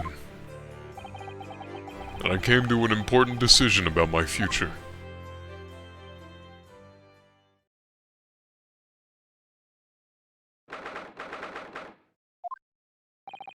I'm home. No! Oh my goodness. About time you get here. We've been waiting ages, Otto. What are you doing with that gun? It's a party, innit? It's gotta go off with a bang. I mean, fireworks ideally. When you ain't got fire, smoke's the next best thing, ain't it? There's a girl on Fresno Street who could help you with that, I think. But Right. I'll remember that. But next time... You don't have to reload that thing every time I speak. You really must hear this. It's quite the most extraordinary thing. I assure you it will defy your expectations. Take down every detail now, Mikatoba. Ah, the world-famous great detective regaling his partner with the tale of his adventures. Sight to behold. Would you care to hazard a guess? Where do you suppose the fiendish runaway had concealed himself? Would you believe? Inside the trunk I found abandoned in his cabin. I would believe it, yes. I say, Mikatoba, I detect not a hint of surprise. What Wonder why that is. Maybe because I was there at the scene as well, Sholmes. What? You were? Then why the deuce didn't you say so before? Not quite the sight I was expecting to behold, but still. It's hard not to feel privileged to see it. Hello, Mr. Sholmes, Professor Mikotoba.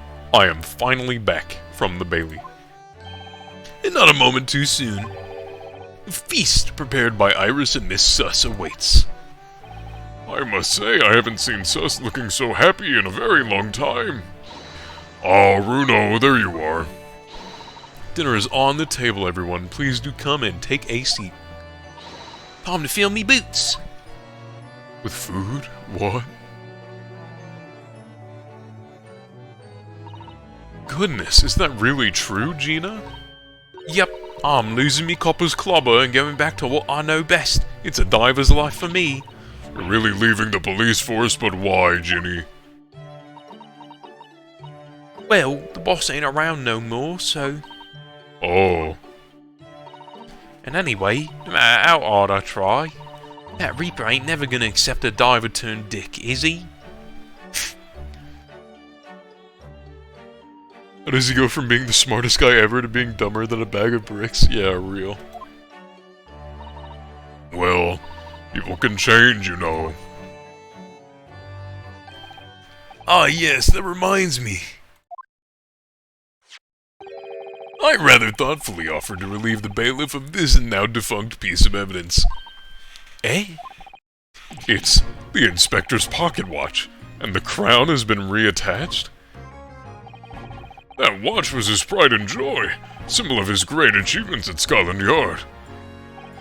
For 10 years without fail, it measured every second of the man's remarkable career. But now, it's stopped. Someone needs to keep the memory of Inspector Gadget alive. By taking on the great responsibility of winding that watch every single day again. Yes, someone with an equally fierce detective spirit.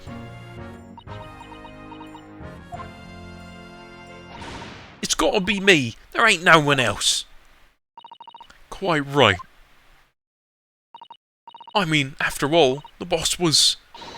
Well, he was my boss. Yes, Ginny, yes he was. Oh yeah, and I made you a promise and all, didn't I, Iris? That I'd become a proper detective one day and track down the old man. Ooh. Oh. Alright then, it's decided, I'll do it. And I swear, I'll find your dad and bring him in kicking and screaming.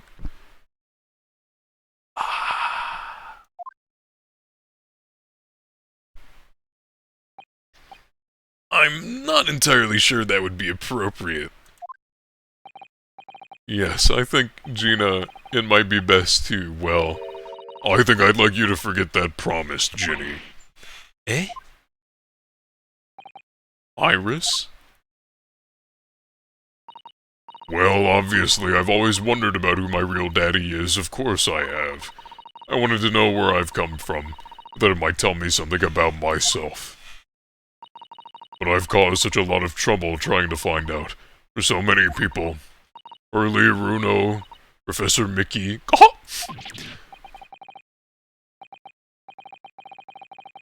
Oh no, not at all, my dear. Really, you owe an apology to no one. Well, anyway, I've decided to give up on it, because I finally realized my dad is the greatest in the world. I don't think it matters what his name is or where he's from. Don't you agree? Hurley?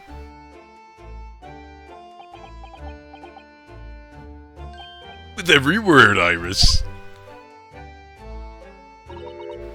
Thank you, Hurley. Thank you, Dad.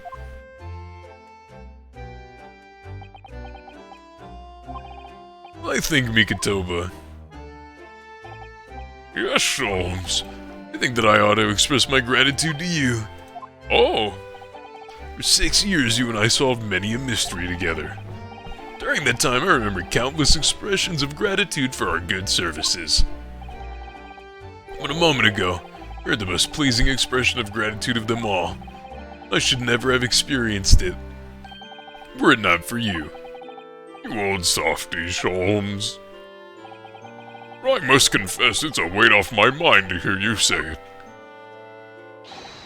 Well then, I think this calls for a lengthy violin recital, wouldn't you say? Oh well, the food would go cold, that's the only problem. Maybe next week, Hurley. Are you sure a week is long enough, Iris?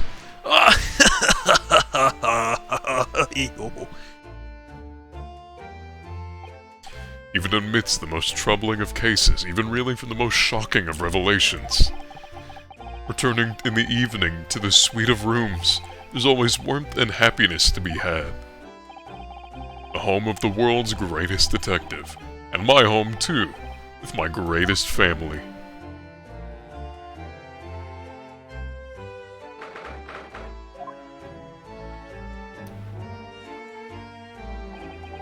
This attic room has been my home and office for almost a year now. I've certainly had some unforgettable experiences whilst I've lived here. I think now, time has come. Time to bid this place farewell. Naruhodo. Oh.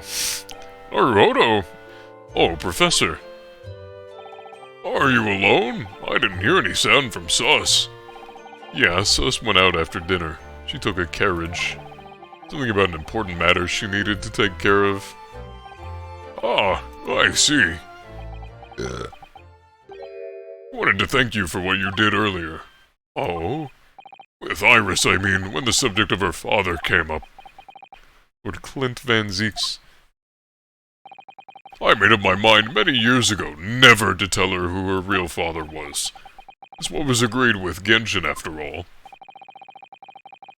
Lord Clint Van Zeeks' final wishes before he died, you mean? Yes, I've had to take some rather drastic steps at times to protect that secret, you know. Calling Sus back to Japan 6 months ago, for example. That's why? When I read Soseki-san's report about his final days in London, my heart nearly stopped. You'd stumbled across the crux of that terrible case. The dog's collar. Description of the Baskerville insignia left me in no doubt.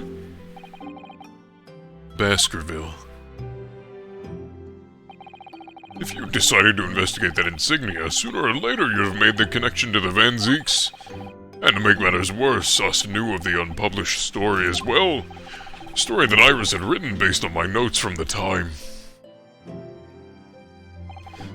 Ah yes, the Hound of the Baskervilles. Exactly.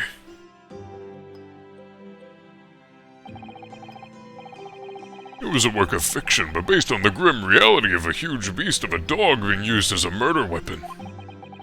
A dog with the Baskerville family emblem around its neck.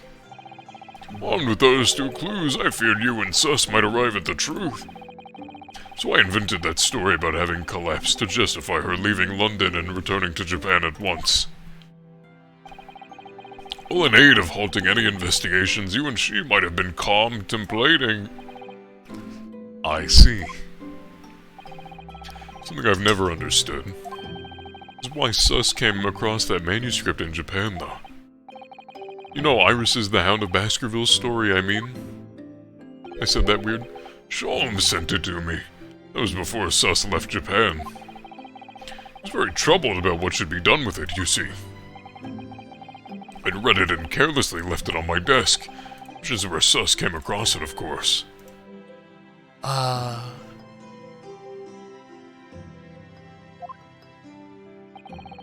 It was the only case Sholmes and I ever pursued that I didn't record in meticulous detail.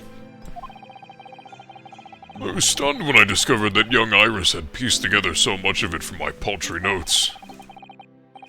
Sholmes and I discussed the matter and decided that we couldn't allow the story's publication.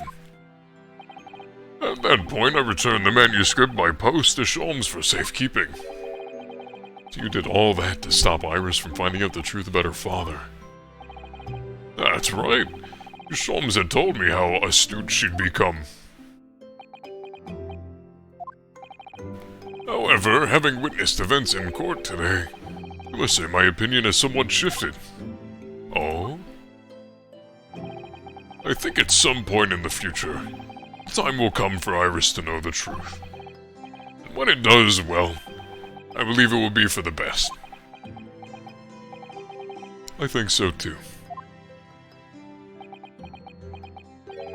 Actually, Professor, I wanted to talk to you about something too. Judging from that expression, I'd say you've come to a decision, have you? Yes, I have.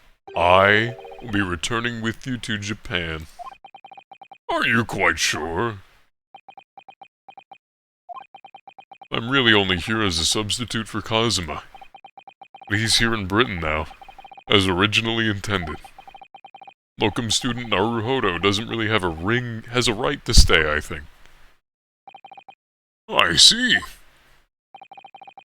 Looking back now, when I first arrived here in February,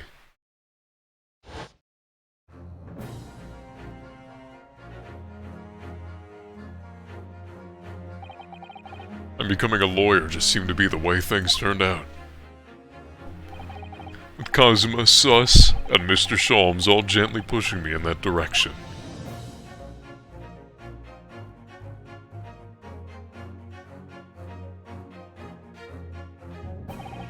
I spent the best part of a year immersed in this world, but always aware of a seed of doubt inside me. Until today. Standing in that courtroom earlier, all doubts vanished from my mind.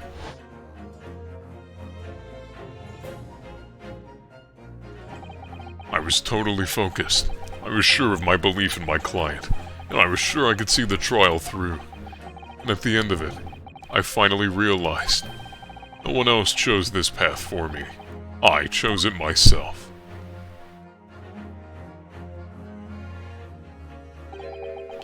The path of a defense lawyer, eh? Yes, that's what I am now. That's what I'll be going back with you to Japan as. That's the path I'll be following for the rest of my life, until I die. Well, it sounds like you've made quite a resolution there. I have. Too bad there's not a video game encompassing any more of that. Very well, then. I must say it's extremely welcome news. I shall make arrangements for your return first thing tomorrow. I don't imagine we'll depart for a few days. Oh, with the symposium having been cancelled now. Such a shame. Never mind, I'm sure there will be other opportunities in the future. Well then, I'll bid you good night.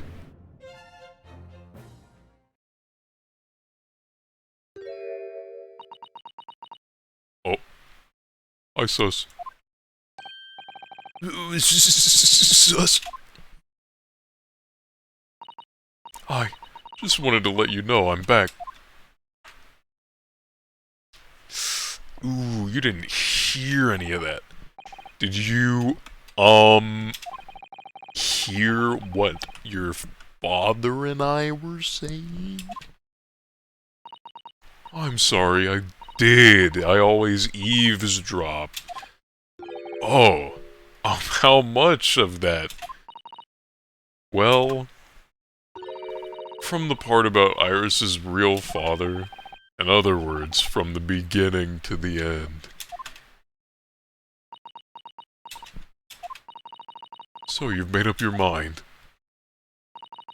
Return to Japan and continue working as a defense lawyer. Yeah. I'm sorry, I should have consulted you about it. I did want to earlier this evening, actually, but you'd already gone out. Oh no, that's quite alright. I already knew that it's what you'd decide, Naruhodo. You did? I didn't even know that.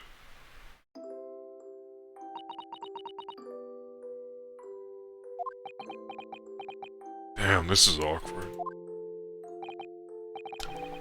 Sus? Ah! Yes? I suppose this means it has to be fare well soon. I suppose. It'll be a great help to Kazuma going forward. I mean, I know he's a brilliant lawyer, but he's new to the British courtroom. He'll certainly benefit greatly having a brilliant judicial assistant at his side. I'll do my very best. Wish I could say it, but I just can't. I can't ask her to come with me, after all. She was always supposed to be coming to Britain with Kazuma.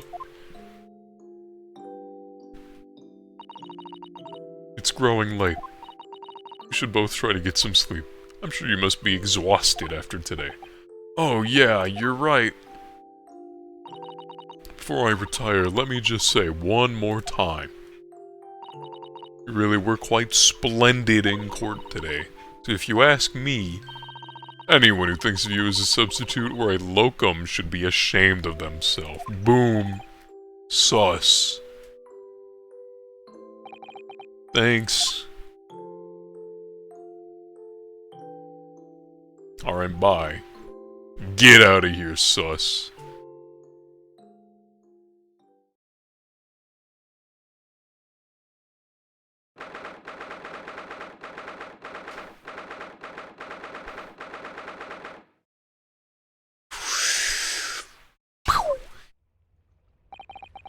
Can't believe this day's finally come. You're really leaving then, Runo? I am afraid so, Iris. Thank you so much for everything. All of your tea. I don't know what I'll do without your tea and cooking. Oh, I wish you weren't going. But you have to come back and visit. Say you will. Oh yeah. Oh yeah, bud. Well, it was a very brief reunion, but it was a pleasure to pursue a case with you again after so long. For a while at least, it felt like old times. Yes, I suppose on reflection, there is something to be said for it. Having a little fun once in a while. I'll just go and say goodbye to the professor as well, I think. Alright, Iris, you do that. I'm gonna stare at the ocean here for a bit. Oh. Susato-san. Oh, voice acting. I've just checked, Naruhodo-san. Your luggage is already on board. Such a beautiful morning. Perfect for embarking on a journey, isn't it? Before I set off, I'd just like to say how thankful I am for everything you've done for me. And give my warmest regards to Kazuma, please. Actually, I think you ought to give him your regards in person, don't you? Sorry? Ryunosuke, Oh, Kazuma! What Kazuma! are you doing here? What is he doing here? do you really think I'd miss my best friend's departure? Thanks. This is so weird. Why are they voiced by not you? To be honest, I'd been looking forward to our wild time tearing up the streets of Her Majesty's capital, but, Well, we'll have to save that for another time. Personally, I'm looking forward to facing you in court again. Personally, I prefer the air. me too. But, we're both defense lawyers, so, I'm going to become a prosecutor. He's gonna be a what? I'll stay in Lord Van Zeek's tutelage for the time being, but before long, I intend to be just as formidable as the Reaper himself. oh, I see. Actually, Ryunosuke, I have a favor to ask. Name it. Take my sword. I'd like you to take care of this for me for a while. Karuma? Why? Because I've seen it now. I've seen what's inside me. The demon that reared its ugly head that day. I'm free of having the voice. It was only for the briefest of moments. The last time I came face to face with that inspector. but it was unmistakable. I wanted to kill him. I've always known there are demons that live inside people. And now I know there is one in me. The fact that it very nearly consumed me is something I'll carry with me until the end of my days. While I devote my life to fighting those whose demons have got the better of them. As a prosecutor. So, that's what you've resolved to do, is it? Until I'm ready to face the demon within me. To slay it once and for all. I leave this in your care. If you'll take it. Of course I will. I'll keep it by my side. Always.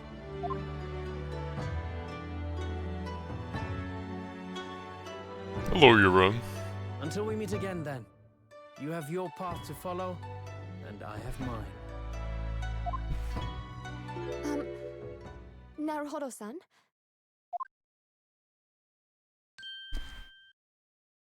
The path you're going to follow from now on. I wonder if I might follow it at your side, and unless I'd be a burden. What? Who could have seen this coming? What? I mean, I would very much like you to come with me. But aren't you... You're so predictable, Ryunosuke. I am? Honestly, you never change at all. But that's what I like about you. Oh, that's what you what? That's what you what? You mean you knew about this? It was the evening after Lord Van Zeek's trial came to an end. She came to see me at the prosecutor's office. Really? Or when I had that conversation with Professor Mikotoba? So, you'd go with Ryunosuke back to Japan? Yes. I know it's unfair of me to follow my own interests like this. Coming here especially to tell me. You're a stickler for etiquette, aren't you? Well, what are his feelings? We've never discussed it, of course, and Naruhodo-san has made no such suggestion. I worry that perhaps I'd be a burden to him. He's just as much of a stickler for etiquette as you are. He'd never say anything before he was asked. But I'd feel happy knowing you were with him. Look out for him on my behalf, will you? Of course.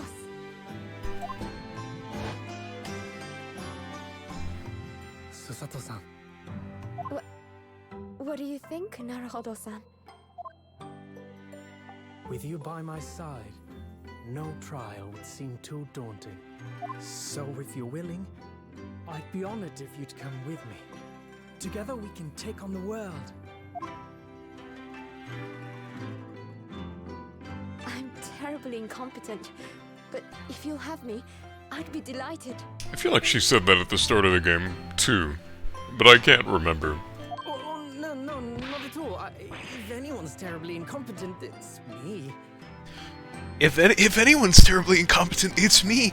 Just, like, undid the entire British, like, judicial system in one day. A single day. Ah! What's wrong? Your luggage, Susato-san. There's no time. The ship's going to set sail any minute now. It's all right. There's no need to worry. As it happens, my luggage is already on board too. It is? It is? Your fine judicial assistant has everything in hand as always, I see. Aww. Bruno! Your ship's about to leave! That is not what Iris sounds like. Time to go then. Look after yourself, Ryunosuke. Kazuma, draw your sword. No way we're about to touch. We're about to sword fight. We're about to touch tips. No way. There's no straight explanation for that. One day, when our paths cross, once more, we'll fight a duel of words across the courtroom. A day I eagerly await as a lawyer. I've been waiting to hear you say that, partner.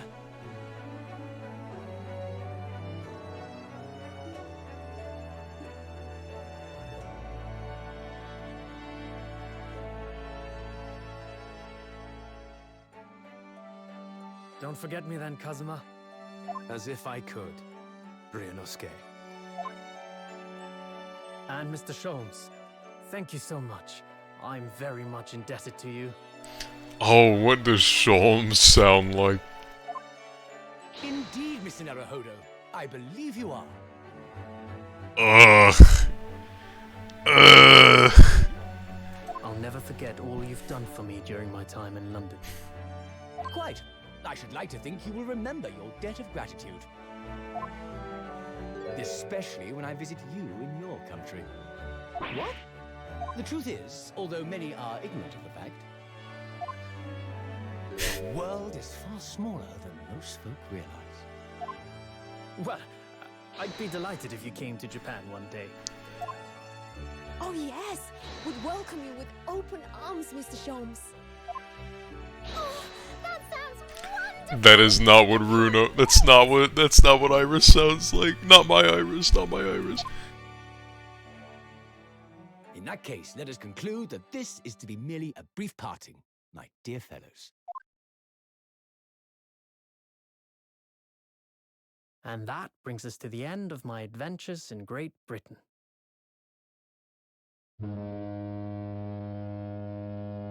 Aw.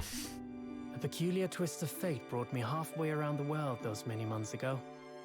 But that was just the start of my journey. Who knows where fate will lead me next? Still, I'm confident this won't be my last meeting with the friends I've made in London. And when we're together again, no doubt the first words I'll hear will be, Come, the game is afoot.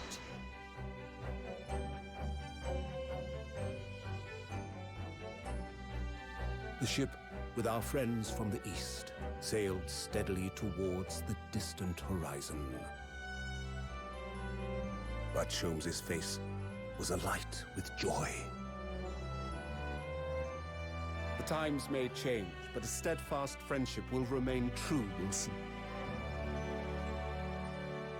We have but to gently close our eyes, and we are with our companions once more.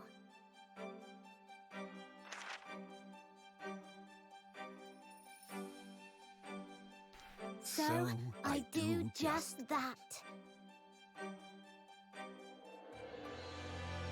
And when I do, I can hear his strong, familiar voice ring out.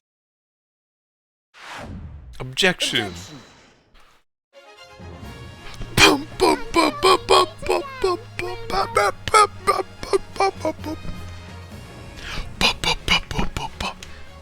Oh man. What a strong conclusion to a video game. Ah! I've been thoroughly inundated with inquiries about my remote cinematograph since that one day, but I'm no purveyor of electrical goods and would have the promised closed-court secrecy. Anyway, I've decided an absence from London is in order. A sojourn in distant climes. The Empire of Japan, perhaps. I understand that wardrobe class incurs no charge whatsoever. Oh no, I'm gonna have to keep speaking. I gave a little note to Hurley the other day. It just said, "Thank you for everything, Dad," but it made Hurley cry. And I gave him some lotion I'd invented as well to dye his hair red safely. But he said that might make him cry too, so he'd rather not use it. That's our Iris.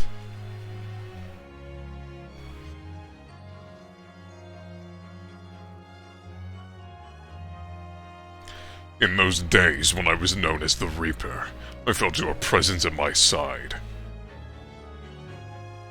Once, unable to bear the burden of that grim pseudonym, I even retired from the courtroom. Despite everything, I still wear your prosecutor's badge with pride. The darkness that once beset me is no more, as you too are no more. In the words of a young foreign friend of mine, I must stride forward toward a brighter future. I'll say my thoughts for the game whenever I'm done having to do this. The boss left a note for me, you know, and I can read every letter now. A to Z, the whole lot. It's cleared a load of stuff up. The boss was trying to protect me, see? And that's exactly what me and Chief Inspector Toby here are gonna keep doing for Londoners. I only wish I could have said how grateful I was before he, you know. Are we gonna go through every single character? Probably, yeah.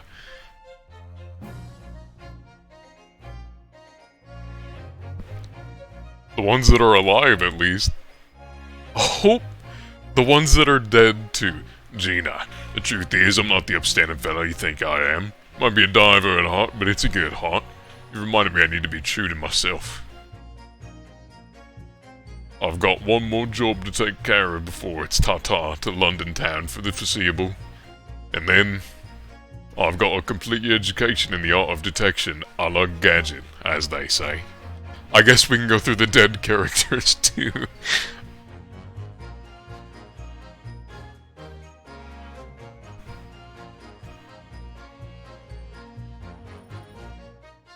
Your Excellency, this man is accused of illegal entry into the office of the Ministry of Foreign Affairs. Objection! A bleak overstatement overruled. The minister has been detained in Britain anyway. Who is this caddish counsel for the defense? Armed women are forbidden. Oh, really? My friend Suss in the British courtroom all the time, doing a wonderful job. Perhaps I should have engaged in the services of a regular legal team. He is guilty, though. He did do that.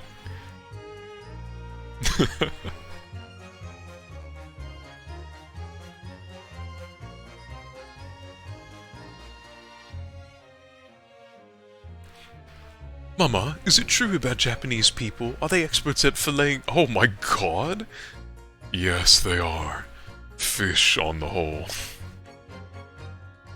I'd like to hone my own filleting skills. You don't mind, do you? Yes, I do. I'm not a body yet, am I? No. And I'm glad. Okay, those two characters don't have to ever come back.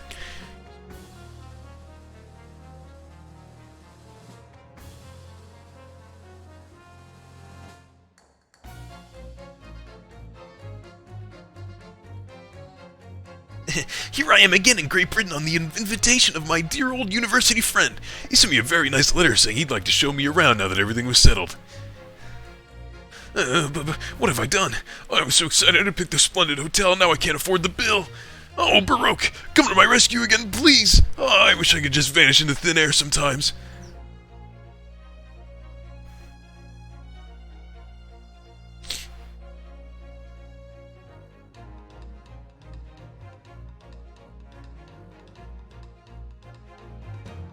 When I went to make the waxwork impression of the killer in the cemetery, I realized what had happened.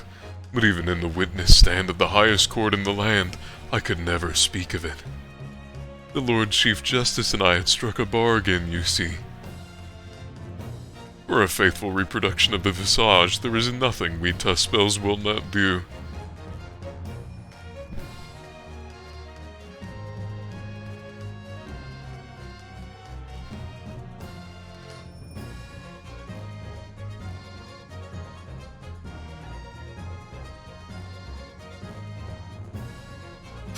Hee, everyone calls me Gossip.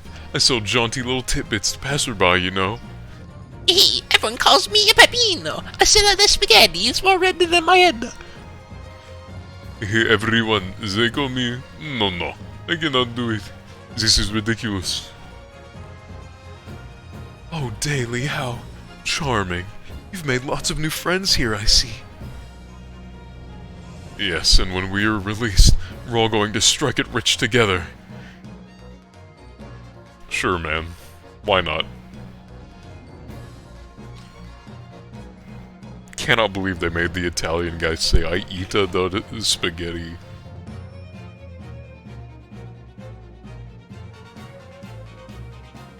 When I was accepted on the foreign study tour, I knew exactly what path I had to take. And however it might have ended, I knew that I wanted you there to see it. If I'd ended up in the dock, there's no one I would have rather had defending me. But now, thanks to you, there's a new path I want to take. I'm sure we'll meet again in the courtroom, my friend. Until then, I leave Kuruma in your care.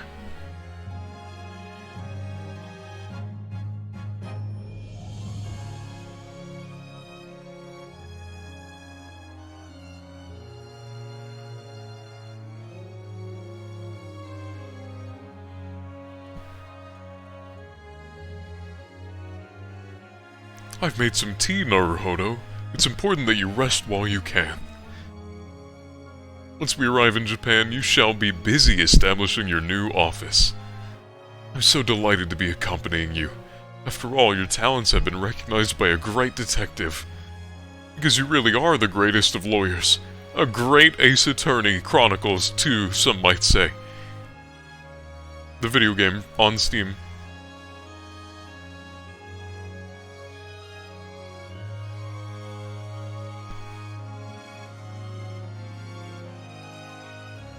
Aww.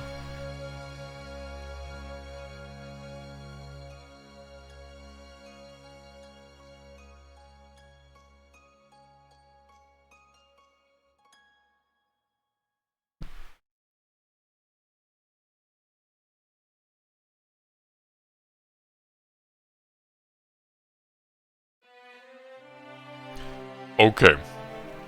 Now we're done? Okay, great. So that was quite a game. I have to say, in terms of craziness, this game never matched the Phoenix Wright trilogy. In a good way. I think it was nice to have a more grounded story without all the magic and nonsense for once. I really thought they weren't capable of doing that. The whole time I was waiting on there to be a real ghost, or the actual spirit of someone to be in this game. And there wasn't. And I was pretty glad for it. I don't mind it being in Phoenix Wright, but this story felt, again, a lot more grounded. It's cool that a lot of these things are, yeah, there's a lot of technology, but that's fine. I think technology is, like, fine.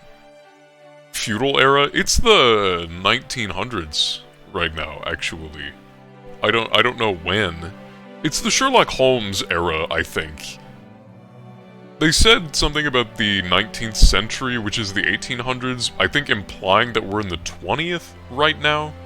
But maybe not. I could be wrong about that. I don't know when Sherlock Holmes actually takes place, so there's that. I'm sure they said the year at some point. But anyway, if you want to count technology as magic, then you can, I guess.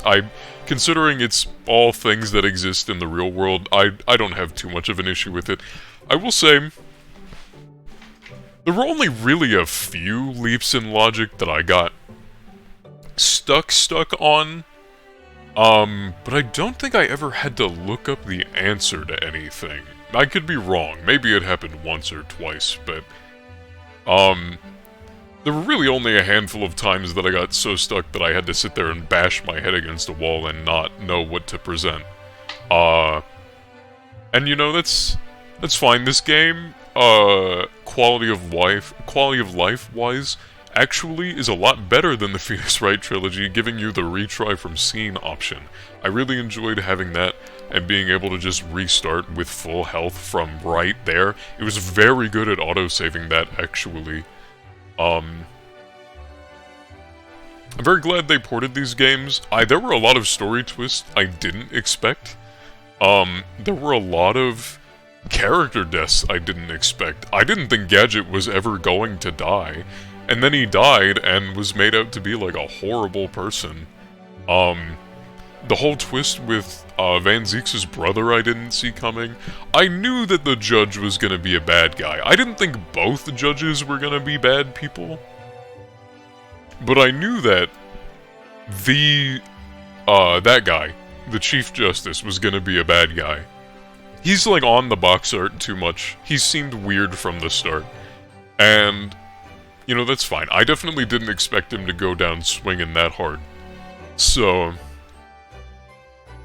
you know, they did good. I think they did a really good job. I'll say, I think on a second playthrough things would make a lot more sense. Because pretty much the whole way through I was always like, what? What's happening right now? I don't understand. So yeah, maybe in the future I'll play this game in my off time again. But yeah, it was fun to stream this and have a lot of people watching and whatnot. So thank you guys for that. This was an awesome video game. And to be exact, I spent 91 hours playing this game. Oh my god, that's so long.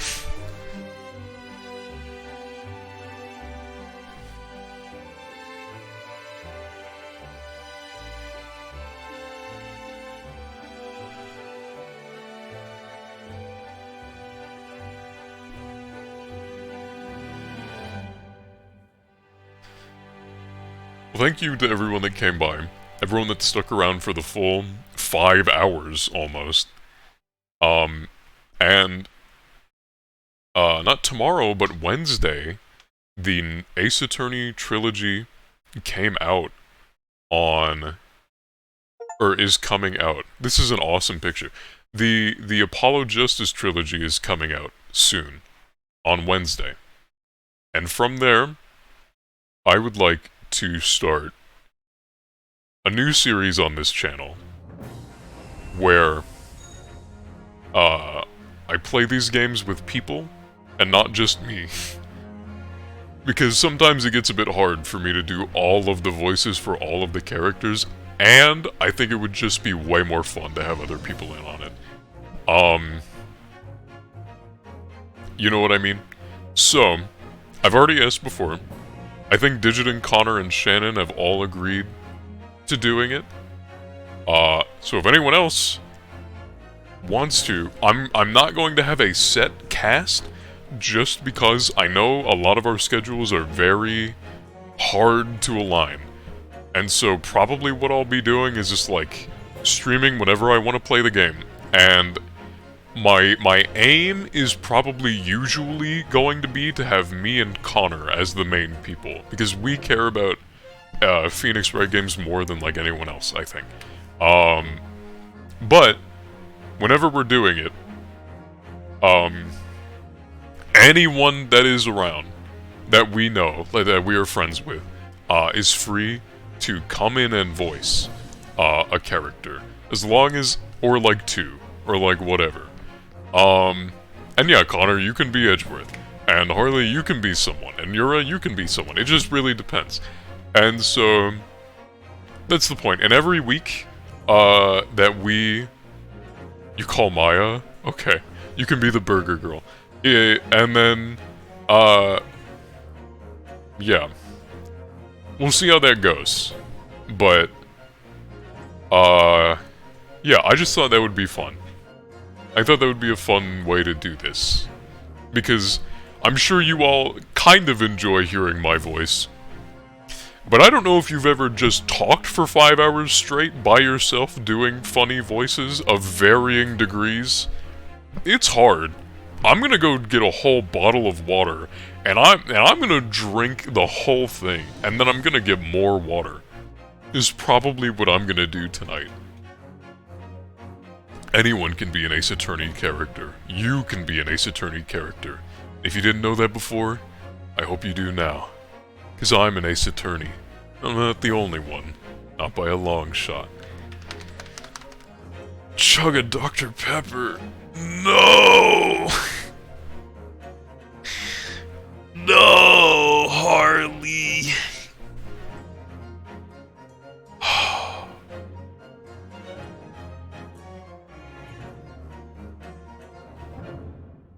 Okay. You're gonna have to give me a minute. I will be right back.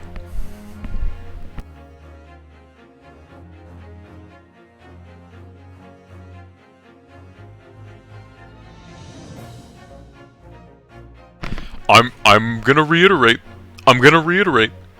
I've never said this before, but this is a new rule. Those are only one a day. We can only redeem one of those a day, because I don't want kidney stones. Alright, I'm gone. I'll be back.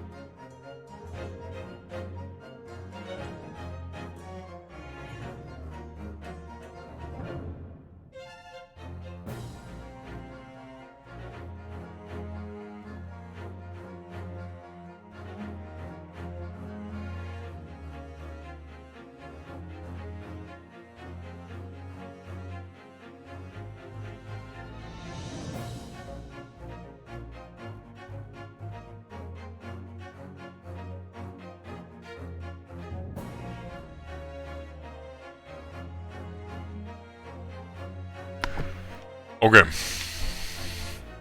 Hello.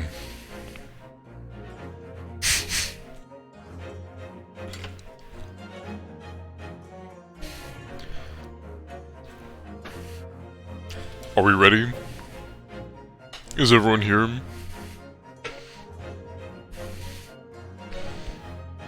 It is time. Hold on.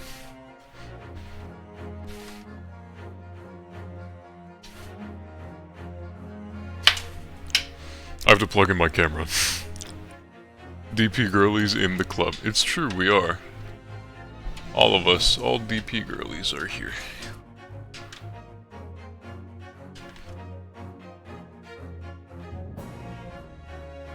And we'll see how that looks, maybe.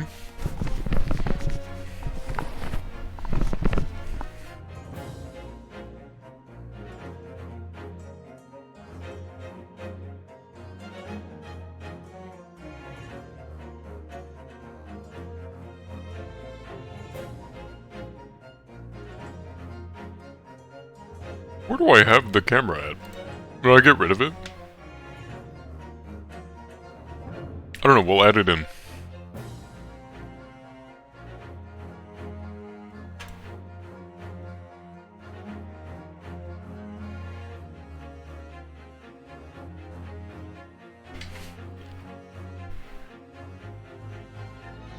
Hold on.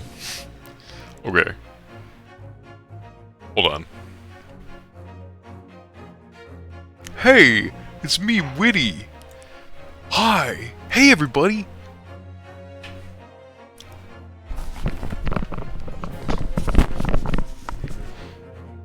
Hold on. This ain't right. Boy, this ain't right. Wee-wee! Yes, wee-wee! Hello, wee-wee. Yay! Hold on. Blurp? Blurp?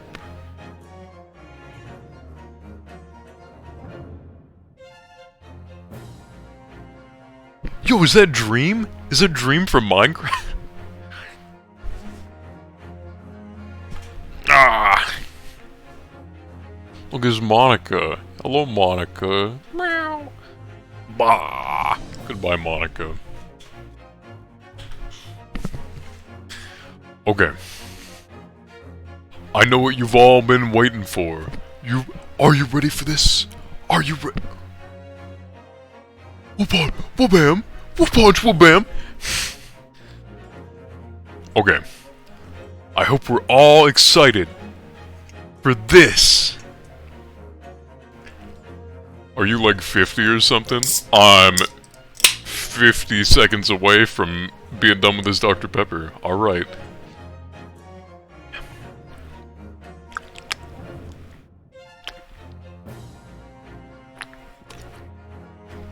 I have no tolerance. I have no tolerance right now. I'm so sorry. I'm so sorry.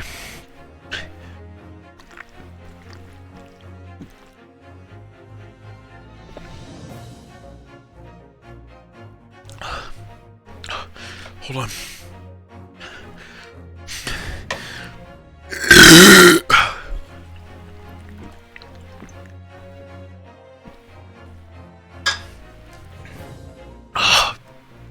That's the whole thing. I did it.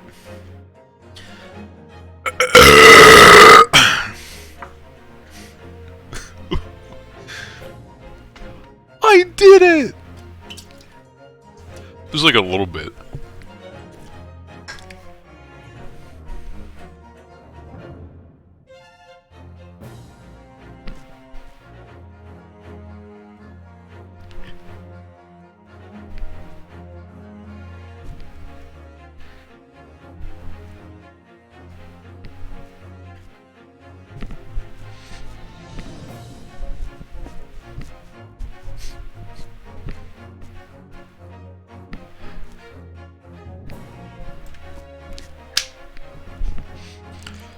Okay, so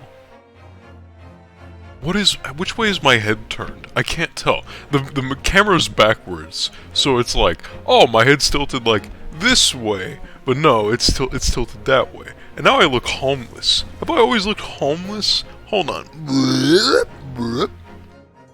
Is this better? What's better?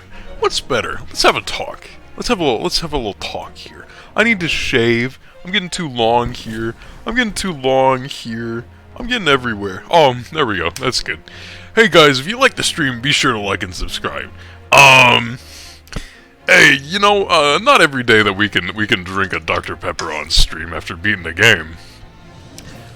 I spend 5 hours playing a game. And you know what? It's the real ones out there that make it worth it. Hey, I'm just saying. Hey, man.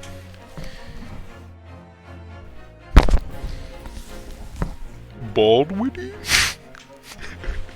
Baldwitty? Oh, man. Hold on, we're gonna do this until I get the funny hair. Are we at the funny hair yet? Is this the funny hair? Am I there? I'm there! Yay! I did it! Okay. Yeah, let me here, I'll turn off the light. Okay. Awesome. I'm gonna close the game. And I'm going to leave you all here. Now. So thank you so much, everybody, for coming by. For the ending of this game. It means a lot to me. I will not be live tomorrow. I'll be busy. Yeah, and then Wednesday, I might do our first stream of Apollo Justice. If not, if you're gonna stream on Wednesday, I'll be there for that instead. If we're doing Lethal Company, I'll do that. And then Thursday is when Yakuza comes out. So I may do a stream of Yakuza. We'll see. Either Yakuza or Apollo Justice, for sure. I may just play I'll probably just play Yakuza on my own time. But I'll stream Apollo Justice, for sure. With you guys. With whoever shows up, guys. At least Connor, guys. Whoosh. Wabam. I look homeless. I may not look like Dream, but I look homeless. Someone get this guy a haircut. Someone get this guy get a razor. Someone get this guy a haircut and a razor. And look at that, his eyebrows aren't even. What's this guy even?